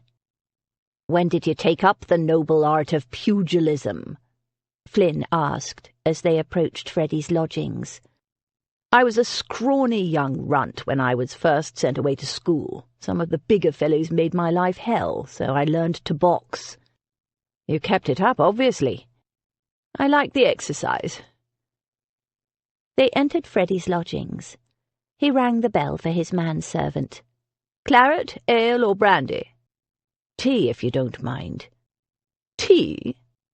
"Picked up the habit in the East. I don't mind the other, but it's a little early in the day for me." "Tea, then, for Mr. Flynn, Tibbins, and some sandwiches. I'll be back in a moment," Freddy said. "I'll just attend to this cut." A few minutes later he returned, having cleaned up the cut over his eye, smeared it with ointment, and covered it with a plaster so as not to distress feminine sensibilities. At the same moment, Tibbins returned with a tray bearing a pot of tea, 2 cups, and a large plate of sandwiches. Outside it started to rain again. Freddy dropped into a chair in front of the fire and stared into the flames while Tibbins poured the tea, then withdrew. Flynn stirred a lump of sugar into his tea and drank it in silence. He ate a sandwich. He ate another sandwich. He glanced at Freddy's cup, which was untouched, and the plate of sandwiches. "Not hungry?" Freddy didn't respond. Flynn ate another 2 sandwiches.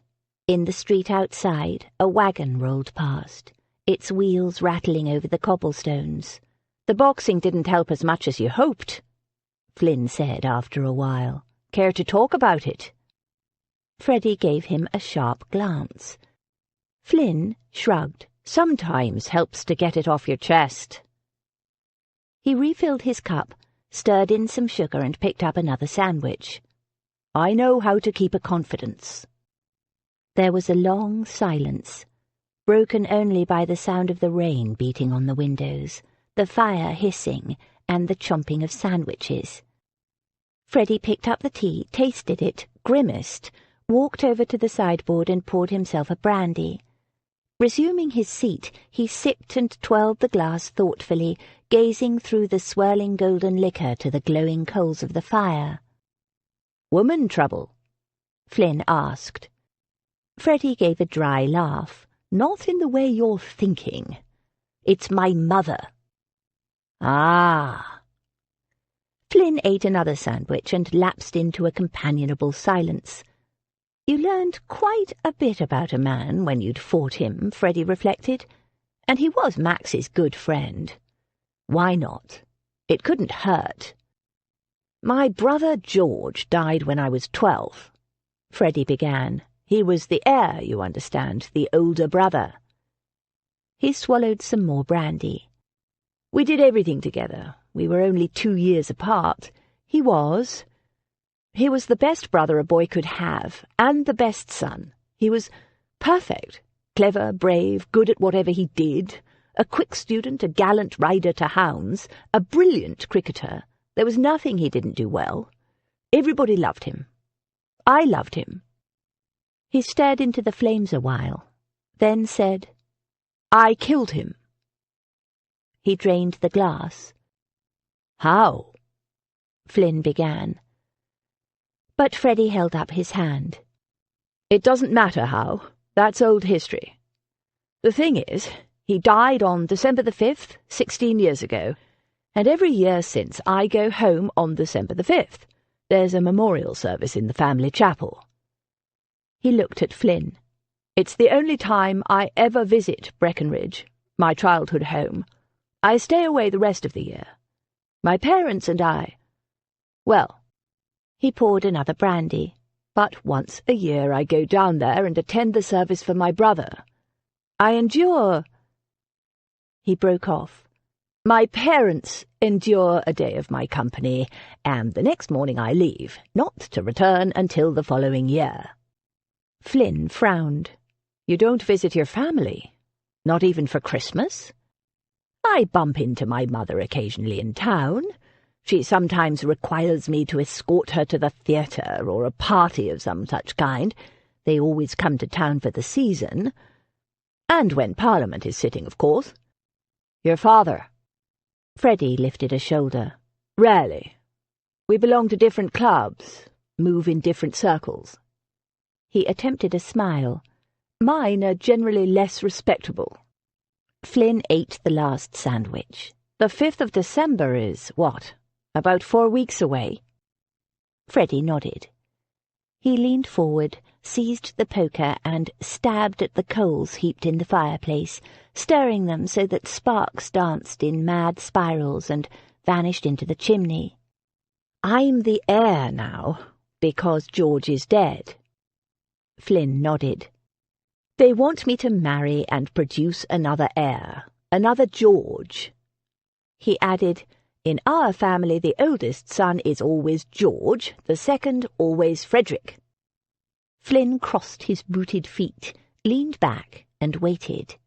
His gold earring glinted in the firelight.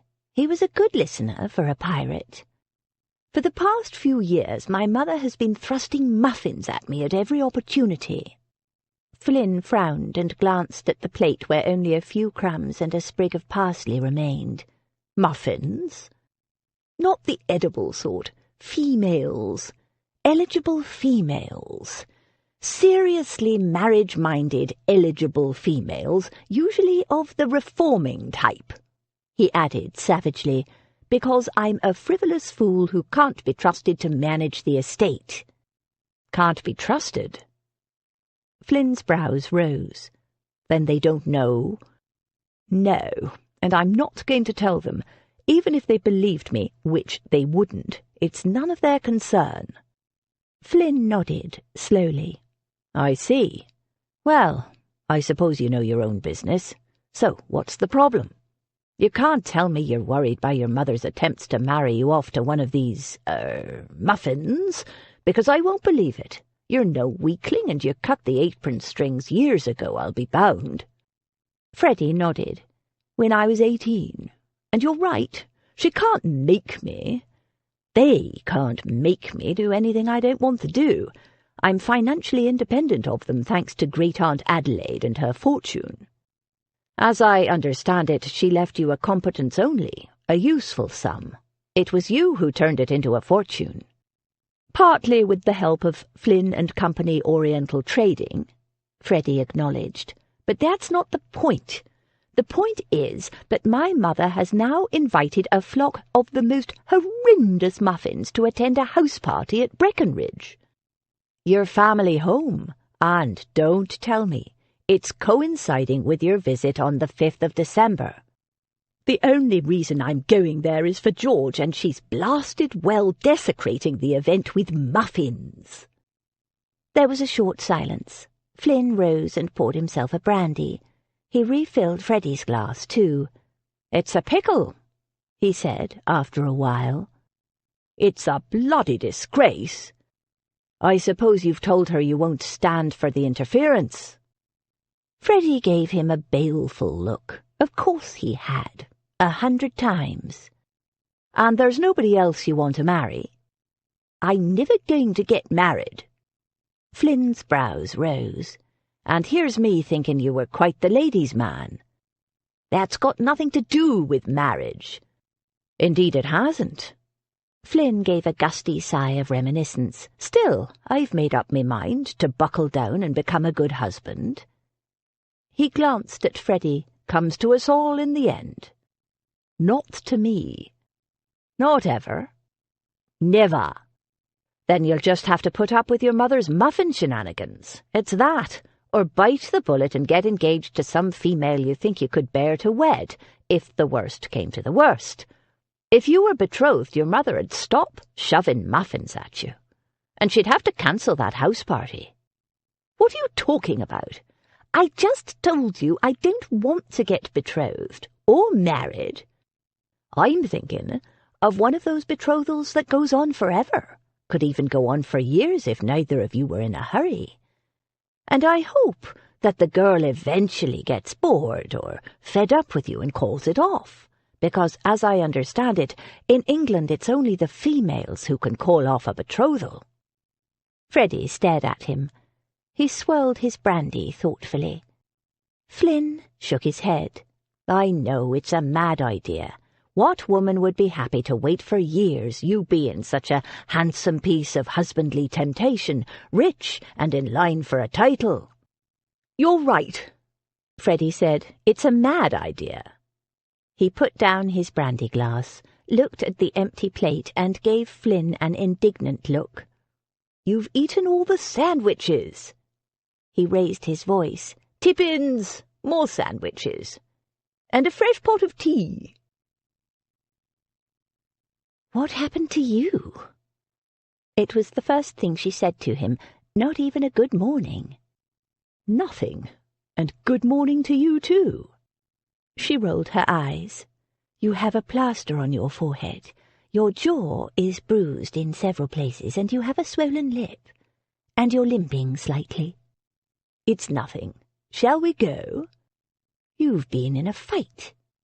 No, Mr. Flynn was simply demonstrating some of the finer points of the art of pugilism, as practised in places he's familiar with. And before you ask, we came out even." "Mr. Flynn? You two didn't quarrel, did you?" He grinned. "On the contrary, if anything, it cemented our friendship." She gave him a long look. Men are strange. Strange, but women seem to like us nevertheless. He presented his arm in a jaunty manner. Shall we? Damaris took it, giving him a sideways glance. It does seem to have improved your mood. She'd assumed that by now he'd be sick of walking her to work, especially since he'd been so grumpy and cross about the rain the other day. She'd half expected him either to drop it, or to assign a footman to accompany her, or to inform Lady Beatrice, which would effectively put an end to it anyway. But here he was, as elegantly dressed as always, except for the unshaven chin. It fascinated her, that chin. She longed to run her fingers over it, to feel the scrape of his dark gold bristles, the shape of the bone underneath. Papa whispered reprimands in her head. She ignored him. There was nothing whatsoever improper in the way she was behaving. Any thoughts she had were just that. Thoughts. They walked on for a moment in silence, her hand warm in the crook of his arm. It was pleasant, she had to admit, this feeling of being cared for, even if she could look after herself perfectly well. Out of the blue he said, "You know, some people believe you to be heiresses." "I know. Lady Beatrice started the rumour, didn't she?" "Oh, no. You're quite wrong there," he said with a mix of asperity and wry humour. "She assured me she didn't start a rumour, she merely denied one." He glanced down at her, thus ensuring everyone believes it to be true. Damaris laughed, shaking her head. "And I suppose she shows no remorse." "Remorse?" He gave her a shocked look. "Whatever for? She's denied the lie to everyone who will listen, which makes her practically a saint." Damaris chuckled. "Well, it won't make any difference to me. And Daisy's not planning to marry either, so it's only Jane who'll be affected. And since she's after a man who's—" She broke off, biting her lip. Jane's determination to marry a rich man wasn't hers to share. These morning excursions, with nobody else around, had caused a kind of intimacy to grow between her and Mr. Monkton-Coombes, and she'd spoken without thinking. "A man who's—" "It doesn't matter." As they waited to let a heavily laden cart pass in front of them, he turned his head to look at her. "So, you're still determined never to marry? You're completely sure?" She stiffened. "If you're going to harp on about that again—" No, I wasn't going to try to change your mind. Quite the contrary. I feel the same." He hesitated, and she felt him tense. "But if you're quite sure about never wanting to marry, I have a proposition for you." Damaris withdrew her hand from his arm and stepped back. She couldn't look at him, she was so disappointed. Daisy was right. He had been watching her with intent. Mrs. Jenkins, too. He was a rake, after all. "No, I won't be your mistress." "Mistress? Have you got maggots in your brain?" He sounded indignant. "Do you think I'd propose such a liaison with the unmarried sister-in-law of my oldest friend? Let alone the fact that Lady Beatrice would skin me alive." "She wouldn't." "No, she'd have that giant footman of hers do it. Good God, woman, what were you thinking?" She gave him a wary look. "What were you thinking?" "Nothing immoral or improper for a start." He frowned. "Well, it's not exactly proper, but it's certainly nothing society would condemn you for." His frown deepened. "Well, they might censure you a little if they knew the whole story, but they won't, so it's me they'll blame. You would, you will, I hope, come out of it smelling of roses." He gave her a thoughtful look. "Or gardenias. You're more of a gardenia type." By the end of this tangled speech, she wanted to laugh. She'd acquitted him of dark designs on her person, but was still no wiser as to the so-called proposition. "Perhaps you'd better explain what it is you want, and I'll be the judge of whether it's immoral or not." "Right." He took her arm again, and they resumed walking. "You know, I think that my parents have been putting pressure on me to get married. Well, of course you know. You've met some of the Muffins." "Muffins?" "My mother's favourite candidates for daughter-in-law, the Armthwaite sisters." "What, both of them?" "Don't be flippant. Either would be quite horror enough, and then there's Miss Blee, and well, you know what I mean. You've seen 'em in action." Damaris nodded. "None of them pleases you?" "Good God, I should think not. Far from it." "But there must be other girls, nicer girls." "That's not the point. The thing is, I don't want to get married at all. Or at least, not for years. I like my life the way it is." "Without responsibilities?" He seemed about to argue, but then shrugged. "Without a wife." "So what do you want me to do?" He stopped, turned to face her, and took a deep breath. "Become betrothed to me." Chapter 9. I am excessively fond of a cottage. Jane Austen. Sense and Sensibility. Betrothed? How many times must I tell you I have no intention of ever getting married? She stepped away from him, looking unaccountably upset. Freddy cursed himself silently. For a man of address, he was making a complete mull of this. He caught her hands, and when she tried to pull away, he held tighter. "I didn't ask you to marry me. I asked you to become betrothed to me." She stopped tugging and gave him a puzzled look. "It's the same thing." "It's not. I don't want a real betrothal. In fact, I'm counting on it not to be real. I want a pretend betrothal." She paused. "A pretend betrothal?" "Just for a week or two. Or a month, or more." "Why?" He explained to her about the house party, and when he'd finished, she said, "Why don't you just not attend?" "Because I have to. It's a trap they've set for me." "The Armthwaites?" "My parents." And for the second time in a week, he found himself explaining about George and the memorial service, and how he never went home any other time. He didn't go into details, didn't explain why his family home wasn't home to him, and hadn't been so for years, just that the occasion was important to him. And if the place was swamped by Muffins trailing around after him, popping out from behind bushes, trying to force him to propose, or worse, to compromise them, he shuddered. "And at the memorial they'll be dripping with sympathy, competing to outdo each other," he finished. "I couldn't bear it. I'd have to strangle someone. Preferably himself." "I see what you mean. It's a difficult situation." "Then you'll do it." She shook her head. "I can't. I'm sorry." She started to walk away. "I'm going to be late for work." He caught her arm. "But you must do it. Can't you see it's a perfect arrangement? Neither of us wants to get married." "Hire someone." "I can't. Apart from the fact that I couldn't trust a hireling, I need a lady. Someone who's already part of society, someone my mother would accept. She's a friend of Lady Beatrice's. She'd have to accept you. Please, Damaris." She shook her head. "I can't.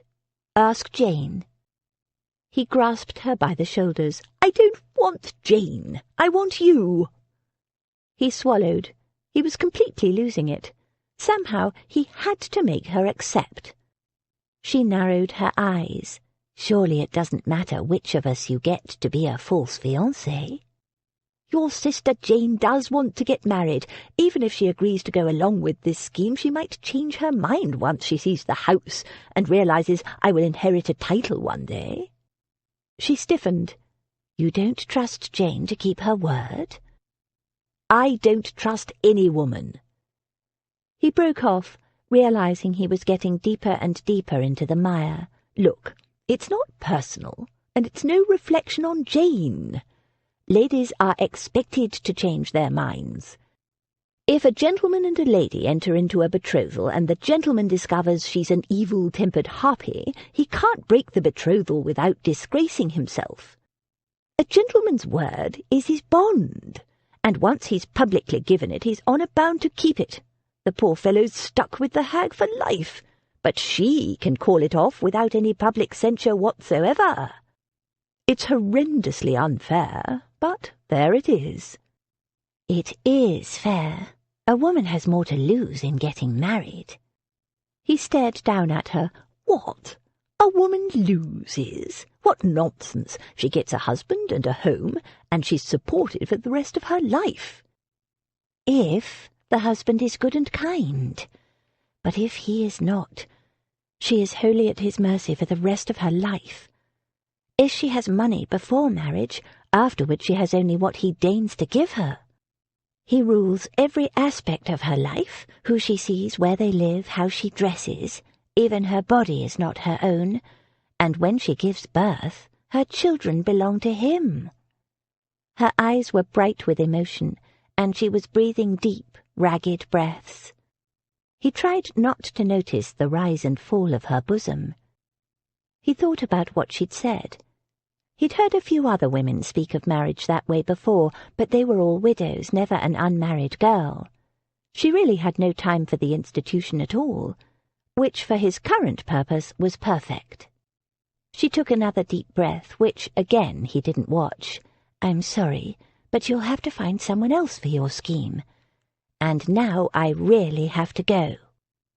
She'd taken no more than 3 steps when Freddy heard himself saying, "I'll pay you." It wasn't what he'd planned, but now he'd said it, why not? It made the whole thing less personal, more businesslike. She hesitated, then shook her head and kept walking. He followed. "I'll pay you well. Enough, so you won't have to work in this wretched pottery." Suddenly, it seemed the most urgent thing in the world to get her to agree. He didn't want his false betrothed to be anyone else. It had to be Damaris. Again, she paused. She was tempted. But, "No," she said, and kept on walking. "Enough money to support you for several years, or to buy a cottage, if you wanted." Damaris stopped dead. Enough to buy a cottage? Buy a cottage? Not just enough money to rent one. It was the kind of security she hadn't even dared to dream of. She turned slowly. "You would buy me a cottage?" "Yes." "It means that much to you, to have a false fiancé?" "Yes, but you'd have to come with me to my family home, Breckenridge House, make it look real." Make it look real? She swallowed. What would that entail? Still, a cottage. How long for? The visit? No more than a week. And the betrothal? He shrugged. "Let's see how it goes down. A few weeks, perhaps. Maybe a month or 2. She considered it. "So we'd break it off at the beginning of the season?" "To be honest, I haven't really thought that part of it through. Once we get through the visit to my parents and my brother's memorial service, it'll be up to you. It does occur to me, though, that if we remained betrothed during the season, it would take the pressure off both of us." That was true. There would be no expectations then of her having to endure any kind of courtship. More and more this crazy idea appealed, and at the end of it she'd get her very own cottage. A dream come true. "So we pretend to be betrothed?" "No, we become betrothed. Only you and I will know of our agreement." "You mean I can't tell my sisters or Lady Beatrice?" "No, they might let something slip." He must have seen her hesitation, for he added, "And I will want your promise on that." "I don't like deceiving them." "There will be no deception involved. We will be betrothed. I'll give you a ring and send an announcement to the Morning Post. We'll behave in every way as betrothed couples usually behave." She gave him a doubtful look. "And how is that?" "How would I know?" he said with an impatient gesture. "A little billing and cooing, I suppose. Nothing to make us nauseous. You can blush and flutter your eyelashes at me." "I never flutter my eyelashes, not at any man," she said crisply, "and I wouldn't know how to bill and coo. I'll leave that to the pigeons." He gave her a thoughtful look, then nodded. "Quite right. Well-bred dignity, that's the style. You remain your usual self, cool, distant, and dignified, perfect for the future Viscountess Breckenridge." Cool, distant, and dignified? Was that how he saw her? She'd laugh if it didn't make her want to cry. If he only knew. "So you'll do it?" "You really don't want to get married?" "No. And you? You really don't want it either?" "No, not at all." "Excellent. Then, my dear Miss Damaris." He took her hand and went partially down on one knee.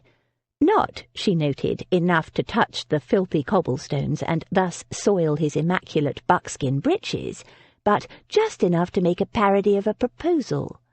"Will you do me the honour of betrothing yourself to me, in public and in private, for as long as it remains convenient to us both?"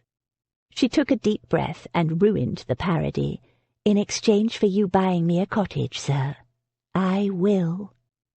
He rose, grinning. Avaricious chit! He stepped closer. She stepped back, and his smile faded. He frowned. "What is it?" she asked. "With another man I usually seal a bargain with a handshake, but with a woman it's usually a "A handshake will do very well," she said hurriedly, and stuck her hand out. They shook solemnly, but then he lifted her hand and planted a light kiss on it. "Bad luck not to seal a betrothal with some kind of kiss, even one through a glove," he told her. "Now, when shall we announce it? I imagine you'll want to tell your sisters and Lady Beatrice first. Shall we return to Berkeley Square now?"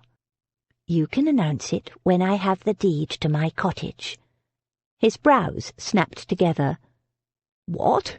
But that will take—" "The deed or a sum deposited in my name in Coote's Bank." "You're not very trusting of my word, are you?" "It's not personal. I don't trust any man's word." "With good reason." "Very well. I'll see what I can do. Is there anywhere in particular you'd like this cottage to be?" She thought for a moment. "Somewhere in the vicinity of Davenham Hall would be nice, so Abby and I could visit each other. And I'd want a little land around it." His eyes narrowed. "How much land?" "Enough for a vegetable garden and some chickens." "Good God!" he said faintly. "Very well, Devon it is, and as near to Davenham Hall as practicable, and if nothing suitable is immediately available, I'll deposit an equivalent sum in your name. We shall announce the betrothal in a week, then." "A week?" She felt suddenly breathless. "My brother's memorial is on December the 5th, which is almost 4 weeks from now. I must give my mother time to cancel the house party." "What if she doesn't?" He shrugged. "Then I'll tell her I won't go, and I'll threaten to call off the betrothal." "But I thought you said—" "It's a bluff, but it won't be needed. She'll be so pleased to think I'm finally getting married, she won't do anything to upset the apple cart. So, we announce it in a week, and 2 weeks later we go down to Breckenridge." She nodded, still a little dazed at the speed with which it was all moving. "And you promise not to tell your family it's not a genuine betrothal?" She nodded. "And you will quit that noisome pottery?" "It's not noisome, but very well. The minute I receive the deed or the bank deposit, I will quit my job." "God, but you're a stubborn woman." She shrugged. "I've learned to look out for myself, that's all." She'd had to. He groaned. "I suppose that means another week of early morning assignations." "They're not assignations. And since I never asked for your escort in the first place, you can please yourself whether you come or not, she told him. It's nothing to do with me. She walked down the lane and turned in at the pottery entrance without so much as a backward glance. It did not please him to crawl out of bed before dawn, Freddy thought, as he tied his neckcloth with great care, then pressed the folds just so into place with the judicious lowering of his chin, his freshly shaven chin. But for once he did not begrudge the inconvenience. This was an occasion, after all. Tibbins eased him into his coat, his expression as lugubrious as ever. "Cheer up, Tibbins. This is the last time we'll be up at this appalling hour." "Indeed, sir," Tibbins said with a noticeable lack of joy. "How delightful." Tibbins, Freddy was forced to admit, was not a morning valet. Pity. Freddy was in excellent spirits. He almost felt like whistling. Almost. But whistling indoors a half-hour before dawn might be the straw that broke the valet's back. He picked up the deed to a Devonshire cottage delivered to him the previous evening and tucked it into his pocket. Bartlett was a miracle worker. 5 days it had taken him to find and purchase a suitable cottage on the very edge of Max's estate, just outside the village and within easy walking distance of the big house. The wench would have no excuse now to drag him out of bed at an uncivilized hour. He handed 2 letters to Tibbins. "Post this one, and drop this one at the offices of the Morning Post." The first was a letter to his mother telling her to cancel the house party, that he was betrothed already. The other was the formal newspaper announcement of his betrothal. He'd always imagined it as a knelling of his doom, and yet he still felt perfectly light-hearted. He popped his hat on at a jaunty angle and accepted the gloves his valet handed him. "And, Tibbins, take the rest of the day off," he said in a fit of magnanimity. "I won't need you again until the evening." "Thank you, sir." There was no noticeable lightening of the gloomy countenance.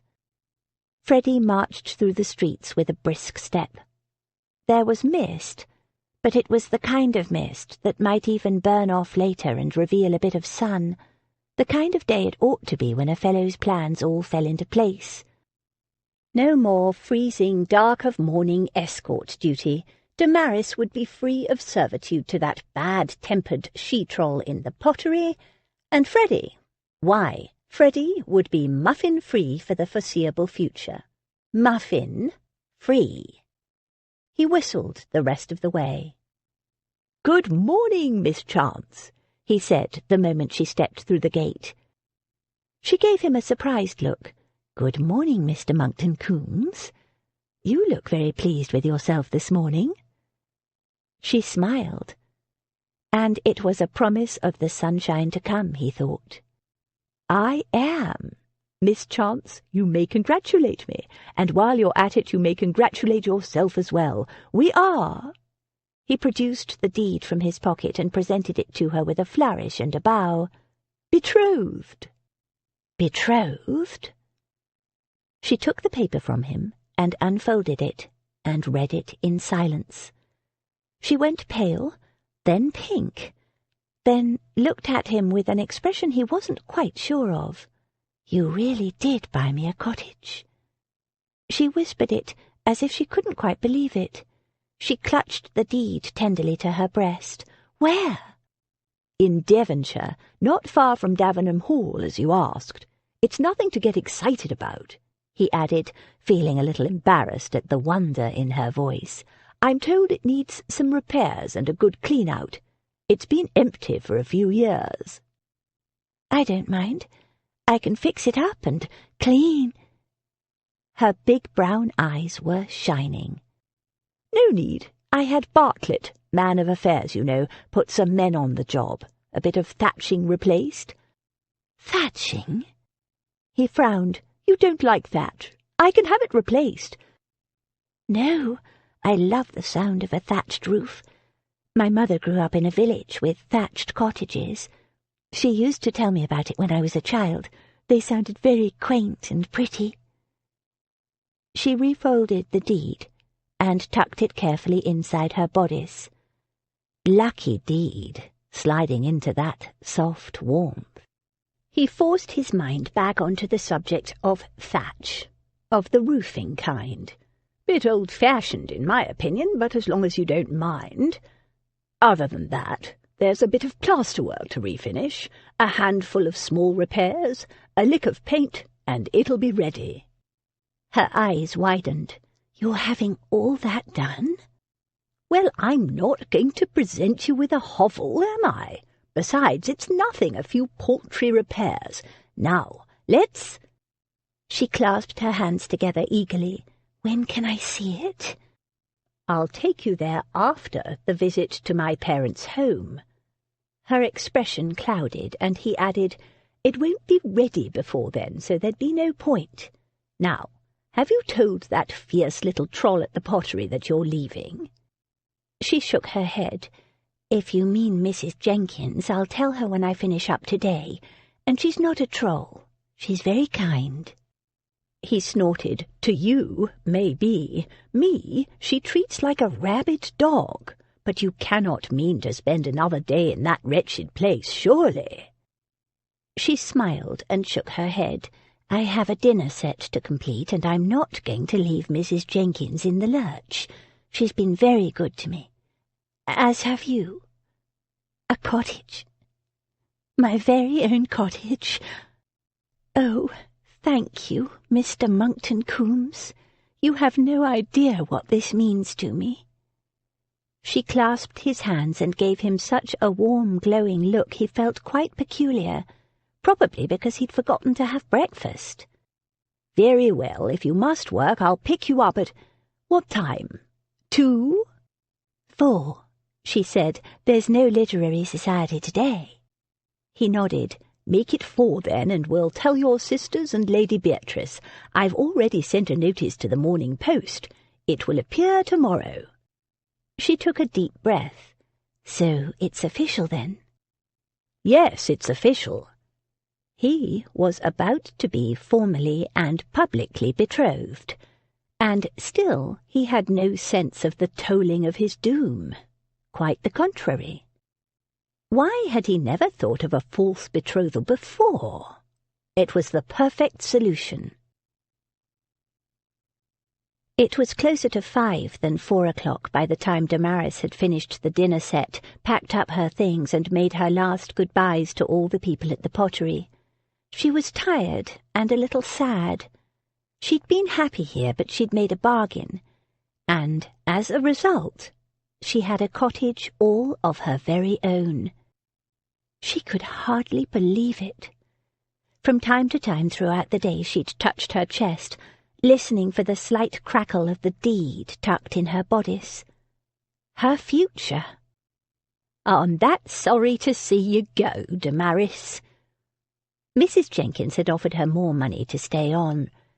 Damaris's designs were selling like hotcakes, apparently. It was nice to know. Perhaps when she got settled in her cottage she could paint pottery again. If there were any potteries in Devon, she had no idea. The only trip to Devon she'd made was for Abby and Max's wedding. Thank you, Mrs. Jenkins, I'm sad to leave too. She stepped into the yard and held out her hand to shake Mrs. Jenkins's hand, but it's for the best, I assure you. But it seemed Mrs. Jenkins was determined to walk her to the gates. She slipped an arm around Damaris's waist and steered her across the yard, saying, You're a good girl, Damaris. If you change your mind and want to come back, there'll always be a place for you, you know that. Thank you, Mrs. Jenkins. It's very kind of you, but I don't expect to be living in London. Where are you going? No! Mrs. Jenkins stopped dead. Her arm dropped away from Damaris's waist. She glared at the gates, where tall, elegantly clad Freddy Monkton-Coombes stood waiting, then turned to Damaris with an expression of horror. You're not going off with him, are you? She exclaimed. Not with that rake? Tell me it's not true, Damaris. "He's just escorting me home," Damaris said soothingly, but she felt her cheeks warming. Mrs. Jenkins gasped. "Oh, God, you have! You've fallen for his evil wiles!" She clutched Damaris's arm. "Don't do it, my girl. Don't go with him. He'll lead you down the road to ruin." Damaris gently disengaged herself from the woman's grip. "It's all right. We're betrothed," she said, seeing no other way to reassure her. Her first lie of many more to come, she thought. "Betrothed? I don't believe it." Mrs. Jenkins glared through the gates at Mr. Monkton-Coombes, who made her an elegant bow in response. Rather a cheeky, elegant bow. Mrs. Jenkins bristled visibly. She pulled Damaris close and said in her ear, "Don't let him touch you until you've stood before a parson, with witnesses, and you've got a proper legal paper with your marriage lines writ on it, and he's put a proper gold ring on your finger. Otherwise, he'll ruin you as soon as look at you. I know his type." Damaris gave her a quick hug. "It'll be all right, I promise you. Goodbye, Mrs. Jenkins." The little woman shook her head sorrowfully. "You're heading down the road to ruin, my dear. I feel it in my waters." Damaris let herself out of the gate and took Mr. Monkton-Coombes's arm. Mrs. Jenkins shouted after her, "And watch out if he starts with the poetry. They got no shame, them rakes." "Poetry?" Freddy Monkton-Coombes said as he led Damaris down the lane toward a waiting cab. "What does she imagine I'm going to do with poetry? I never touch the stuff." "Seduce me, I think." She added thoughtfully, "I suspect she's not without some experience of rakes herself." He snorted. "Can't see it myself. What was she whispering in your ear about?" "Oh, nothing. She's just worried about me, that's all." "Worried?" He gave her a sharp look. "About what?" Damaris smiled. "Your intentions toward me." "Oh, is that all?" He helped her into the cab. "I thought it might be something serious." He rapped on the roof, and the cab lurched off. "Now, how would you like to handle telling your sisters and Lady Beatrice? Do you want to do it in private, or would you prefer us to do it together?" She'd been thinking about it all day, trying to decide. The trouble was, after her statement that the very idea of marriage was abhorrent to her, there were bound to be some uncomfortable and penetrating questions. She sighed. "I hate the idea of lying to them." He turned abruptly and grasped her by the upper arms. "Get that nonsense out of your head for a start. It's not a lie. We are betrothed. We have made an agreement. I've written to inform my parents, and the formal announcement will appear in the Morning Post tomorrow." "Yes, but it doesn't make it any less dishonest. The truth is, we have no intention of going through with it." He frowned. "Stop thinking about the future, then. Right now, you and I are betrothed, and that's all that counts. People get betrothed all the time and never marry. People change their minds. And at some time in the future you will change your mind, and we won't be betrothed any longer. But at this moment we are. So it's not a lie." She considered it. "You think I should just be in the moment, and not think about the future?" "Exactly." "It's quite Chinese." "What is?" "Living in the moment. Buddhists advocate that." Papa would have been scandalized that she even knew about what he called arrant heathenism. "Excellent. Be a Buddhist, then, if it makes things easier for you." She laughed. "You're not very religious, are you?" He shrugged. "Do you mind?" "Not at all." She'd had a surfeit of Papa's brand of religion. It was a relief not to have anyone else's beliefs shoved down her throat. The cab turned into Berkeley Square. The moment of truth. "Let's do it together," she said. The coward's way out. Chapter 10.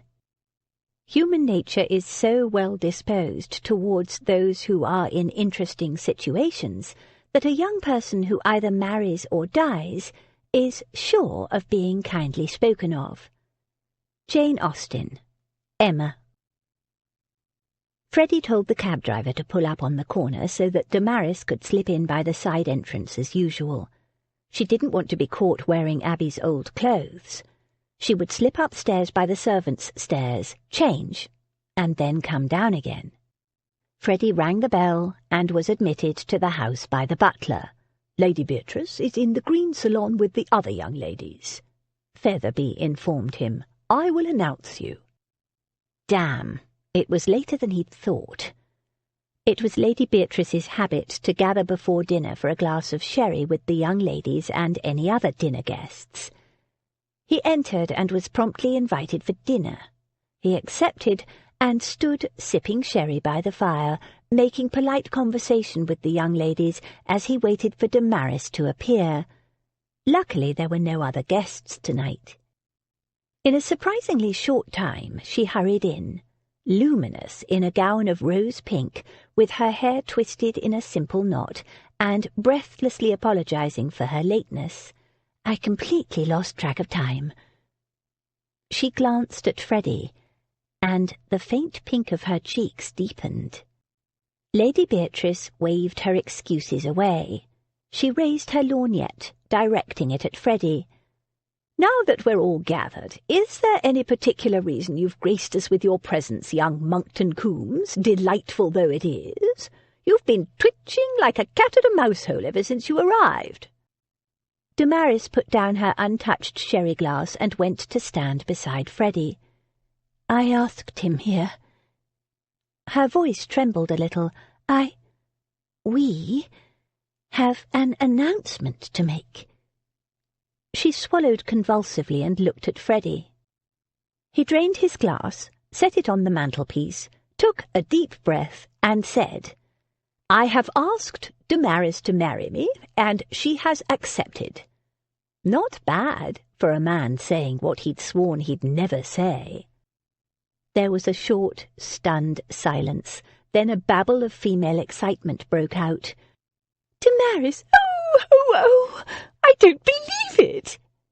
Jane squeaked, hugging her and jumping up and down at the same time. "How exciting! You sly thing, you! I never suspected a thing." "But I thought you weren't never—" Daisy broke off, shaking her head and grinning. "Well, never say never, is that it? I'm very happy for you, lovey." She, too, hugged Damaris, though with a little less exuberance than Jane. "Told you he had his eye on you, didn't I?" she whispered in Damaris's ear and laughed. Both girls hugged Freddy, much to his surprise. "Oh, but you're going to be our brother now," Jane said happily. "We can't possibly behave formally with a brother. Oh, when's the wedding going to be? Can we be bridesmaids? And where will it be? In London or in the country like Abby and Max's? That little chapel at Davenham was so pretty. You could be married there, too. Oh, I do love weddings." The flurry of questions was appalling. Women and weddings. Freddy had no idea where to begin. "We haven't decided yet," Damaris said quietly. "We've only just got betrothed. We haven't had time to make plans." Something in her voice seemed to calm the excitement. The girls stopped jumping around and followed her gaze to where an old lady was scrutinizing them both through her lorgnette. There was a sudden hush. She continued to examine them through that damned glass. Freddy felt like an insect on a pin. "Lady Beatrice, you haven't said anything?" Damaris said at last. "Don't you approve?" The old lady sniffed. "Seems to me you haven't even bothered to seek my approval." She gave Freddy a withering look. "In my day, when a young man wished to propose to a young lady, he would speak first to her father." Freddy frowned. "But Damaris's father is dead." She does, however, have an aunt." "Ah." Freddy glanced at Damaris, who looked thoroughly miserable. Lady Davenham might not be a real aunt, but clearly the old lady's nose was right out of joint, and it was up to him to retrieve the situation. "My apologies. Jumped the gun. Excitement of the moment and all that." He assumed his most penitent and earnest expression. "Lady Beatrice, do I have your permission?" "I will speak to Damaris first. In private, if you would all be so good." For a moment nobody moved. She rapped her stick on the floor. "Now!" 2 young ladies, a cat and a butler, vanished. Freddy hesitated, not liking to leave Damaris alone with an annoyed dowager, but she made little waving motions with her fingers and gave him a nod as if to say it would be all right. "I will wait in the hall," he said with dignity. "If you need me, Damaris, just call." Lady Beatrice's well-plucked eyebrows almost disappeared into her vivid red coiffure, but she said nothing, just raised her lorgnette. If he'd been a bug, he would have sizzled. The door closed behind him. Damaris turned to Lady Beatrice penitently. "Lady Beatrice, I'm so sorry. I didn't mean to hurt your feelings. "Pish-tush, you didn't at all, foolish girl. I'm just concerned that young rattle might have pushed you into something you told me several times that you didn't want. Never wanted." She gave Damaris a shrewd look. "Had an abhorrence of, in fact." "Oh." Damaris felt her cheeks heating. "Yes, oh. You're not in trouble, are you?" "Oh." She looked up, startled. "No." "Because if you are, you know I'll take care of you, don't you? No matter what you've done. You don't have to do anything drastic, like marry if you don't want to." Damaris's eyes filled. She embraced the old lady. "Oh, Lady Beatrice, you're so kind. I don't deserve... But it's nothing like that, I promise." "You're sure you're not in some kind of trouble? No debt or anything?" "No, there's nothing like that. I'm not in any trouble at all." "And this marriage isn't being forced on you?" "No, not in the least." "So you're happy with the arrangement?" "Yes, very." Damaris smiled, trying to look like a happy bride-to-be. She hated this charade. It was much harder than she'd imagined. This darling old lady was worrying about her, and Damaris just wanted to throw herself into her arms and confess that it was all a hoax. But she'd promised him she wouldn't. Lady Beatrice pursed her lips. "You don't look very happy." "Oh, well, it's just—" She trailed off. She couldn't explain. "Mixed feelings?" Damaris nodded. "It's a big step. I just feel a little overwhelmed." The old lady eyed her thoughtfully. "If you say so, my dear." She was silent a moment, then gave a brisk nod. "Well, then, send in young Monkton-Coombes, but before you do, ask Featherby to step in for a moment, will you?"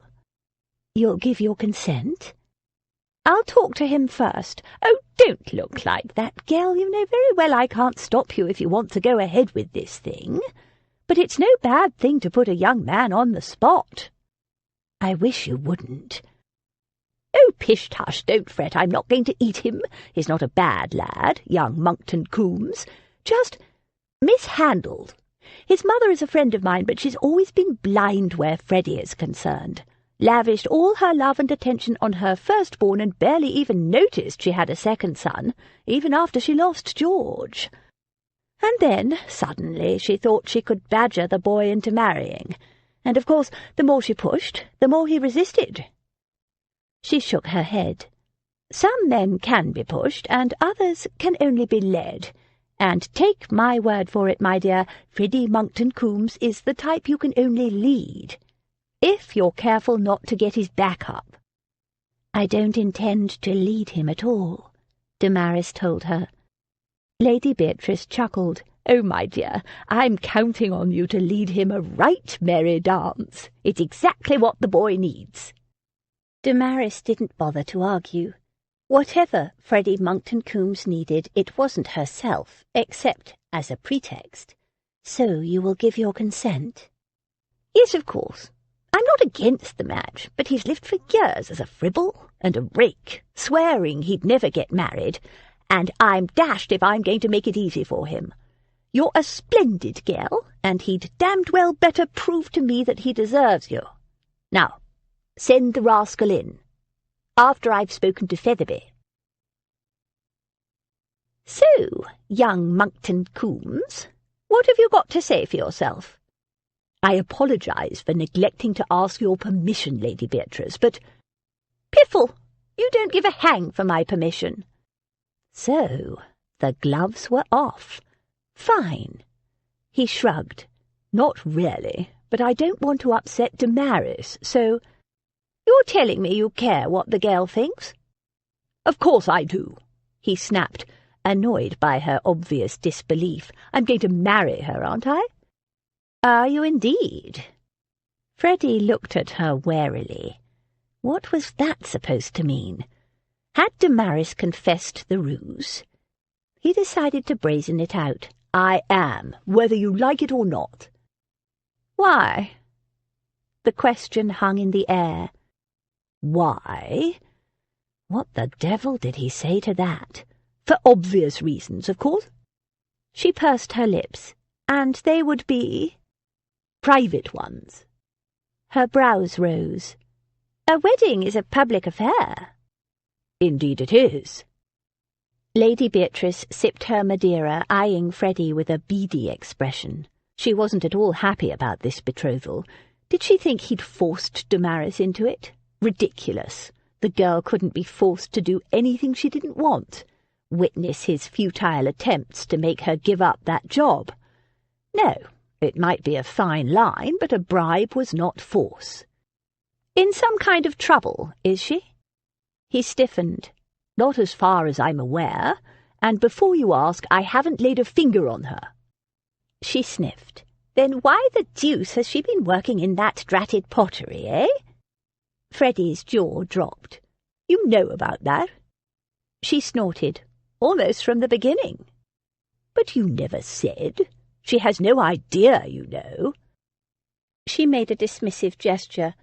"A good butler knows what's going on in his house, and Featherby's an excellent butler. He knows when there are comings and goings at unseasonable hours." As soon as he realized Damaris was slipping out before dawn, he sent William to follow her, see where she was going, and ensure her safety. When he found out, he came to me, thinking she must be in some kind of financial trouble. "Why did you not say anything to Damaris?" "Because, despite what I said earlier, that girl's free to make her own decisions. Those girls had a life before they came to me, and it's not my place to trim her wings, only offer her shelter. I just want to ensure she's not in trouble." "She's not, is she?" "No." "Do you know what she wants the money for?" "Yes." There was a short silence.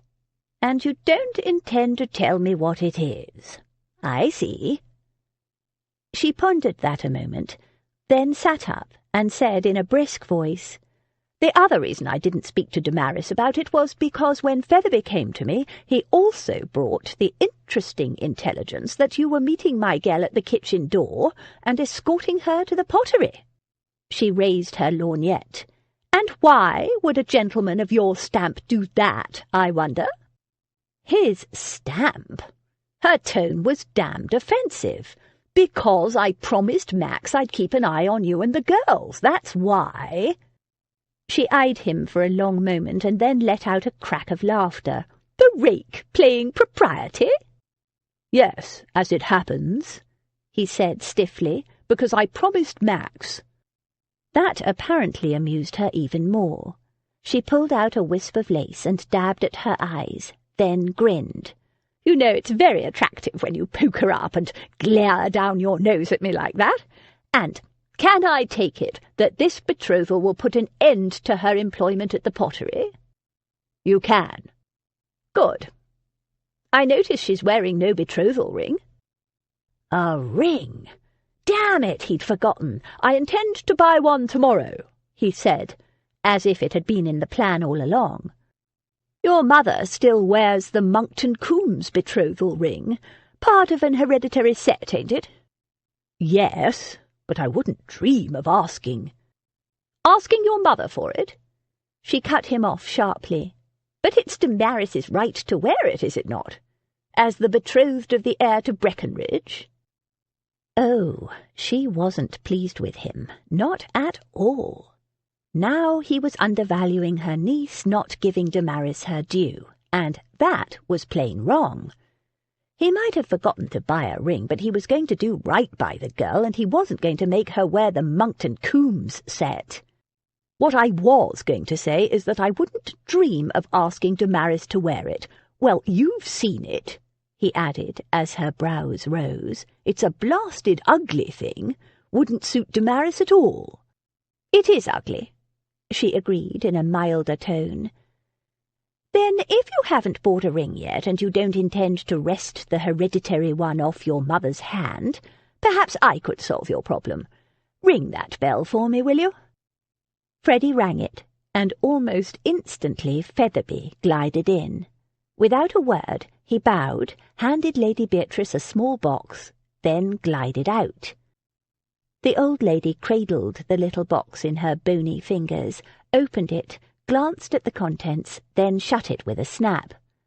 "I thought I'd lost my rings during the time when Max was away and I was ill, but as it happened, I'd hidden them in a secret hollow in my bedpost. Featherby found them when we were moving to this house. I gave Max the emerald for Abby. I always thought this would suit Damaris. What do you think?" She tossed the little box in his direction. He caught it reflexively and opened the lid. It was a sapphire ring, the stone square-cut and stunning. The setting was old-fashioned but simple, elegant, and on Damaris's slender finger it would look, Freddy thought, perfect. But it wasn't right. He shook his head. "I can't ask you to provide the ring. That's my privilege as the groom, even if he was a false groom. You don't have a ring, and it would please me beyond anything to have her wear it. It would please Damaris too, I think." Freddy hesitated, turning the ring over in his hand. The sentiment associated with the piece made him uncomfortable. A ring purchased tomorrow from Rundle and Bridge would be better, more anonymous, more in keeping with a false betrothal. But this was lovely, and Damaris would like it, he was sure. "Shall we ask the bride-to-be what she thinks?" Lady Beatrice asked. He almost winced. The bride-to-be. The bride never-to-be. "Very well," he said, and went to the door. As expected, Damaris was waiting outside with her sisters. He gestured to her to come in. "Everything all right?" she murmured as she passed him. "I've given my consent to the match," Lady Beatrice said, "and the boy has a ring for you." Freddy gave her a stern look. "It's actually Lady Beatrice's ring," he told Damaris. "I was going to buy you one tomorrow, but she has offered this, and if you would prefer it." He showed her the ring. She hesitated, glancing at it briefly with a troubled expression. "Lady Beatrice, it's very beautiful," she said in a soft voice, "but I couldn't possibly accept it. It looks far too valuable." "Nonsense," the old lady snapped. "I've had it for years. Can't wear any rings myself." She lifted her hands. "Well, you can see how swollen these old joints of mine are, so this one might as well be of use to you, my dear. And don't look at me like that. I have a ring for each one of you girls that I'll give at the appropriate time. Decided it long ago, when Featherby first found them. Max and Abby were happy enough to accept the emerald." Damaris bit her lip, and the old lady sighed and added in a plaintive voice that didn't fool Freddy for a moment, "But if you don't want an old-fashioned piece like that for your betrothal ring, I suppose you can wear it on another hand. Or have it reset?" "I would never have it reset. It's perfect just as it is." Damaris gave Freddy a speaking look. She loved the ring, he could tell, but was torn because she shouldn't be accepting something like this for a false betrothal. "Then that's settled," he said, making the decision for her. "Thank you, Lady Beatrice." God, but the old lady was a tricky piece. He felt like he'd gone 3 rounds in a verbal boxing ring. Damaris hesitated, then gave him back the little box. Lady Beatrice gave him an expectant look, then cleared her throat meaningfully. "Oh, damn, of course." He opened the box, and Damaris held out her hand. She was blushing. He took out the ring and slid it onto her finger. It was a perfect fit. "Well, go on, kiss the girl," the old lady ordered him. "Not like you to hang back, young tomcat." This was one part of the charade that Freddy wouldn't mind at all. He'd wondered for weeks what she'd taste like. He stepped forward. "Oh, I must show the others." Damaris broke away and hurried to the door, leaving Freddy standing. Lady Beatrice gave him a narrow look, then watched Damaris showing her sisters the ring. She arched a sardonic brow at him. The old girl was no fool. She knew something was not quite right. Luckily, Featherby, having anticipated the occasion, brought in champagne and glasses, and the awkward moment was lost in the excitement. Freddy toasted his blushing bride-to-be. She blushed beautifully, he noted with interest. They needed to do a little more planning if they were to pull this thing off successfully. He was only too aware of Lady Beatrice's beady gaze boring into him. Damaris lay in bed that night, twisting restlessly under the covers, turning the evening's conversations over and over again. Everybody, from Lady Beatrice, Jane and Daisy to Featherby and William, the butler and footman whom they'd brought with them to Lady Beatrice's house, right down to the smallest scullery maid, they were all so pleased for her. Too pleased. Accepting their well wishes and happy speculations was like being flayed. The happier they were for her, the worse she felt. Jane had never understood why Damaris hadn't wanted to get married in the first place. She'd come to her senses as far as Jane was concerned. Freddy Monkton-Coombes was handsome, rich, well-born, and nice. Naturally, Damaris would prefer to marry him rather than live alone and lonely in some mouldy old cottage in the country. Jane imagined Damaris's situation was the same as her own. Of course she did. Damaris had never told her anything to make her think otherwise. Daisy, having had a great deal more life experience than Jane, if no more years, saw things differently. She could see that Damaris wasn't securing herself a prosperous and comfortable future with a wealthy man. What Daisy thought was, to Damaris's mind, much worse. Daisy thought Damaris was in love with Freddy Monkton-Coombes, and he with her. Daisy knew no more than Jane, but somehow she'd sensed the darkness in Damaris that Damaris had tried so hard to hide. Daisy had been raised in a brothel. She had an instinctive understanding of such things. She ought to understand why it just wasn't possible. But Daisy, like all of them except Damaris, was a girl full of hopes and dreams. She thought love could make the darkness go away. Damaris knew differently. She didn't believe in fairy tales. Rain spattered against her window in spiteful bursts. She shivered, though she was not really cold. Was it always so in England? She hadn't been here a year yet, but it always seemed to be wet, dark, damp, grey, cold. She missed the sun, even missed the burning, relentless heat of it during the Chinese summer when it sucked the moisture out of everything, shrivelling the plants, cracking the soil, and leaving only the driest of dust. Even the shadows were crisp and brittle and sharp, making everything clear. In England, the shadows were soft-edged, blurry, insubstantial, deceptive. Chapter 11. A young woman in love always looks like Patience on a monument, smiling at grief.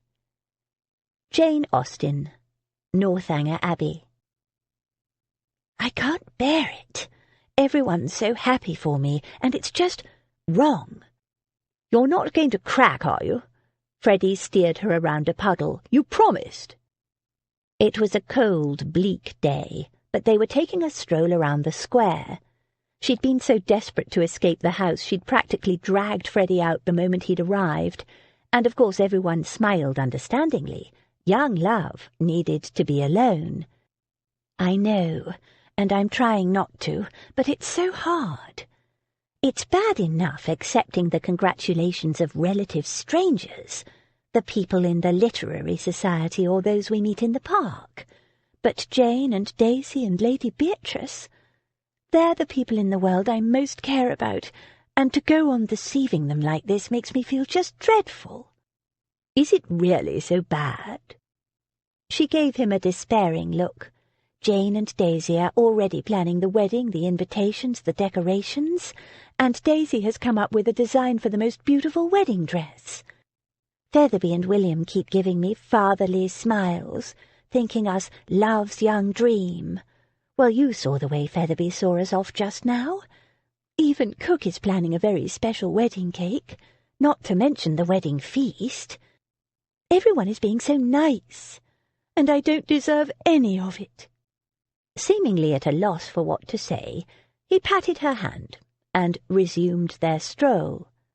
After a moment he said, "Had a letter from my mother this morning.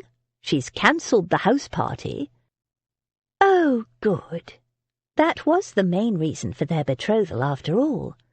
For a fleeting second it occurred to her she could call off the betrothal now and have the whole horrid thing over with. But she'd promised to go with him to his parents' home, and there was no way she could reasonably wriggle out of it. Besides, he'd bought her a cottage. That cottage was the summit of all her dreams, her reasonable dreams. It was her future, her security. And if the deception she had to perpetrate on her loved ones was difficult, well, that was only fair. Cottages had to be earned. She just hoped her sisters and Lady Beatrice wouldn't be too hurt when they learned the truth. As for unreasonable dreams, she glanced at the tall, elegant man strolling beside her, listening patiently to her complaints and protecting her from muddy puddles. Anyone who allowed herself to dream unreasonable dreams was a fool. A man was roasting some kind of nuts over a small brazier. Freddy stopped. "Do you like chestnuts?" The hot nuts smelled delicious, but Damaris was in no mood for food. "I've never eaten them, but I'm not hungry, thank you." "Nonsense. You don't have to be hungry to eat hot roast chestnuts." He bought some in a twisted cone of paper and offered it to her. "Try one." They looked a little greasy, but she pulled off her gloves and took one just to be polite. The outside shell was scorched in places and had been cut in a cross. The ends were curled up, ready to peel. She peeled back the shell and nibbled the exposed yellowish nut. It was a little floury and soft, rather than crisp, as she'd expected, but it was very tasty. Sweetness with a tang of salt. She smiled at him. "They're good." "They're better with a bit of butter. Cook used to make them for me when I was a boy." Freddy passed the cone to her again. She took another. Freddy was pleased, seeing her enjoy the nuts. He hadn't thought much beyond getting his mother and the muffins off his back, ruining George's memorial. He hadn't imagined it would be difficult for her. And now he could see it did. He had no idea what to do to help her. "Miss Chance! Mr. Monkton-Coombes!" Freddy turned and saw 3 ladies approaching, 2 young, sisters by the look of them, and muffins for sure, and an older one, presumably their mother, with a liveried footman in attendance. "Congratulations on your betrothal, Miss Chance, Mr. Monkton-Coombes. Mamma saw the notice in the Morning Post. How very exciting!" Damaris murmured her thanks, wiping her hands on a handkerchief before shaking hands with the ladies. Freddy bowed and tried to look interested as he received their congratulations. He had no idea who they were, hadn't caught their names when Damaris had greeted them, but the older one asked to be remembered to his mother in a familiar manner, so he supposed he must know her. The two muffins chatted animatedly, quizzing Damaris about their plans and punctuating each utterance with girlish giggles and coy glances at Freddy. "All the young ladies in London will be ready to slay you, Miss Chance." "Yes, so many have been setting their caps at our dear Mr. Monkton-Coombes, who until now seemed quite oblivious to feminine charms, when all along he secretly had his eye on you." More girlish giggles all around, though not, he noted, from Damaris. She bore the nonsense with grace and dignity. "Have you set a date yet?" the older one asked. "Not yet," Freddy said. "We're going down to Breckenridge first. Delightful to talk, ladies, and thank you for your good wishes, but it's chilly, and we must keep moving. Don't want to let my bride-to-be get cold feet." This witticism produced even more gales of laughter as Freddy and Damaris departed. "Now do you see what I mean?" Damaris murmured. "Unbearable." Freddy didn't know what to say. Of course he'd found the women irritating, but no other female of his acquaintance would complain of receiving such a flattering degree of attention and frank female envy. But then, Damaris was not like any other female of his acquaintance, and he could see it would get wearing. He'd been on the receiving end of a little teasing, particularly from his male cronies, but he'd expected that after his oft-repeated prejudices against marriage, and in any case, he didn't care what most of them thought. "How's the old lady taking it?" He tossed the now cold chestnuts under a tree for the squirrels and brushed off his fingers. "She's about the only one who's not behaving all midsummer moony, but in a way it's worse." "Worse?" "Yes. She's almost unbearably kind, always asking me if I'm sure, and if there is anything I want to tell her it would make no difference. She will always love me and take care of me." Damaris sighed. "So I feel like a worm." "I wish I could help, but I don't see that there's anything I can do." Apart from calling off the betrothal, which he was not prepared to do. His head was still reeling from the speed with which his mother had called off the house party. Damaris stopped dead and turned to look at him with an intense expression. A feeling of foreboding stole over him. "As a matter of fact, there is something you could do." She clasped her gloved hands to her bosom in an unconscious gesture of appeal. Freddy took a deep breath and grasped the nettle. "What?" "Take me away from here." He blinked. It was the last thing he'd expected. "Take you where?"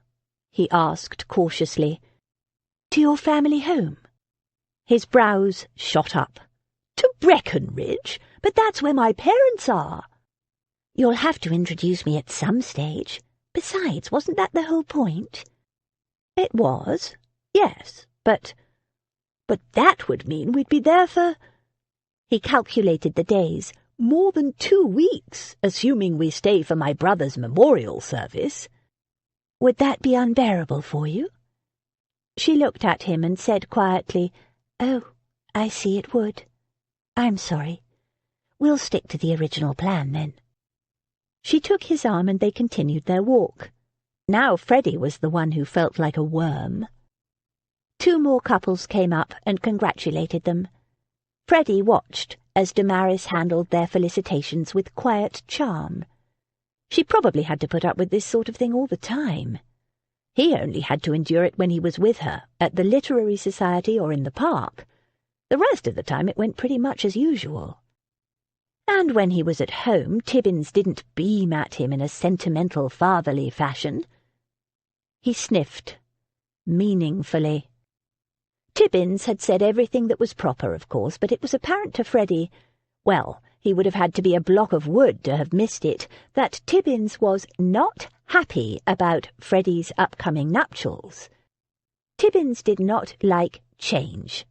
In Freddy's bachelor quarters he ruled supreme. In a properly ordered marital home he would be one of many, a mere valet, significant but not supreme. 3 more ladies and a gentleman approached them, beaming, to wish them happy. That made 11 blasted well-wishers in a period of about 15 minutes. Damaris was everything that was gracious, but Freddy had had enough. They hadn't even made a circuit of Berkeley Square yet, and she'd said it was worse for her at home. "I see what you mean," he said, after the last well-meaning nuisance had wished them joy and taken himself off. "We'll leave tomorrow morning. I'll write to my mother to expect us on Wednesday." She gave him a glowing look. "Really? Are you sure?" He nodded gruffly. "It's only a couple of weeks. It won't be that bad. We needn't spend much time with my parents. I'll take you around the estate, show you a few of the local sights. Can you be ready to leave by 9 o'clock tomorrow morning?" "I can be ready to leave in an hour," she said so fervently he laughed. 9 o'clock it is. I will make the arrangements and you can break it to Jane." She tilted her head. "Why Jane in particular?" "She'll have to do all the reading for the Literary Society now." Damaris laughed. "She won't mind. Oh, thank you, Mr. Monkton-Coombes." "Freddy, remember?" "Thank you, Freddy. You can't imagine what a relief it will be to get away for a little. I really appreciate it. I promise you I'll do everything I can to make this visit to your parents go smoothly, and to make them like me." "Oh, you don't have to worry whether they'll like you or not. They'll like any respectable girl who's prepared to marry me." Her face dimmed, and then he added, "Besides, if they like you too much, I'll never hear the end of it when you come to your senses. Break the engagement and send me about my business." She still looked troubled, so he patted her hand. "So you can be as rude to them as you like. I won't mind." She bit her lip. "I couldn't possibly be rude to them, but perhaps I could be a bit cold and standoffish." "For heaven's sake, don't do that," he interrupted. "Cold and standoffish? They'd adore you. No, don't worry about my parents. Just be yourself."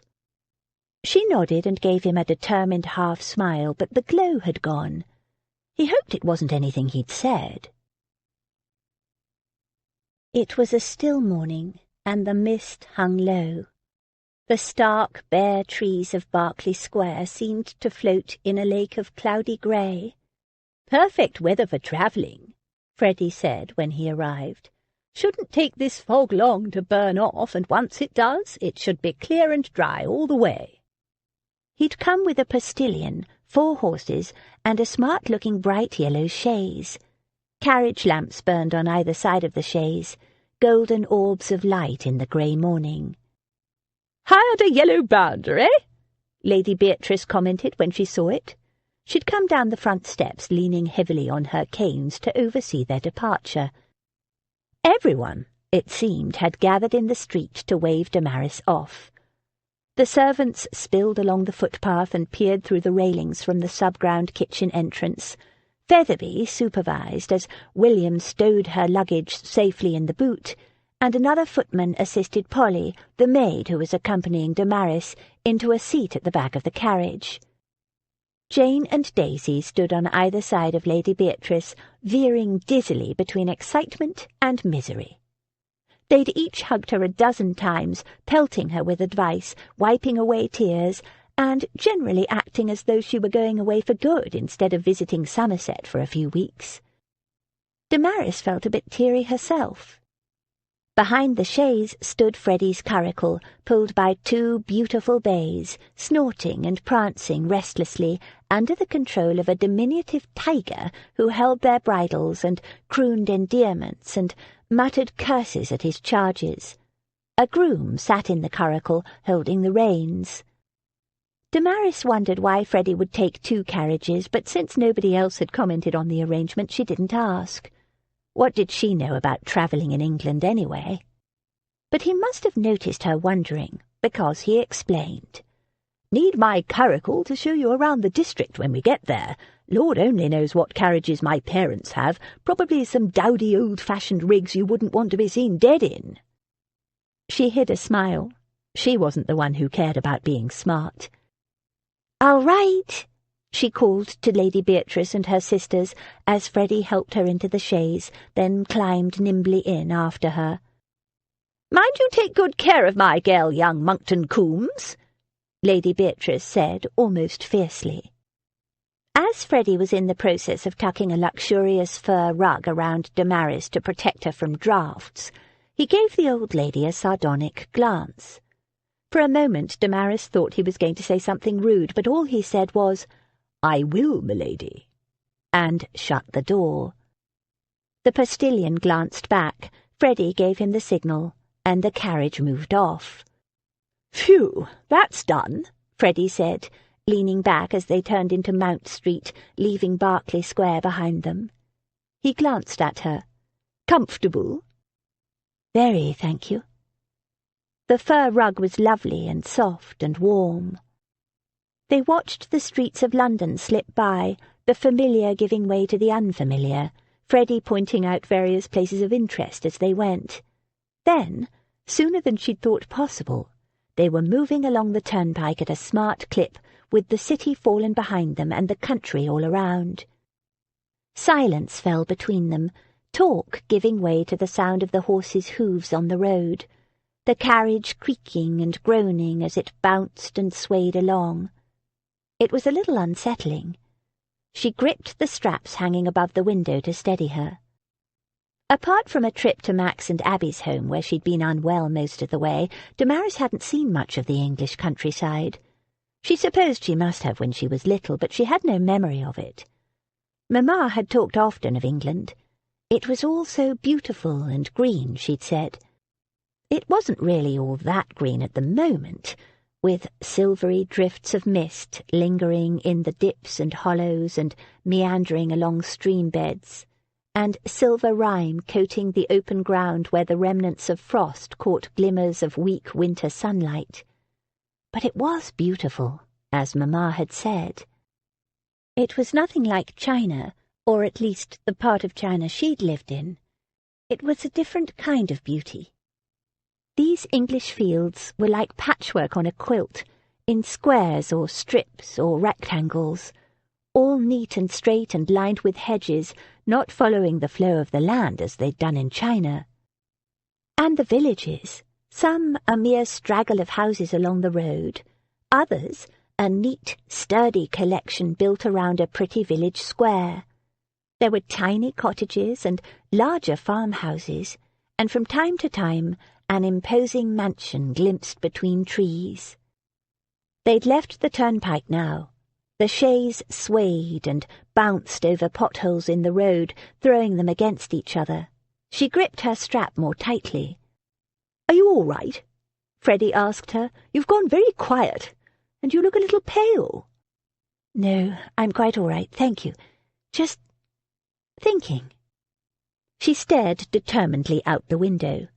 She liked the small whitewashed cottages best. Were any of them like the cottage he had bought her? Some had what she could tell would be flower gardens at the front in spring. Mamma had told her about English gardens. She'd tried to make one in China once, but it had shriveled in the summer, and Papa said they should grow food, not flowers. Food. The chaise turned a sharp corner. Without warning, her stomach lurched, and she tasted bile and a bitter echo of her breakfast. "Oh, Lord, not again."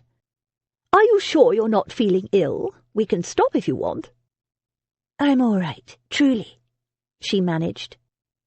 She stared out the window of the carriage, breathing deeply, determined not to give in to the waves of nausea that grew increasingly worse. Without warning, Freddy opened a window and shouted to the postilion. "What?" "Stubborn wench," Freddy informed her as the chaise immediately slowed. "You're now a delicate shade of green." The chaise came to a sudden stop and swayed gently to and fro. "Out you get." "It's nothing, just that the movement of the carriage is making me a trifle—" He opened the door and lifted her down. "Nauseous," she finished, and, clapping her hand over her mouth, made a rush to the ditch on the side of the road. After a short, humiliating episode beside the ditch, she wiped her mouth, threw away her soiled handkerchief, and made her way unsteadily back to the carriage. "Better?" Freddy said as he helped her back into the carriage. She nodded, thoroughly mortified. "I'm sure I will be all right soon. I have the same problem on ships, but it passes eventually." She settled herself back in her corner of the carriage. "I trust I will not inconvenience you again." "It is no inconvenience at all," he said. "I was often ill as a child. In another few miles we'll stop to change the horses, and we'll get you some hot tea with ginger. That often helps." They had to stop twice more before they reached the post inn. Her stomach was completely empty now, Damaris was sure. There would be no more embarrassing requests to stop, no more standing on the side of the road retching miserably. At least she hoped not. At the posting inn, she rinsed out her mouth, washed her face and hands, and tidied her hair. She glanced at herself in the looking-glass, pasty as an uncooked pie. She pinched her cheeks to bring some colour to her face and returned to the traveller's sitting-room. He made her drink a cup of weak black tea with some grated ginger infused in it. The thought of it repelled her, but when she drank it she had to admit it did seem to settle her stomach a little. He wanted her to eat some bread too, but she refused. "Ready to continue the journey?" he asked when she had finished. She put the empty cup down and said in as bright a manner as she could manage, "Yes. How much farther is it to Breckenridge House?" "We'll stop for the night in Basingstoke, and if everything goes smoothly, we'll reach my parents' place by tomorrow evening." 2 days of travel. The prospect was appalling. It would just have to be endured. Bracing herself for the next stage, she headed outside. "Not that one." Freddy took her arm and steered her away from the yellow bounder. She knew now how it got its name. "We'll use the curricle. The fresh air will do you good." Her heart sank. The curricle was light and flimsy. It was probably even bouncier than the chaise. It was quite a climb to reach the seat, and her skirts kept getting in the way. He ended up lifting her bodily so she could place a foot in the stirrup, then held her by the waist as she grabbed the fur rug that someone had dumped on the seat, lifted it out of the way, and manoeuvred herself awkwardly into position. A more graceless process she could hardly imagine. The wretched vehicle was designed for men with long legs, wearing boots and buckskins, she thought sourly as he climbed lithely in and wedged himself in beside her. There wasn't much room. They sat thigh by thigh. She couldn't give him any more room without tipping herself over the side of the carriage. He took the fur rug, then put 2 fingers in his mouth and emitted an ear-splitting whistle. A manservant came running from the inn, carrying an oblong wood and metal box with 2 handles. "Lift your feet," Freddy instructed her. Damaris lifted them. The man carefully slid the box under her feet and withdrew, and she cautiously lowered her feet onto it. It was warm. She could feel the heat right through the soles of her shoes. "Foot warmer," Freddy said in answer to her silent surprise. "Hot coals inside it. Should last for an hour or 2. We'll change coals when we change horses." He tucked the fur rug back around her as he spoke, then picked up the reins. "Ready?" She was anything but she managed a smile and a nod, and they moved off.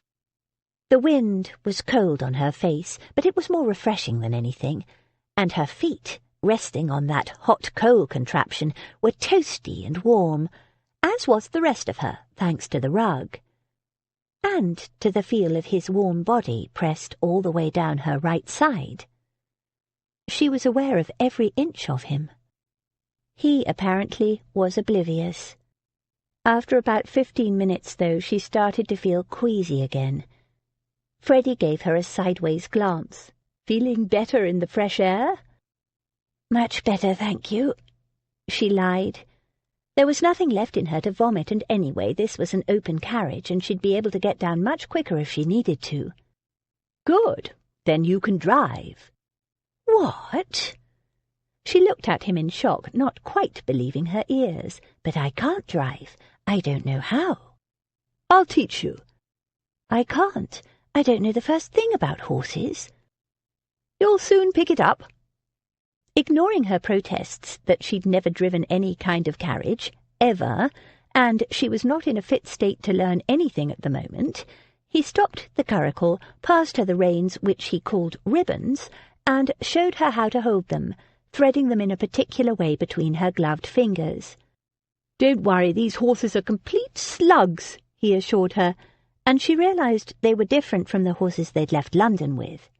"My mettlesome lads are back at the posting inn. My tiger will bring them on to Breckenridge at a more leisurely pace. Anyone could drive these two. Now, snap the ribbons and say, 'Walk on.'" She didn't move, just gave him an indignant look. If he thought he was going to force her to... He leaned over and flicked the reins in her resistless hands, and the curricle jerked into movement. Damaris squeaked and gave him a terrified glance. He smiled, folded his arms, and leaned back, completely relaxed. The swine! She gripped the reins tighter. The curricle was moving, and she was in sole charge. A curricle was such a light and flimsy thing. She sat bolt upright, fearful of running the curricle off the road or into a ditch or a stone wall, or flipping it right over. After a minute or two he said, "Good. Now, let's speed things up, or we'll be 3 days on the road to Breckenridge instead of 2. "But—" "The road's nice and straight and there's no traffic. Relax your hands a little." She glanced down at her hands and saw she had the reins in a death grip. She forced her fingers to relax, and one of the reins started to slither out of her hold. She grabbed them back and glared at the man beside her, who'd made no effort to help whatsoever. The horses picked up speed. Scenery flew past in a blur. They were going too fast. She could overturn them any second. She glanced at Freddy and saw he was smiling. "Is my terror amusing you?" she snapped. "Vastly!" His grin widened. He leaned back and crossed his long booted legs. If she crashed the curricle, it would serve him right. "Oh, God! There was a bridge up ahead." "There's a bridge!" she gasped. It was ancient, built of stone, and so narrow they couldn't possibly squeeze through. "So there is," he said, completely unruffled, almost uninterested. "How do I make them stop?" She was going to kill him if they ever survived this. "Lift your hands just a little toward your chest." She did. The horses slowed a little, but kept moving toward the bridge at a smart trot. "Steady as she goes. That's right," came the calm, infuriating voice on her right. She wanted to close her eyes, but didn't dare. She didn't breathe. She didn't even remember to pray. She just hung on to the reins for dear life, too terrified to move, watching the narrow passage and bracing herself for the sound of a curricle crashing into stone. Or worse. And then they were over the bridge and alive, and the road had widened again. She started to breathe once more. "Well, that was fun, wasn't it?" he said. Fun? Fun? It was terrifying. He gave her a lazy smile. "You enjoyed it. And you're a natural." I did not the slightest bit. A natural? She was a natural. If she felt just the teeniest bit exhilarated, well, that was relief. She'd just had a narrow escape from death. He quirked a brow at her. "Are you feeling cold?" "No." "Sick?" "No." And she realized to her surprise that it was true. She didn't feel at all nauseous or queasy. He grinned at her. "Took your mind off your misery, didn't it? And you learned something useful, and it was fun. Your face when we approached that bridge." He chuckled. She stared at him, speechless, furious, indignant. He turned his head to meet her gaze. Those impossibly bright blue eyes were dancing with laughter. "Go on, say it." "Say what?" "That I'm a swine, a beast, a heartless—" She hit him, thumped him one-handed on the arm because she was still holding the reins with the other hand. "You are," she agreed in a heartfelt voice, and found herself laughing with him. Because she was alive and not sick any more, and she was a natural, and because it had been fun. Now she looked back on it. "I really was terrified," she told him when they'd both stopped laughing. "I know, most people are the first time. Do you want me to take over now?" "Not yet." He smiled and settled back, his long legs crossed in total relaxation. Total trust, she realized. In the next hour, she negotiated several bends without mishap, another bridge, a man on horseback who gave them a wordless greeting as they passed, and a flock of geese. He showed her how to stop the horses for that. It was remarkably simple.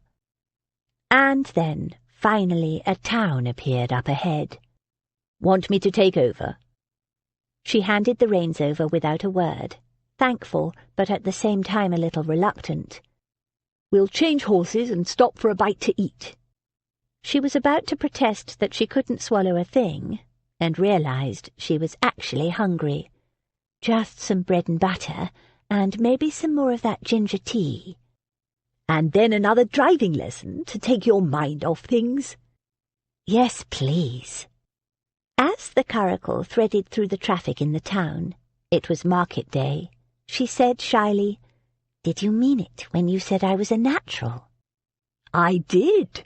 You have good light hands, and you judged that bridge to a nicety." "I didn't judge anything," she admitted. "I left it all up to the horses." "Exactly," he said. "A natural." Chapter 12. A young woman of inferior birth, of no importance in the world, and wholly unallied to the family. Jane Austen, Pride and Prejudice. They reached Basingstoke just as it was getting dark, and though the horses must be tired, Freddy gave no sign of stopping. Damaris gave longing looks at several fine-looking inns as the curricle passed them by. She was no longer feeling ill, but she was very tired, and every part of her body ached. "Wednesday's market day. Everywhere will be full," Freddy explained. "Not far to go now. Staying at Dean Gate, just out of town a short way. Bespoke bedchambers and a private salon at the inn there. Good food, and it's quieter too. You'll sleep better there." Damaris made a polite-sounding murmur. She didn't care where she slept or what she ate. The way she felt, she could sleep right through a trumpet rendition of the Hallelujah chorus. But he'd clearly gone to a lot of trouble in planning the journey, so she didn't want to sound ungrateful. She wasn't ungrateful, just tired. Finally, the glimmer of lights showed ahead through the trees, and soon the curricle slowed, turned into an inn-yard, and stopped. Blessedly. 2 grooms appeared and took charge of the horses. Freddy sprang lightly down and turned to assist Damaris. By contrast, she began her descent from the high vehicle awkwardly, aching in every joint and muscle. "Stiff?" he asked, and before she could answer, he took her by the waist and lifted her the rest of the way down. "A little," she admitted. "I know just the thing for you," he said, tucking her hand through his arm and leading her into the inn. So did she. Sleep. "I'll give you 15 minutes to freshen up, then I'll meet you down here. Rug up well."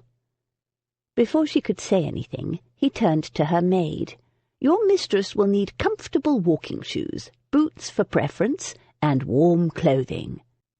"Walking shoes?" Damaris began. She could barely move as it was. "But—" He turned to her with a faint smile. "Don't look so horrified. Trust me, it's exactly what you need." What she needed was a bed, but he'd turned back to the landlord, saying, "Now, about dinner." Damaris would have argued the point, but a number of interested faces were following the conversation, and she had no intention of entertaining them with a quarrel, even a small one. She followed the landlady up the stairs to a small but clean and comfortable-looking bedchamber. A trundle bed had been made up for Polly, which showed he'd considered propriety as well as quiet. Such efficiency on his part was no doubt praiseworthy, but somehow she found it just a little bit annoying. After their long journey she was feeling like a piece of jetsam tipped out of a fisherman's net, and yet he'd sprung down from his curricle as lithe as ever, and looking just as smart and elegant as he'd started out. It wasn't fair.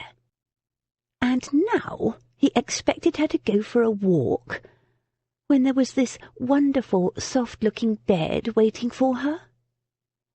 She tested it and moaned softly. A deep feather mattress and the sweet scent of freshly laundered sheets. She had a good mind to send Polly with a message to say she wasn't moving another step. A servant arrived with their luggage, and a maid appeared bearing a can of hot water. "You look all done in, miss," Polly commented as she poured hot water into a basin for Damaris to wash in. "Do you want me to tell Mr. Monkton-Coombes you've changed your mind about the walk? He'll understand, I'm sure. He was that nice about you being sick and all today. Gentlemen are usually uncomfortable with ladies being ill, aren't they? But the way he watched over you, and, oh, miss, when he gave you his handkerchief to wipe your poor mouth when you was crouched over that ditch throwing up, well, I reckon it was just like Sir Walter Raleigh laying down his cloak in that puddle for good Queen Bess." It wasn't. It was just a handkerchief. Clearly, Polly had developed something of a tendre for Mr. Monkton-Coombes. Damaris dried her face and hands. He had been kind, and he'd looked after her himself when he could easily have left her in the chaise in Polly's care and taken the curricle himself. Most men would have. And that chaise, miss, so comfortable and well sprung, nothing like some of the bone-shakers I've ridden in. Polly chuckled. "I reckon he's spoiled me for travel on the stagecoach." About to retort that it had been a shocking bone-shaker, Damaris suddenly bit her lip. What? Had she suddenly become the Princess and the Pea? She'd walked for days across China, and now she was quibbling because a man who'd shown her nothing but kindness and consideration all day thought a short walk would do her good? "The blue kid boots, I think, Polly, and my woolen pelisse." She joined him downstairs at exactly 6:15. "Excellent! I wasn't sure you'd come. Thought you might prefer to box my ears instead." His eyes danced in an invitation she couldn't resist. She laughed and took his arm. "It was close, I admit, and I warn you I'm still feeling as cross as crabs, so don't provoke me. Walking is the very last thing I feel like doing. I've ordered dinner for 7 o'clock, so I hope a short walk won't exhaust you." Was that a faint note of challenge in his voice? It stiffened her resolve. Not in the least. She wanted to tell him she'd walked hundreds of miles in China, but bit her tongue. The past, her past at least, must stay buried. "It's a lovely evening," he commented as they stepped out into the night. "Cold as a witch's, clear as a bell. There'll be a frost, I expect, but what I really wanted you to see was this." He pointed. The moon was rising, full and fat and golden against the dark velvet sky. They watched it in silence. There was something about a full moon, Damaris thought. People often said the crescent moon was the one full of hope, but she'd always felt the full moon spoke to her. They found a quiet lane, well trodden but not too muddy, and followed it through a landscape etched in silver and black and 1,000 shades in between. In the distance, something screamed. "What was that?" she asked, startled. "Nothing. A vixen screaming, that's all. They do that at this time of year." He glanced at her. "Mating." "Oh." She felt her cheeks warming. They trudged on. The air was cold and crisp, ripe with the scent of rich, cold earth. She breathed it deep into her lungs and found herself matching her steps to those of the tall man beside her. There was an intimacy in their silence that she was reluctant to shatter with words. In the dark hedgerows, small creatures made scuttling noises as they passed. Far away a dog barked. Slowly, the kinks in her body started to loosen, and her aches to fade, and gradually their pace picked up. He glanced at her. "Feeling better, Miss Crabby?" She laughed. "Don't get too cocky. Just because you were right, I could still box your ears." "Nonsense," he scoffed. "You couldn't reach that high. Now, after a good dinner and a sound sleep, you'll be as lively as a lamb in the morning." They walked on. "I want to thank you for today," she said quietly.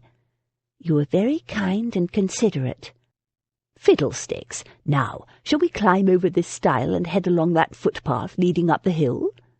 "No, I quite agree." She hadn't said a thing. "The view won't be anything special, and that path looks suspiciously wet and muddy, and those pretty blue boots of yours will not thank me if I lead them into mud. That's the trouble with Kid." They tramped on, their boots crunching along the path in time. An owl swooped by on silent wings. On the hillside above them, a cottage stood, spilling golden lamplight from its windows. A faint hint of wood smoke drifted down toward them. She thought of the folk inside, all cosy in their little home. "You said we will reach Breckenridge tomorrow." "Yes, if we make good time, we'll be there before sunset. Otherwise, your first sight of it will be in the moonlight." Something in the way he said it, the timbre of his voice perhaps, made her ask, "You love the place?" For a long moment she thought he was going to ignore the question. Then he said, lightly, "Never go there if I can help it. Now, I think it's time we turned back. Wouldn't want dinner to get cold. Or worse, burned." It wasn't the first time he'd deflected her questions about Breckenridge, or his parents, and now, walking through a shadowy landscape alive with secrets and hidden creatures and lit only by the moon's reflected light, she wondered what kind of a situation she was going into. In London, totally taken up with her own situation and the painful deception of the people she loved, her only thought, her only desire, was to escape. Now, for the first time, she really considered, what this visit would mean not just to Freddy but to his parents. From all she knew, which was little enough, they'd been desperately eager to get their only son married. And up until now he'd resisted with all his might, stating far and wide he had no intention of ever getting married. So their relief and joy at this betrothal must be terrifying. And since she, the so-called bride-to-be, was the focus of all that joy and relief, they'd want to know all about her. bad enough that the betrothal was false. How much worse would it be if they discovered her name, pedigree, and background were also false? And they were the least of the secrets she was hiding. What if his parents had investigated her background? People did that, she'd heard, when it looked like an outsider might marry into a fine old family. His father was a viscount. Would they think her an outsider? Or would they accept Lady Beatrice's claim of their relationship at face value? If she were found out, it would make little difference to her. She didn't need society. As long as she had her cottage, she'd be safe. But Freddy... She glanced at his handsome profile in the moonlight. If society learned he'd betrothed himself to a penniless impostor whose entire existence was a tissue of lies, he would be a laughing-stock. How could she have let things come so far without warning him?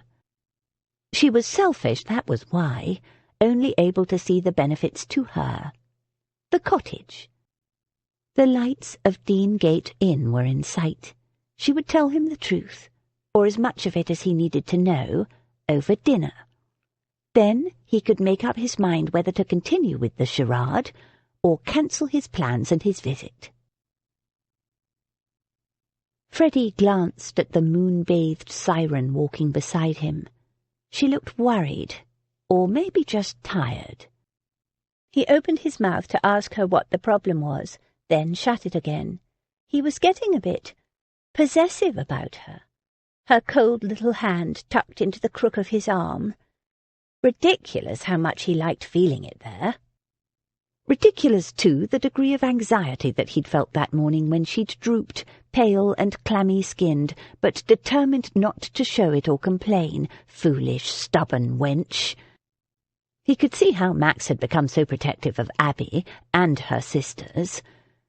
Being responsible for someone else's welfare, he supposed that was what did it, caused these feelings.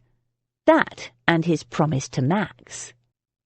It wasn't anything he was used to, and to tell the truth, it was rather unsettling. He was used to breezing through life, carefree and untrammelled by responsibilities, going where he wanted, doing what he felt like without reference to anyone else. Another reason why he didn't ever want to get married. Amazing good luck that he'd found a woman who'd never wanted to marry either. She was perfect. And, despite the travel sickness, very good company. He was quite enjoying the whole little adventure, actually. Or he would be, if it weren't for these blasted, inconvenient thoughts. Perhaps having to act like a fiancé was making him think like one, in which case it would be over in a couple of weeks, and that, he told himself firmly, was a damned good thing. He had to abandon any thought of stringing out the whole affair for months just to free himself from pursuit by muffins for the season. Desirable as that would be, a problem had arisen with Damaris that he hadn't at all anticipated, arisen being the operative blasted word. Of course, it was only because he didn't have a mistress at the moment and his body was feeling the lack, but still, it was dashed awkward, being in a constant state of semi-arousal whenever she was close. Or even when she wasn't, but looked at him in a certain way, and she wasn't in the least trying to seduce him. He knew that. All it took was that way she bit her lip occasionally, or sighed, or smiled, or gazed at him with those fathomless pansy-brown eyes. Even the stubborn set of her jaw when she was about to argue with him appealed to him, or rather to his body. And when she'd laughed, as she had in the curricle, the slightest reaction on her part, in fact, and his body just snapped to attention, like a good little soldier, damn it, ready and eager for action. It was perfectly understandable, he told himself. She was a beautiful young woman without a shred of missishness, and with a great deal of natural charm. Allure. Any man would find her damn near impossible to resist. He wasn't accustomed to everyday intimacy with respectable girls. That was the problem. The kind of girls he usually came into close contact with were deliciously bad, without a virtuous bone in their bodies. Without even a bone, some of the opera dancers, and they caused him not a moment's worry or even a second thought. And absolutely no frustration, which was how he preferred it. Damn it, why was she so opposed to marriage? If ever there was a woman born to be— "What? What is it you're looking so anxious about?" he demanded, finally goaded by her anxious expression. The door of the inn opened, spilling golden light onto the cobbles. "I'll explain over dinner," she said. He'd ordered good plain English cooking, just the way he liked it, starting with a hearty pea and ham soup and fresh bread and butter. The talk was mostly polite chit-chat and mostly between himself and the landlord. Neither he nor Damaris wanted to talk while the man was hovering. The landlord chatted as he bustled in and out, bringing dishes. "You've been lucky with the weather today, sir. Last week it were weather for old Noah and his ark, to be sure. Now, here's the bread, fresh baked this morning by my wife, and I hear it's even wetter farther west. The ground is drenched and the farmer's not happy. Well, when are they ever happy? They reckon the rain'll be back tomorrow or the next day, so you'd best make an early start, sir. Now, you'll want wine with that, and I have the very thing." He produced a very tolerable Burgundy from his cellar, and Freddy made sure Damaris's glass was filled. "It will help you sleep," he told her. It might help him to sleep, too. She gave a nervous laugh and gulped down a large mouthful. The wine, or possibly the warmth after their brisk walk, lent her complexion a rosy glow. He would probably sleep hardly at all. The landlord brought in the next course, steak and kidney pie, a fricassee of chicken which Freddy had ordered in case Damaris didn't like beef, and a dish of winter vegetables, all served with a cheery grumble about the state of the roads, especially in the wet. He then retired, closing the door behind him. In the sudden silence, the atmosphere immediately heightened. She put down her knife and fork and picked up the wine, gripping the stem of the glass with a white-knuckled hand. She took a sip. Making up her mind to speak, he thought. "Why don't you wait until we've finished dinner to say whatever you want to say?" Without waiting for her to respond, he added, "May I serve you some of this excellent pie, and some of these stewed leeks? And do you like cauliflower?" She allowed him to serve her a little of everything, and as they ate, the tension eased. "It's apple tart for pudding," he said as it arrived, the pastry crisp and golden, accompanied by a bowl of thick clotted country cream. It was a thing of glory, but she had no eyes for the tart. She was drawn tight as a viola string. Her gaze fastened on Freddy with a fixed intensity.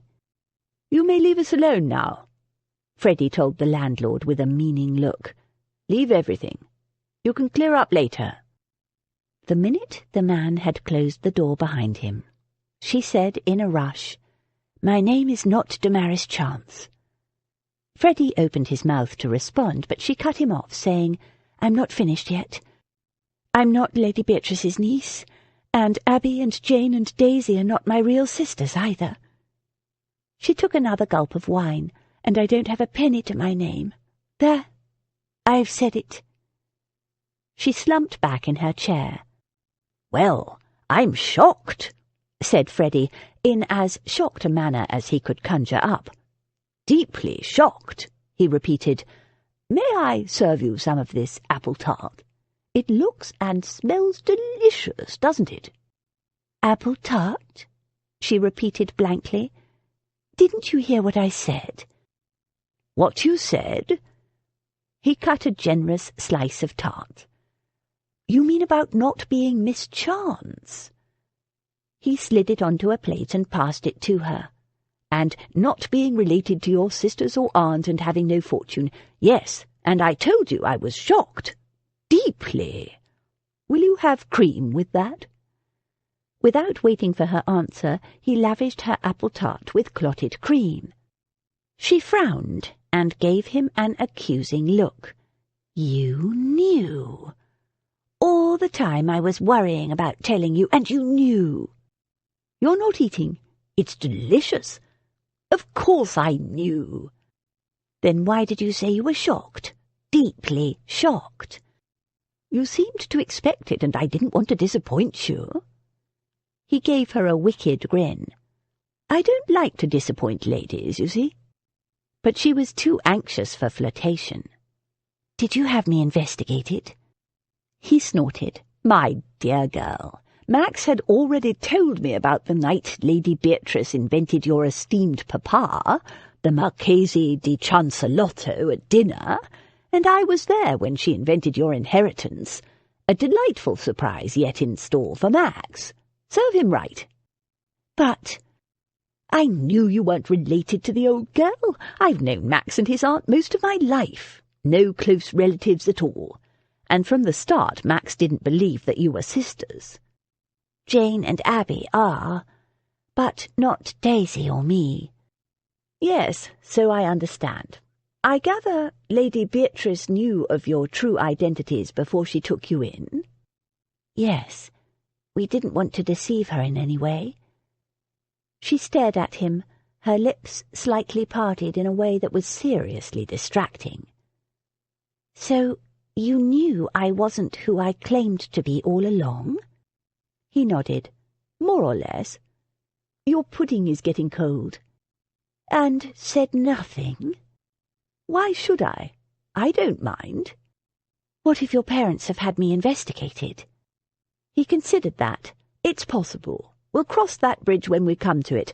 I ordered that apple tart especially for you, you know." She gave him an exasperated look, and ate a mouthful. "But what if—" "Nice?" "What?"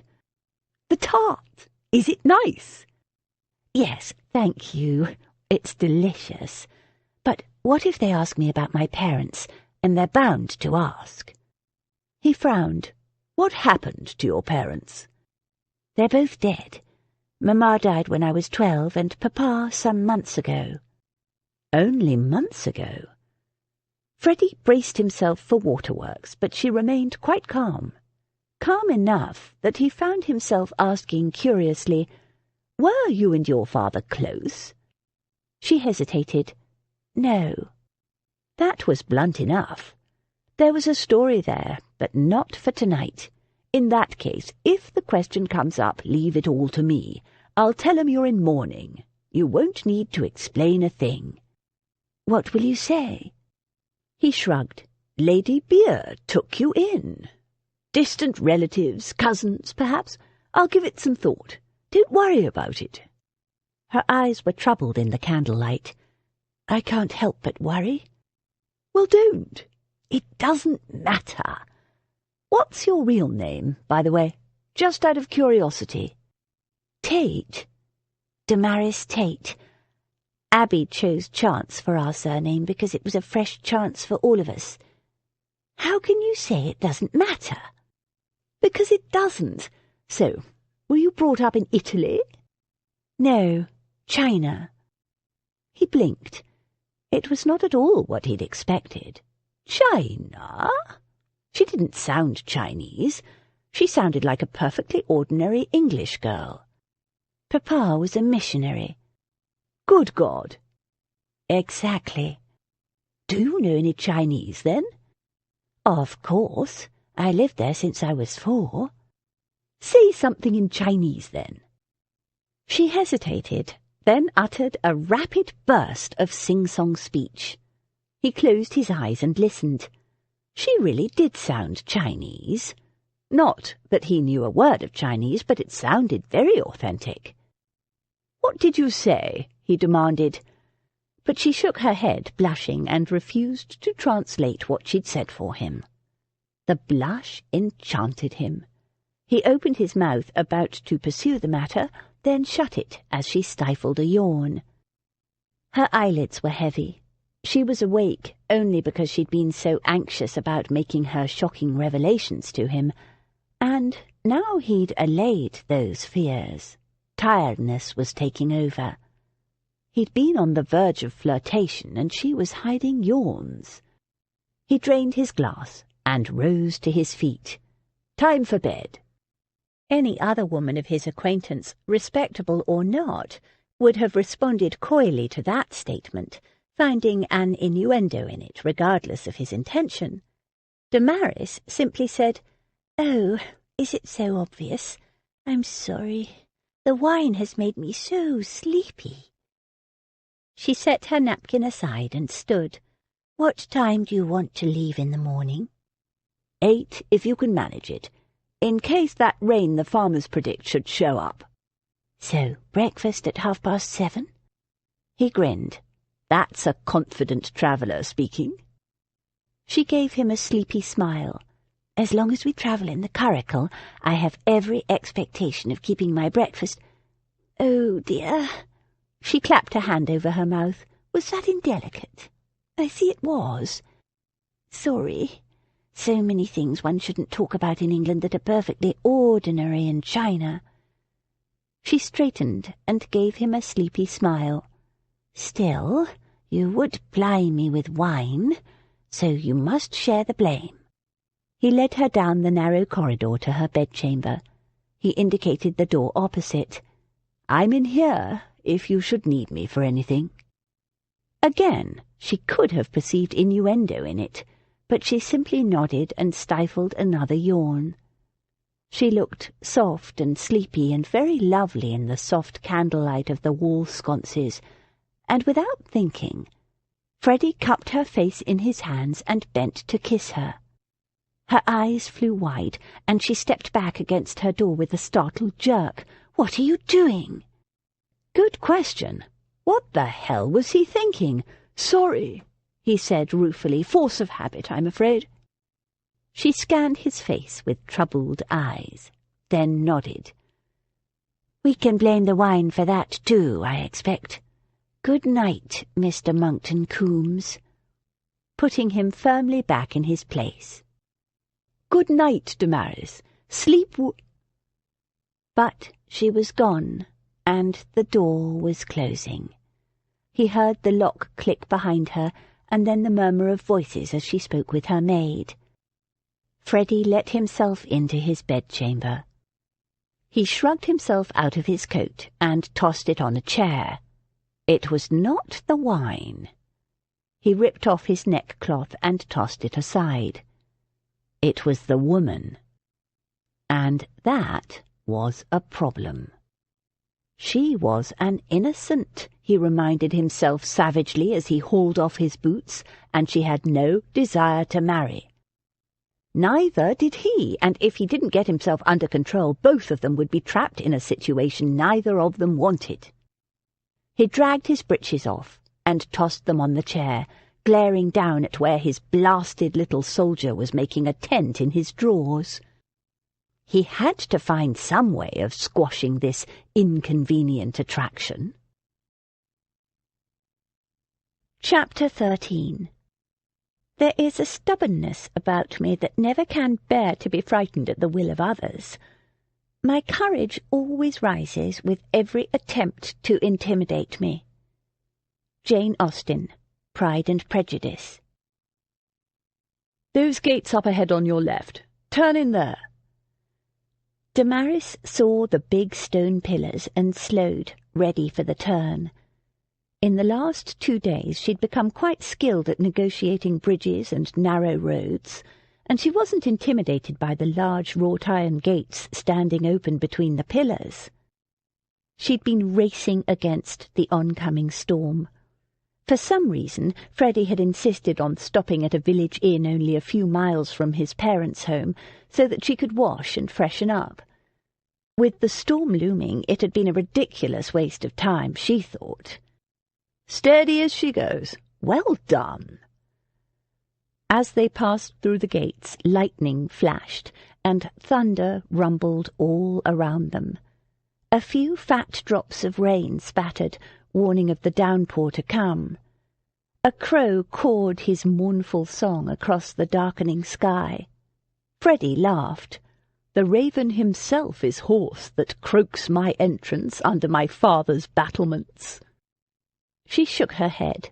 "Nonsense. And anyway, there aren't any battlements." She could see the house clearly now, a huge, grey, impressive Gothic pile, to which it was apparent several wings had been added in the last century, but no battlements. "What? You don't recognize the quote? Didn't you have Shakespeare in China?" "Yes, my mother had several volumes of collected works.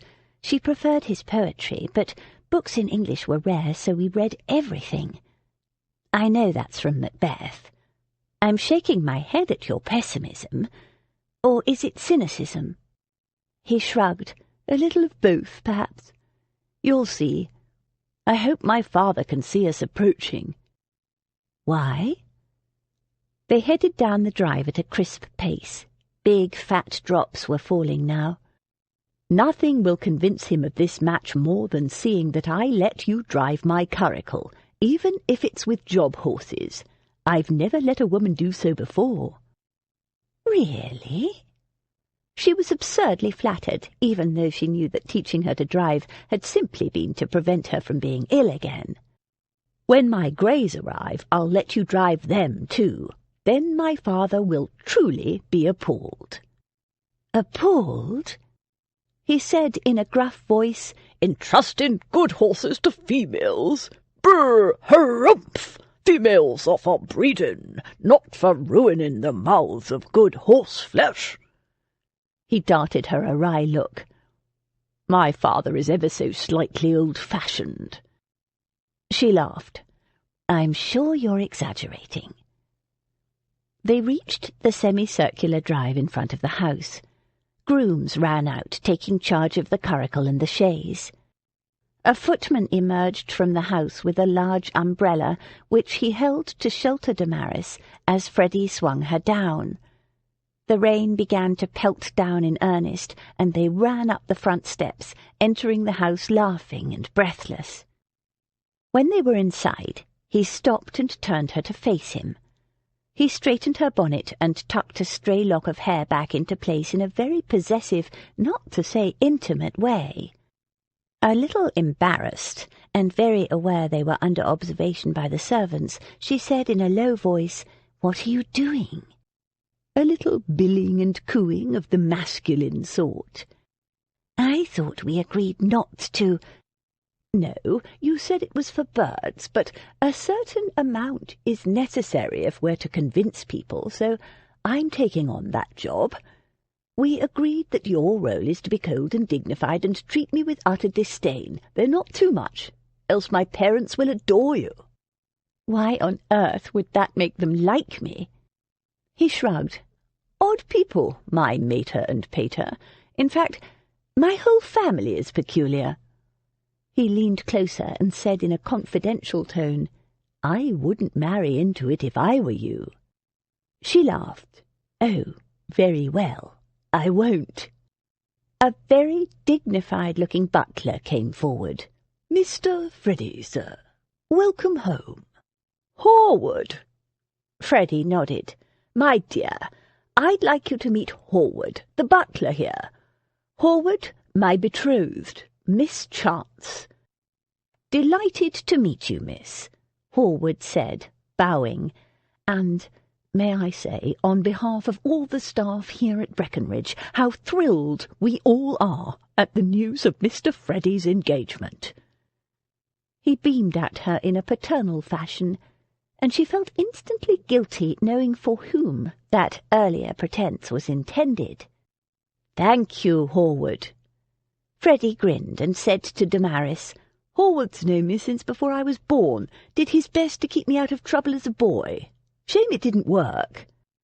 "Nothing but harmless, boyish mischief," the butler said firmly. "Now, her ladyship told me to bring you both straight in the moment you arrived. They're in the large drawing-room." Did she indeed? And in the Chamber of Horrors? Gird your loins, my dear. A treat awaits you.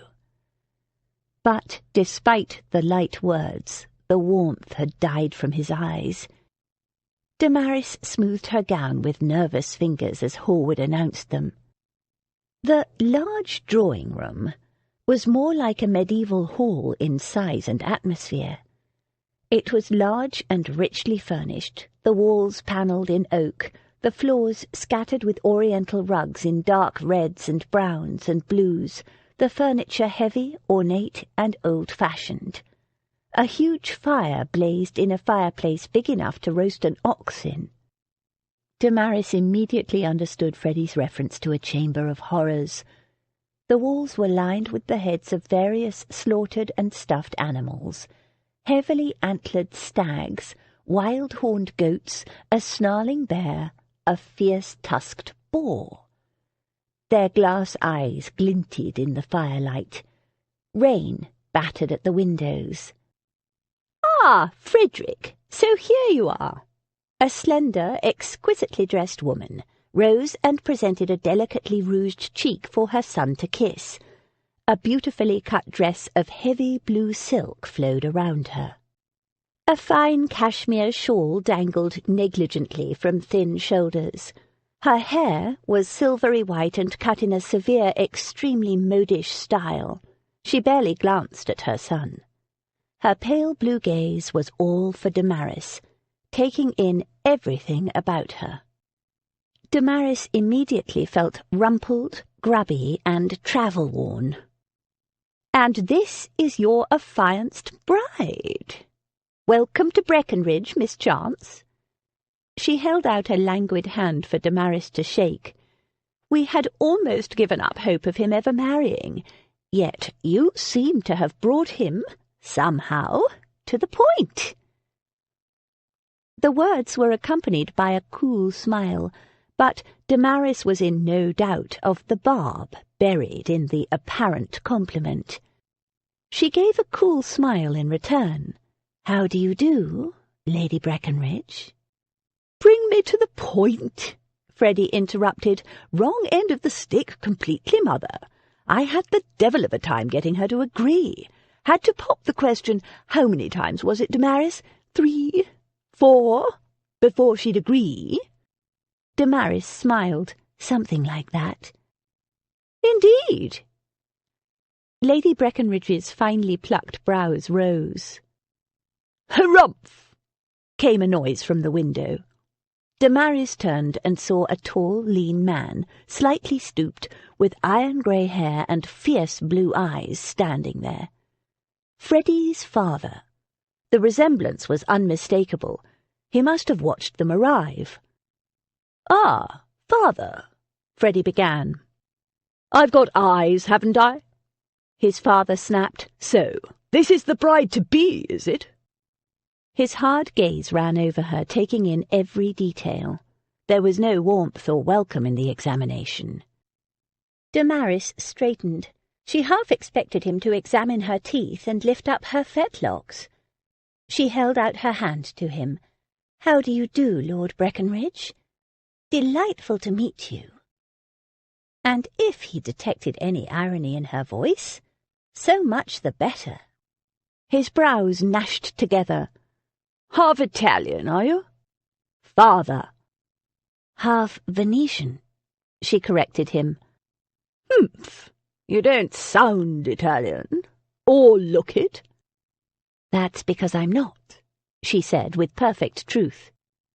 The elderly man gave her a narrow look, then turned to his son. "You let her drive your curricle, I see." It was a criticism more than a comment. Freddy smiled faintly. "I do. She has the makings of a very pretty whip." "You drove her in your curricle?" his mother exclaimed. "In this weather? Honestly, Frederick, have you no idea of the proper way to treat a lady? You should have sent for your father's travelling chaise, or hired one at the very least."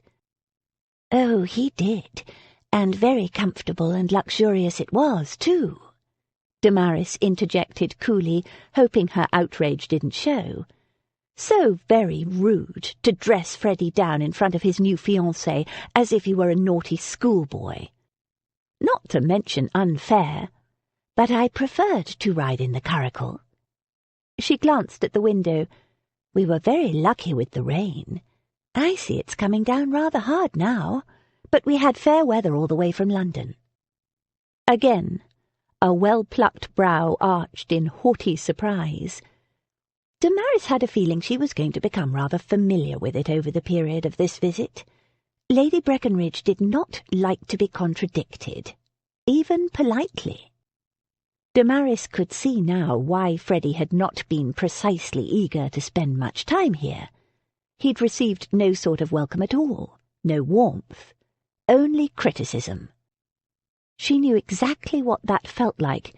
She'd had it all her life from Papa, and she wasn't going to take it from these two strangers. "Now, if you don't mind," she said sweetly, "it's been a long trip and I would like to wash and tidy up." Lady Breckenridge stiffened at the implied slur on their hospitality. Lord Breckenridge's brows drew together in a frown. The atmosphere in the big, ugly room had chilled perceptibly, and it was nothing to do with the fire, which was still blazing. "Of course," Lady Breckenridge said. "Horwood will show you to your rooms. Dinner will be at 8. Frederick, you will collect Miss Chance and escort her to the dining-room." They didn't like even a tiny taste of their own medicine, Damaris thought. Good. If they didn't have the good manners to allow their son and his betrothed time to freshen up and visit the privy after a long journey, then they should be embarrassed. When she was rushed in to meet them immediately on arrival, she'd assumed it was because they were eager to see their son and meet his fiancée.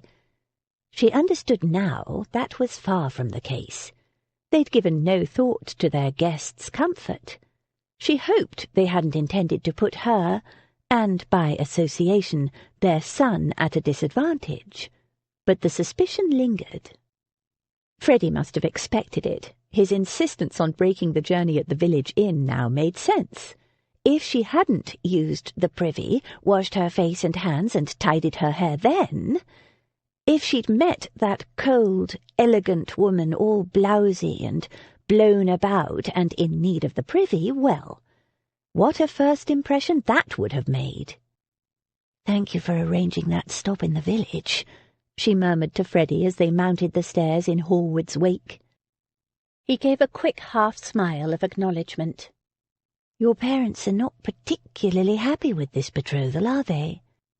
"Don't worry about it. Noses out of joint, that's all. Would have preferred I chose one of the girls they'd picked out for me. Hope they didn't upset you." He gave her a searching look as they reached the landing. "Not in the least," Damaris said. "In fact, I quite enjoyed it." "Enjoyed it?" One mobile brow rose. She knew where that came from now. Odd how on one person it was annoying, and on another it could be quite endearing. He was worried about her, she realized.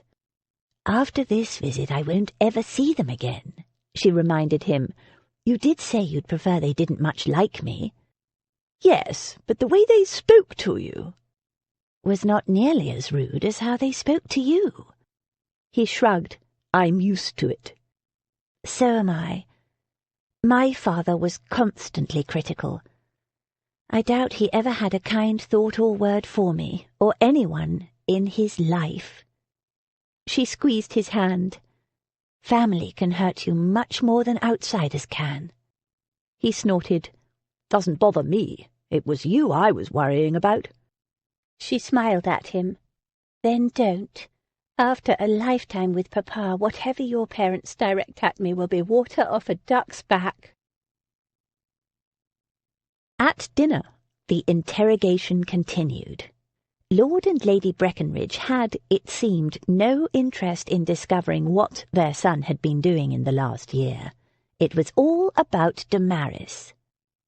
"Did your mother, the Marchesa, teach you how to manage a large household?"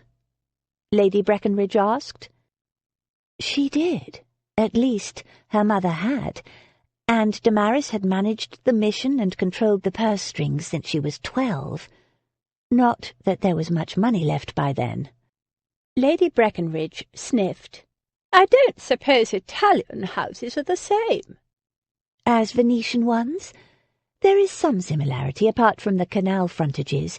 Oh, you mean compared with English houses. I know a little about the running of a large London house and have stayed with my sister Abby in her country home, Davenham Hall, but otherwise it's hard to generalise. These parsnips are excellent. You grow them yourself, I presume. Not altogether a bad thing for an ancient family to gain fresh brood stock. Lord Breckenridge entered the fray. Don't know about Italians, though. Venetians, Freddy said. Humph. The old man eyed Damaris critically. Eat up, girl. You're a bit thin for my taste. There's the succession to think of. Lady Breckenridge cleared her throat meaningfully and eyed her husband. He grunted. Take your point, my dear. My wife here's always been slender as a willow and still managed to throw 2 healthy sons. He pointed his fork at Damaris. We breed sons in this family, missy. Do you hear me? Damaris has 3 sisters, Freddy put in helpfully. Lord Breckenridge frowned. What, no boys? None at all, she admitted cheerfully. I like girls, Freddy said. Young idiot, what do I care what you like? It's the succession that counts. He turned to Damaris. You hunt, of course. No, I don't even know how to ride, Damaris said serenely. It was wonderfully liberating not to have to please them, and the ruder they were to their son, the freer Damaris felt to say whatever she chose. When his parents had first started firing questions at her, Freddy had bristled in her defence, but once he saw she was quite capable of dealing with them, even quite enjoying it, he sat back. Not know how to ride? Lord Breckenridge glared at his son. What sort of an upbringing is that for a future bride of Breckenridge? Freddy shrugged. I don't suppose there's much call for horses in Venice. Damaris nodded. Gondolas, yes. Horses, no. A gondola is a kind of boat, she explained kindly. The canals, you see. The old man glowered at her. I know what a gondola is. She smiled at him.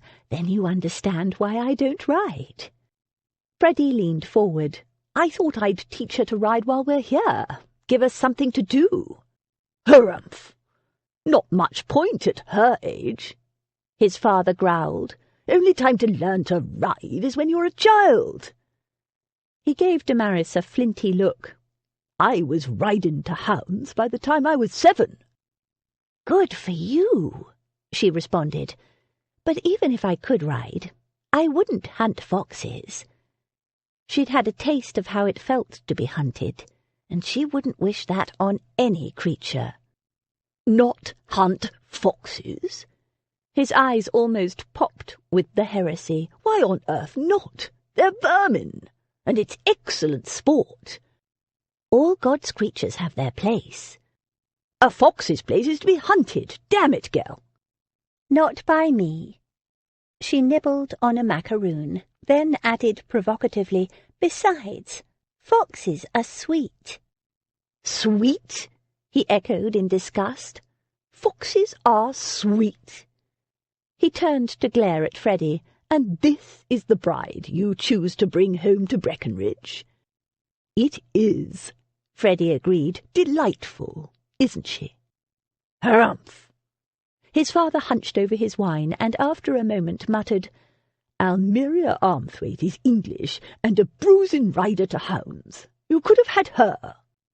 Freddy smiled. Anyone can, I believe, as long as he enjoys the whip. There was a short, stunned silence, into which Freddy rose. Excellent dinner, Mother. Convey my compliments to Mrs. Bradshaw. It's been a long day, and my bride-to-be must be tired, so we'll bid you good night. and before his parents could recover, Freddy and Damaris made their escape.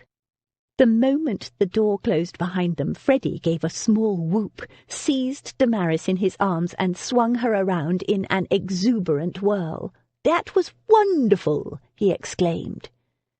She laughed as he came to a halt and let her slide back to earth. His voice deepened. "You were wonderful." He gazed down at her for a long moment, his arms loosely locked around her, tall and warm and strong. She stared back, breathlessly aware of the way her body was still pressed against him, the tips of her breasts just touching his chest, her palms resting lightly on his forearms. His hands were warm as they slid slowly down to circle her waist. Her skirts were twined around his legs. Every nerve in her body thrummed with awareness of him. She moistened her lips. His blue eyes darkened and he bent his head, angling it to... A discreet cough behind them caused Freddy to release her and step back. A footman carrying a large tray of crockery passed them by, looking embarrassed and muttering an apology. Damaris's cheeks were burning. What must he think of her, pressing herself against him like that?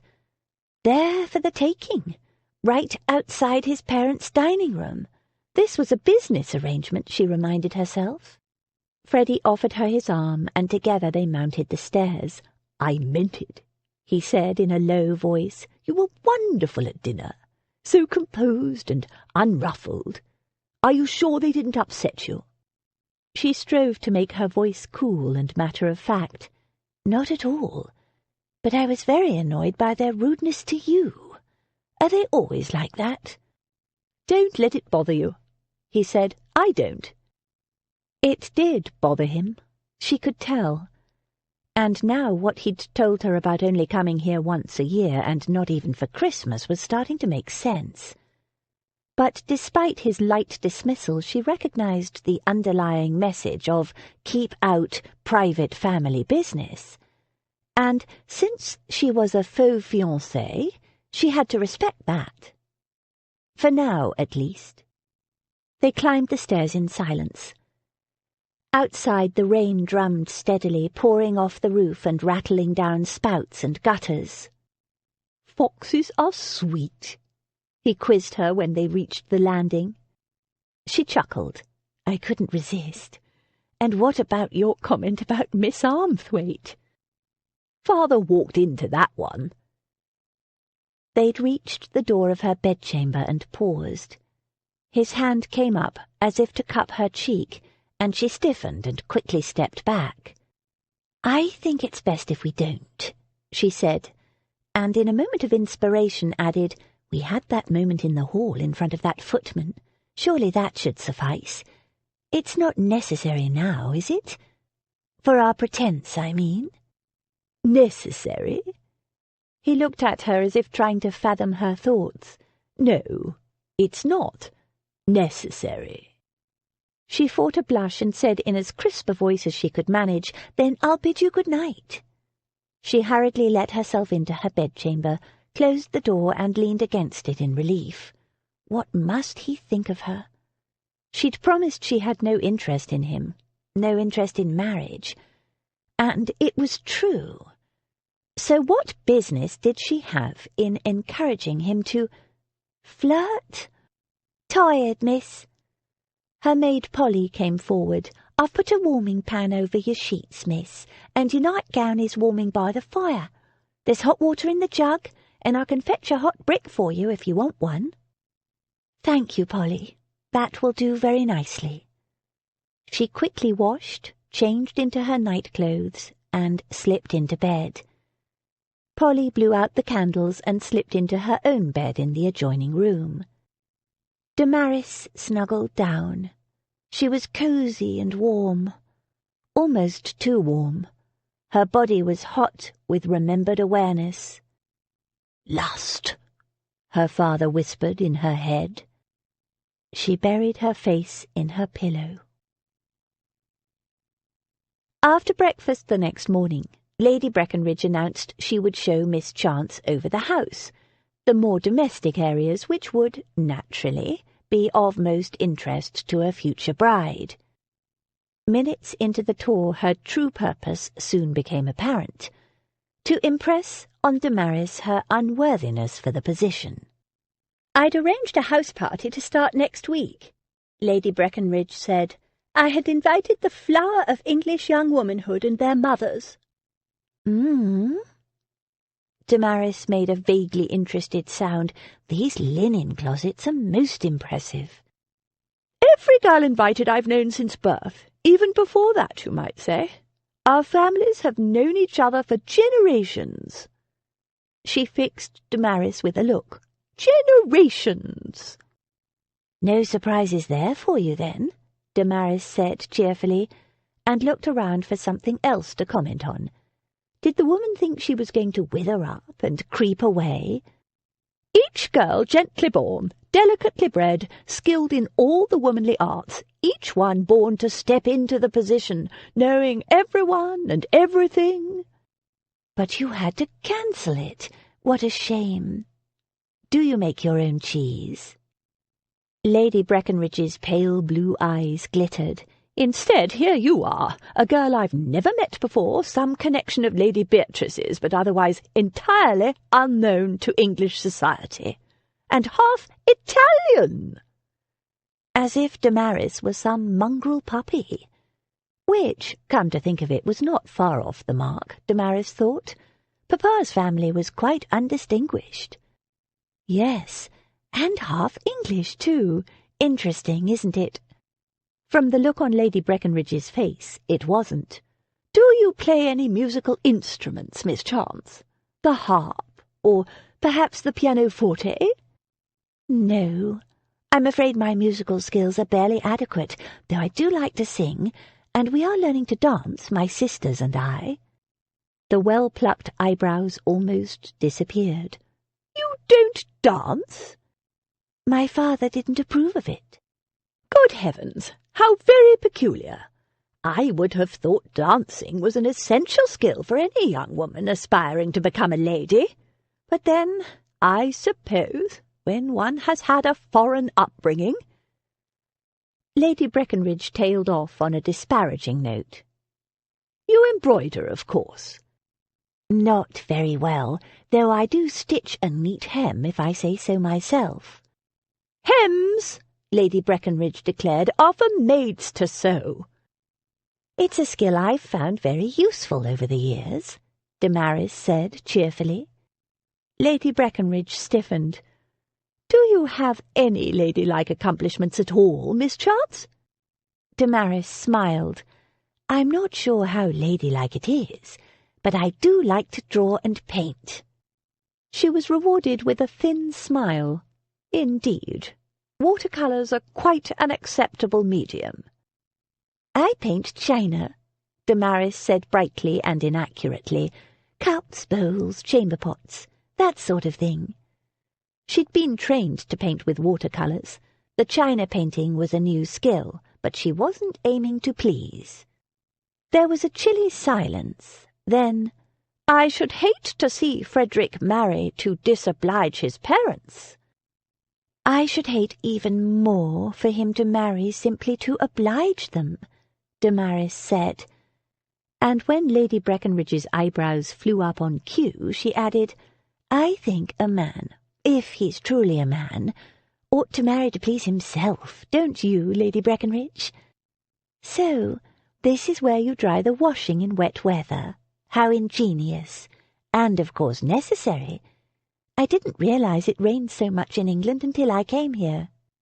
"This has been an unseasonably cold winter," Lady Breckenridge said, adding waspishly, "I suppose the sun shines all the time in Italy." "I wouldn't know," Damaris said carelessly. "I've never been there." "What? But—" "Venice," she said. "And this is the storeroom? So interesting that English people confuse the two countries. Venice was an independent republic for centuries until Napoleon's invasion. Currently it's part of the Kingdom of Lombardy-Venetia, though we have every hope that the Austrians will leave and the republic be re-established." and how grateful she was for Abby's insistence that they learn something of their supposed country of birth. She smiled at Lady Breckenridge, who was looking exceedingly sour, and continued, "I would never mix up England and Scotland, or England and Wales. But then my mother ensured I had an excellent education. Heavens, what a large flour bin! Do you not find that the flour gets stale in such a large container?" "No," Lady Breckenridge said thinly, "we do not." The rain had stopped, and they proceeded to the kitchen gardens. Having tended gardens most of her life, Damaris was truly interested and asked the head gardener a great many questions. As they left the high-walled kitchen gardens, Lady Breckenridge commented, "You seem to have a great deal of practical knowledge of gardening, Miss Chance. So unexpected in a lady. One could almost imagine you were the gardener's daughter." She tittered at her own joke. Mamma never approved of my grubbing around in the dirt either. She held that a lady should have a variety of accomplishments and interests to occupy her. Hers were music and sewing. She did truly exquisite embroidery. Her eyes clouded, remembering how the pieces Mamma had embroidered for Damaris's bride chest had been burned. But I preferred to grow things. It was a necessity as well as a pleasure. The garden helped keep them fed. Lady Breckenridge arched a brow. "I did not realize Venetians could keep gardens. Surely all that water—" Curses! She'd forgotten about the canals. Not in the house, no. Of course we cannot have gardens around the house as the English do, but we had gardens and orchards in our— She groped for a solution to her rash statement. In our country properties. "Properties?" "Yes," Damaris said airily, hoping she wouldn't ask for further details. "Does Breckenridge have orchards?" When they returned to the house an hour later, Lady Breckenridge handed Damaris over to Freddy with an air of relief, saying, "I have shown Miss Chance the domestic parts of the house and the gardens. She is interested in herbs and orchards. And—" she shuddered eloquently as she glided away, "bees." Freddy watched her go, then whistled softly. "Round 1 to Miss Chance. My mother looks almost crushed. What did you do to her?" "Nothing, I promise you," Damaris said. "On the contrary, she has spent the last 2 hours squashing my pretensions in the most relentless, elegant fashion." "Really?" His eyes danced. "Your pretensions look remarkably unsquashed to me. Quite delightfully perky, in fact." Seeing the direction of his gaze, she pulled her shawl across her bosom. "Those," she said with what she hoped was quelling dignity, "are not pretensions." "No?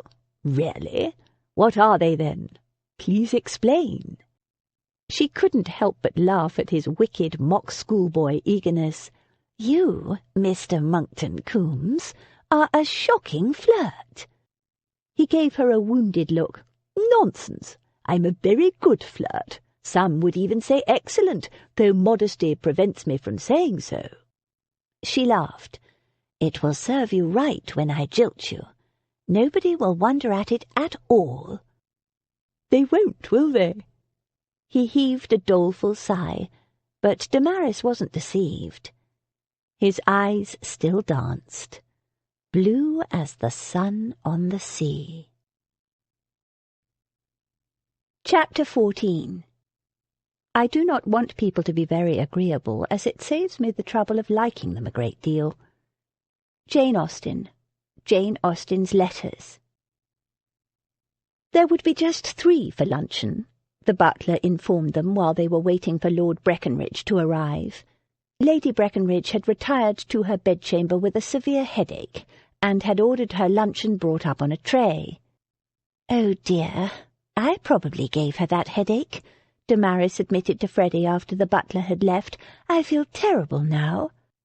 "Nonsense. My mother's headaches are legendary. They come on whenever she fails to get her way. If she were truly ill, she wouldn't have ordered any luncheon at all, let alone on a tray. Lord Breckenridge entered. He gave Damaris a sharp look.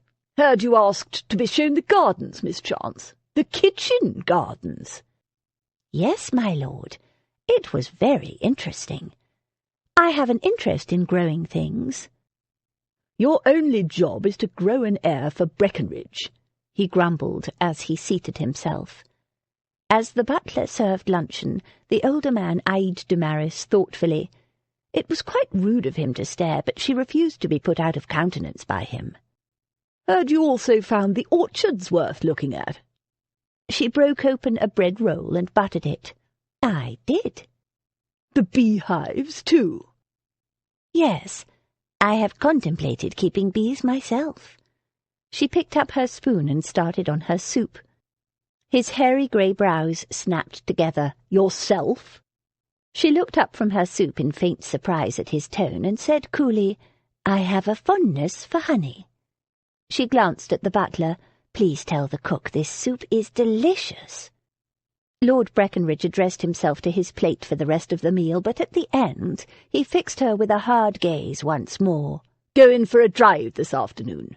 Be pleased if you'd accompany me, Miss Chance."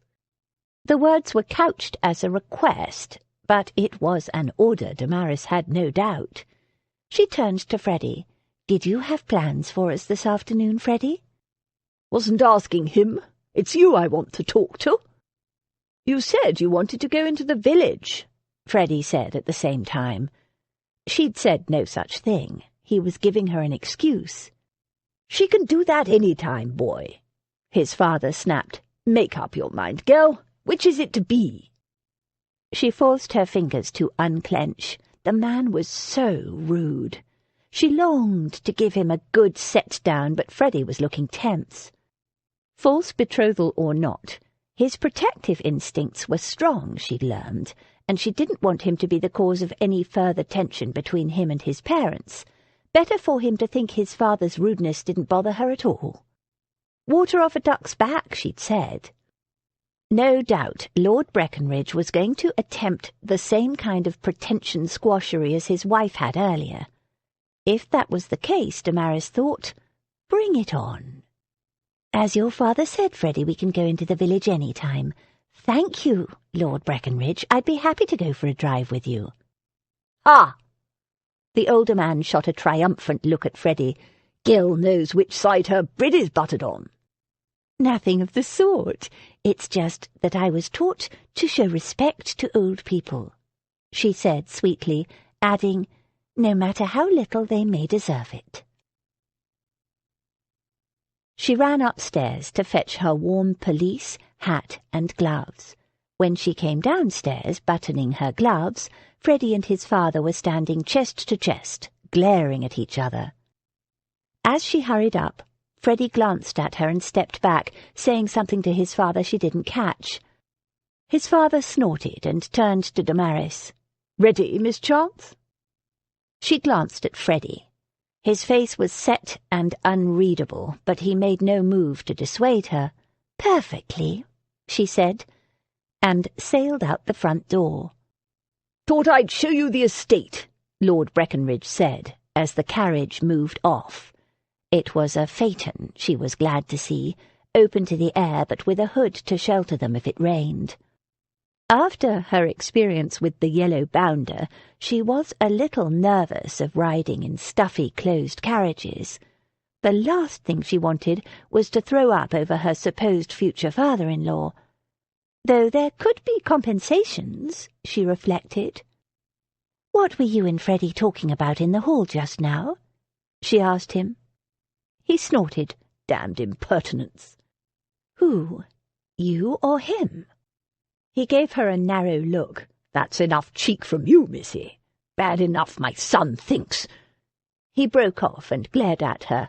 "I know how to treat a lady, damn it!" Damaris hid a smile. She was perfectly capable of defending herself against any jibes his father might make, but the thought that Freddy had warned his father off made her feel warm inside. "And don't think I'm going to let you tool these beauties about the country," he said grumpily. indicating the matched bays pulling the phaeton. "I'm not a reckless fool, like my son." "Your son is neither a fool nor reckless, and if you have brought me here to insult him, you may stop the carriage now, and I will get down and walk." She waited with chin high, ignoring his scrutiny. After a moment he grunted, so, taking that as acceptance of her terms, she added, "And beautiful as they may be, I have no desire to drive your horses." They drove down the main drive and turned left, away from the village, along a narrow lane lined with high hedgerows. They passed a small cottage where an elderly woman in a mob cap stood in the front garden pruning vines. She gazed intently at them and half raised her hand as if to wave, but Lord Breckenridge took no notice. Damaris smiled at the woman as the phaeton swept past at a fast clip. Who was that? "Eh? Oh, her. Nobody." She was clearly somebody. He gave her an exasperated look. "Old retainer. Nobody you need notice." "Oh, I notice everyone," she said blithely. She waited for some crushing response, but apart from another grunt, he didn't say anything for some time. They drove through endless lanes, and from time to time he'd throw out some comment about whatever it was they were passing. "Potatoes," he said, as they passed a field of some crop drowning under sheets of water. "All this blasted rain we've been having. Looks set to ruin the harvest." Another time he jerked his head at a field full of sheep. "Sheep," he informed her. She restrained herself from exclaiming in amazement. While he remained civil, so would she. For meat or wool? He gave her a surprised look. "Wool." They drove through a small hamlet, and he said, "Tenants' cottages." Several children ran out, waving. A woman carrying a basket bobbed a curtsy. A couple of labourers trudging along the lane stood back as they passed and tugged their forelocks to Lord Breckenridge. He ignored them all. Damaris, not quite knowing what to do, smiled at them anyway. At a crossroads, a broad-shouldered man in a worn leather apron straightened from examining a horse and dipped his head in greeting. Lord Breckenridge gave him a curt nod, saying to Damaris as they passed, "Smith, good man, knows his trade." Gradually, it dawned on her that unless he'd changed his mind at the last minute, or since she'd threatened to get out and walk, this wasn't an attempt to squash the unsuitable bride's pretensions. He really was giving her a tour of the estate. Why, she had no idea, but something inside her unknotted, and she began to relax and enjoy herself. They came to a muddy field dotted with pigs. Before he could say pigs to her, she said, "I used to breed pigs." It was only a slight exaggeration. A farmer had given them a piglet once, and Damaris had raised it. She'd wept when it had to be killed, but she'd still eaten the meat. Meat was always very scarce at the mission, and it was sinful to waste food simply because you'd known it as a friend. Pigs were affectionate and intelligent creatures. He turned his head to stare at her. "You bred pigs? Good God!" Then, after a pause, he asked, "What kind of pigs?" "A Chinese breed. They were experimental," she hastily added. He grunted and gave her another hard-to-read look. "Experimental Chinese pigs, eh? And do they swim, these Chinese pigs?" She gave him a blank look. "Swim?" "Yes, well, they'd need to because of the canals, wouldn't they?" She managed to keep a straight face. No. We kept them on an island, where we had the orchards." "Extraordinary," he murmured to himself. "Experimental Chinese swimming pigs." "Well, how was he?" Freddy asked her on their return. "Perfectly civil." She took off her hat and frowned thoughtfully. "Surprisingly so." "Why? What did you talk about?" "The estate." "The estate?" She nodded. It wasn't at all what I expected, but he pointed out the crops he was growing and the apple orchards and sheep. And we talked briefly about pigs. Pigs? She giggled. The pigs were my fault, to be honest. I told him I'd bred pigs. Well, I raised a piglet once in China, which is close. I thought for a minute he'd bubbled me when he asked if they swam in the canals, but he seemed to accept my explanation. I said they were kept on an island where we had orchards. He seemed remarkably impressed. Freddy groaned. He would be. It all makes sense now. Blast! What makes sense? She tilted her head curiously. Tell me. He took her arm and led her toward the stairs. Those girls they had lined up for me, they're all very different, but they have one thing in common. They were all raised on an estate like this and have some knowledge of how to run one. She nodded, a little puzzled. Yes, your mother asked me about running a house the first night we arrived, remember? Yes, but you don't understand. My mother is in charge of the house. My father runs the estate, or rather tells the estate manager how to run it. Yes, I assumed that's how it would be. So what? She broke off. Where are we going? They'd passed the landing of the floor where her bedchamber was. Something I want to show you. He tugged her onward. The thing is, if my father is talking land management and pigs to you, it probably means he's starting to approve of you. He pulled a wry face. Come to think of it, they probably both do. First, you sent my mother upstairs in a sulk. I did no such thing. She called it a headache, but believe me, it was a sulk, which means she didn't manage to crush you, which is a point in your favour. The future Lady Breckenridge must be able to hold her own with the finest aristocratic bitches in the land. They like it that you stood up to them. Oh! She digested the implications of that as he led her through a maze of corridors and up a series of increasingly narrow stairs. She paused on a landing to catch her breath. So, when they're nasty to me, would you rather I burst into tears instead? She wasn't sure she could weep on demand, and it certainly went against the grain to do so, but he was giving her a cottage in exchange for this performance, and he who paid the piper chose the tune. Good God, no! I haven't enjoyed myself so much in years. I don't think any young woman has ever managed to get the better of my mother. He shook his head in amazement. And not only did you manage to keep my father civil. That was you and your warning off. How did you? I asked him. And he told you? He laughed. Well, there you are. And then you discussed crops and pigs with him. Wonders will never cease. Turn here. Where are we going again?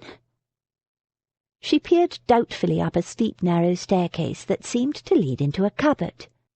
He gave a faint smile. Wait and see. There's a key to unlock it. Ah, here we are. He produced a key from the ledge over the narrow doorway, reached past her to unlock the door, and waved her on. Ladies first. She had to bend to get through the small door, but she stepped outside into fresh air and gasped with pleasure at the view in front of her. He'd brought her to the small tower-like structure she'd vaguely noticed on top of the house. Surrounding the tower there was a narrow walkway about 4 feet wide, with a railed barrier for safety. She could see for miles in every direction. Seeing as you've been driving around the estate all day, thought you might enjoy the bird's-eye view. Besides, with any luck, we'll get a sunset. You do like sunsets, don't you? I do indeed, she said softly, touched by his thoughtfulness. He nodded. Thought so. Women usually like such things. Unreasonably annoyed at being part of usual women, she moved to the edge of the walkway and looked out. She could see the kitchen gardens, the apple orchards and the beehives she'd visited in the morning. On a rise was the copse of winter-bare silver birches she'd noticed on her drive, and surrounding the estate was a patchwork stretch of small farms and cottages. She spotted the cottage where the old woman had smiled at her. Who lives there? Our old nurse, Nanny McBride. Why? "Oh, we passed her today, that's all. She was in her garden pruning. I thought she looked nice." "She likes her garden," he said indifferently. "Can I meet her?" "Nanny McBride? Whatever for? She's very old." "She seemed quite vigorous to me. Certainly not too old for visitors." "I've already dropped in on her. Did it while you were off with my father." With one booted foot he stirred a small pile of rubbish in a corner, bits of wood, an old bucket, a length of rotted rope. "You've visited her? Already?" He must care for his old nanny to have visited her so soon. "Only out of duty." He sounded uninterested, but she wasn't convinced. He leaned forward, frowning, then smiled, and from the pile in the corner produced a small, weathered-looking wooden sword, the handle of which had once been painted red. "So that's where it got to. He must have hidden it." He turned the small sword over in his hands and made a couple of pretend passes with it. "My brother George and I used to play up here every chance we could. Pirates and buccaneers, mainly. But sometimes we'd be soldiers trying to take the fort or the castle, depending what it was. That end was always George's, and this end was mine." It was a dangerous place for small boys to play in. His brother had died when he was a boy. That barrier would be easy to climb. Without thinking, she blurted out, "Did your brother fall? Is that how he died?" "No." He turned abruptly and walked away, disappearing around the other side of the tower. Damaris bit her lip, silently cursing herself for her tactlessness. She gripped the rail hard and stared out at the horizon. He'd made it clear he didn't want to talk about his brother, and it was, after all, none of her business. It wasn't as if she were really his betrothed. Should she go after him and apologize, or should she just let it slide? To the south, not far from the house, lay a lake, wind-whipped and grey, lined on one side with dark pines. Nearby was a small stone chapel, and beside it a scattering of headstones. The family cemetery. She shivered.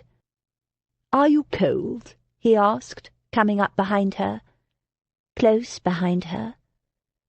She could feel the warmth of his body all down her back. "No, I'm all right, thanks."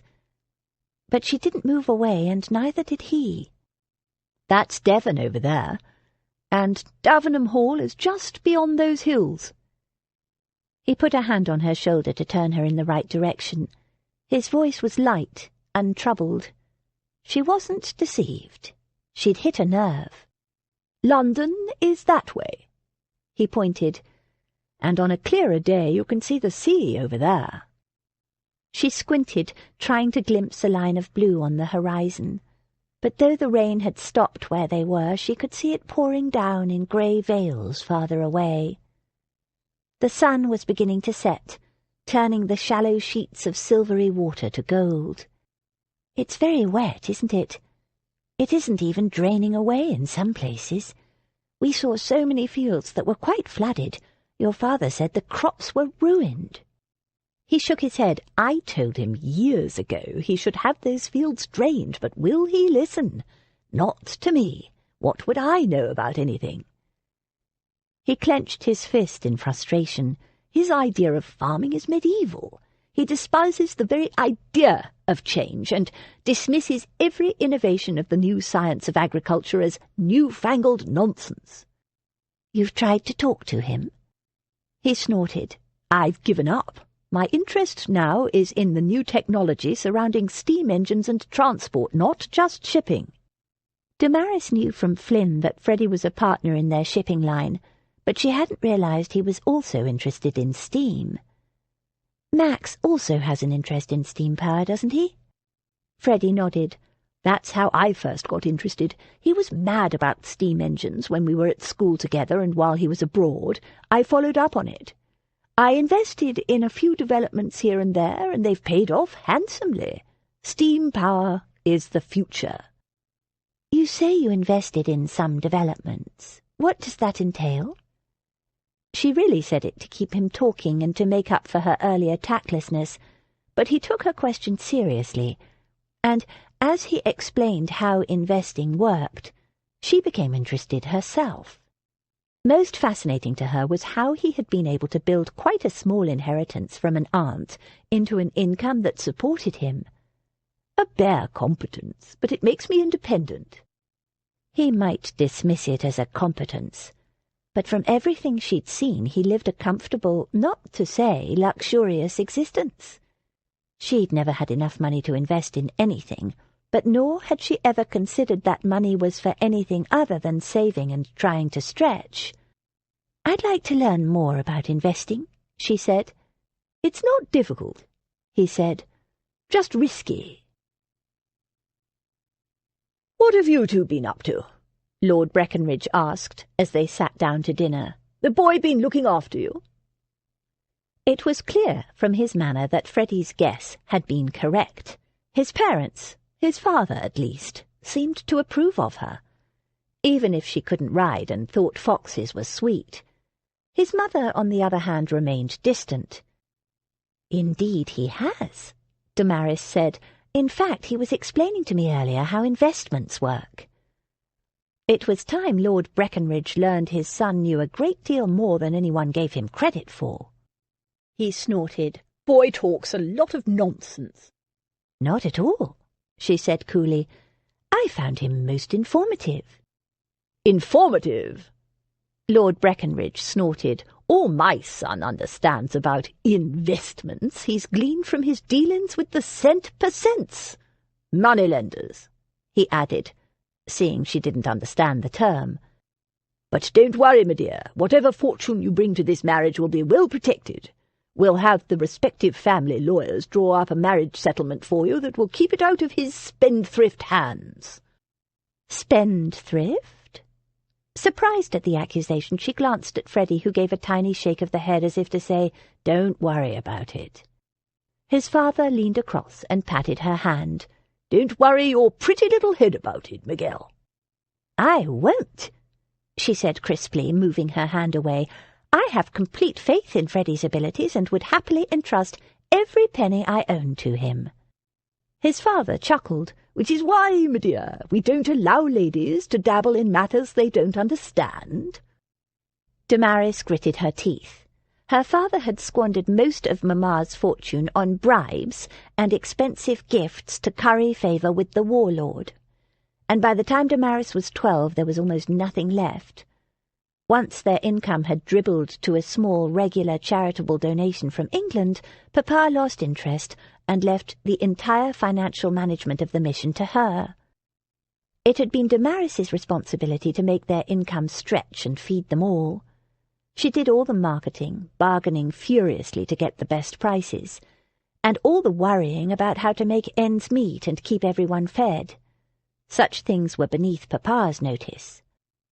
Afterward, when they were alone, she tackled Freddy about his silence. "Why do you let him speak of you like that? You're not a spendthrift. You're not a fool. Far from it. And I don't care what your father says, you do understand investments. You might act the frivolous rattle in society, but I know from Mr. Flynn that you have responsibilities in the firm that you carry out reliably and well. He said once he has great respect for your business acumen, so why—" "Good heavens, don't spread that around, I beg you. It will quite ruin the reputation I've spent years building." He said it lightly, as if it were all a joke, but there was enough truth in it for her to ask, "Why not? And don't hand me any flummery about your society reputation. I'm talking about your parents and what they think of you.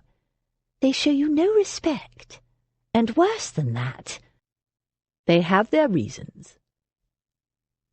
He looked away, his expression momentarily bleak. "What reasons?" "They need not bother you. Your reason for being here is, as you have pointed out several times, merely for the purposes of play-acting. You don't need to get involved." It was a definite warning off. "Don't look at me like that," he said. "I mean it for your own good." His finger stroked the curve of her ear. She pulled back. "What are you doing?" "Just tidying a lock of hair that came loose. Why? Do you mind?"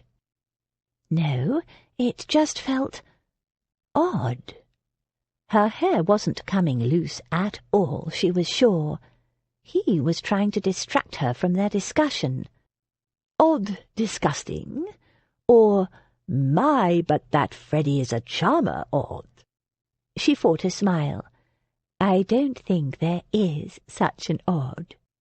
"Of course there is. My grandfather invented it. I take after him. He was a famous rake." She tilted her head to glance at him. "And are you a famous rake?" "Not yet, but I'm working on it," he said earnestly. She laughed. She was beginning to recognize a pattern. Every time the subject got too serious or uncomfortable, he flirted his way out of it. It was clear he didn't want to discuss his parents' attitude to him, so she'd let the subject drop. For the moment.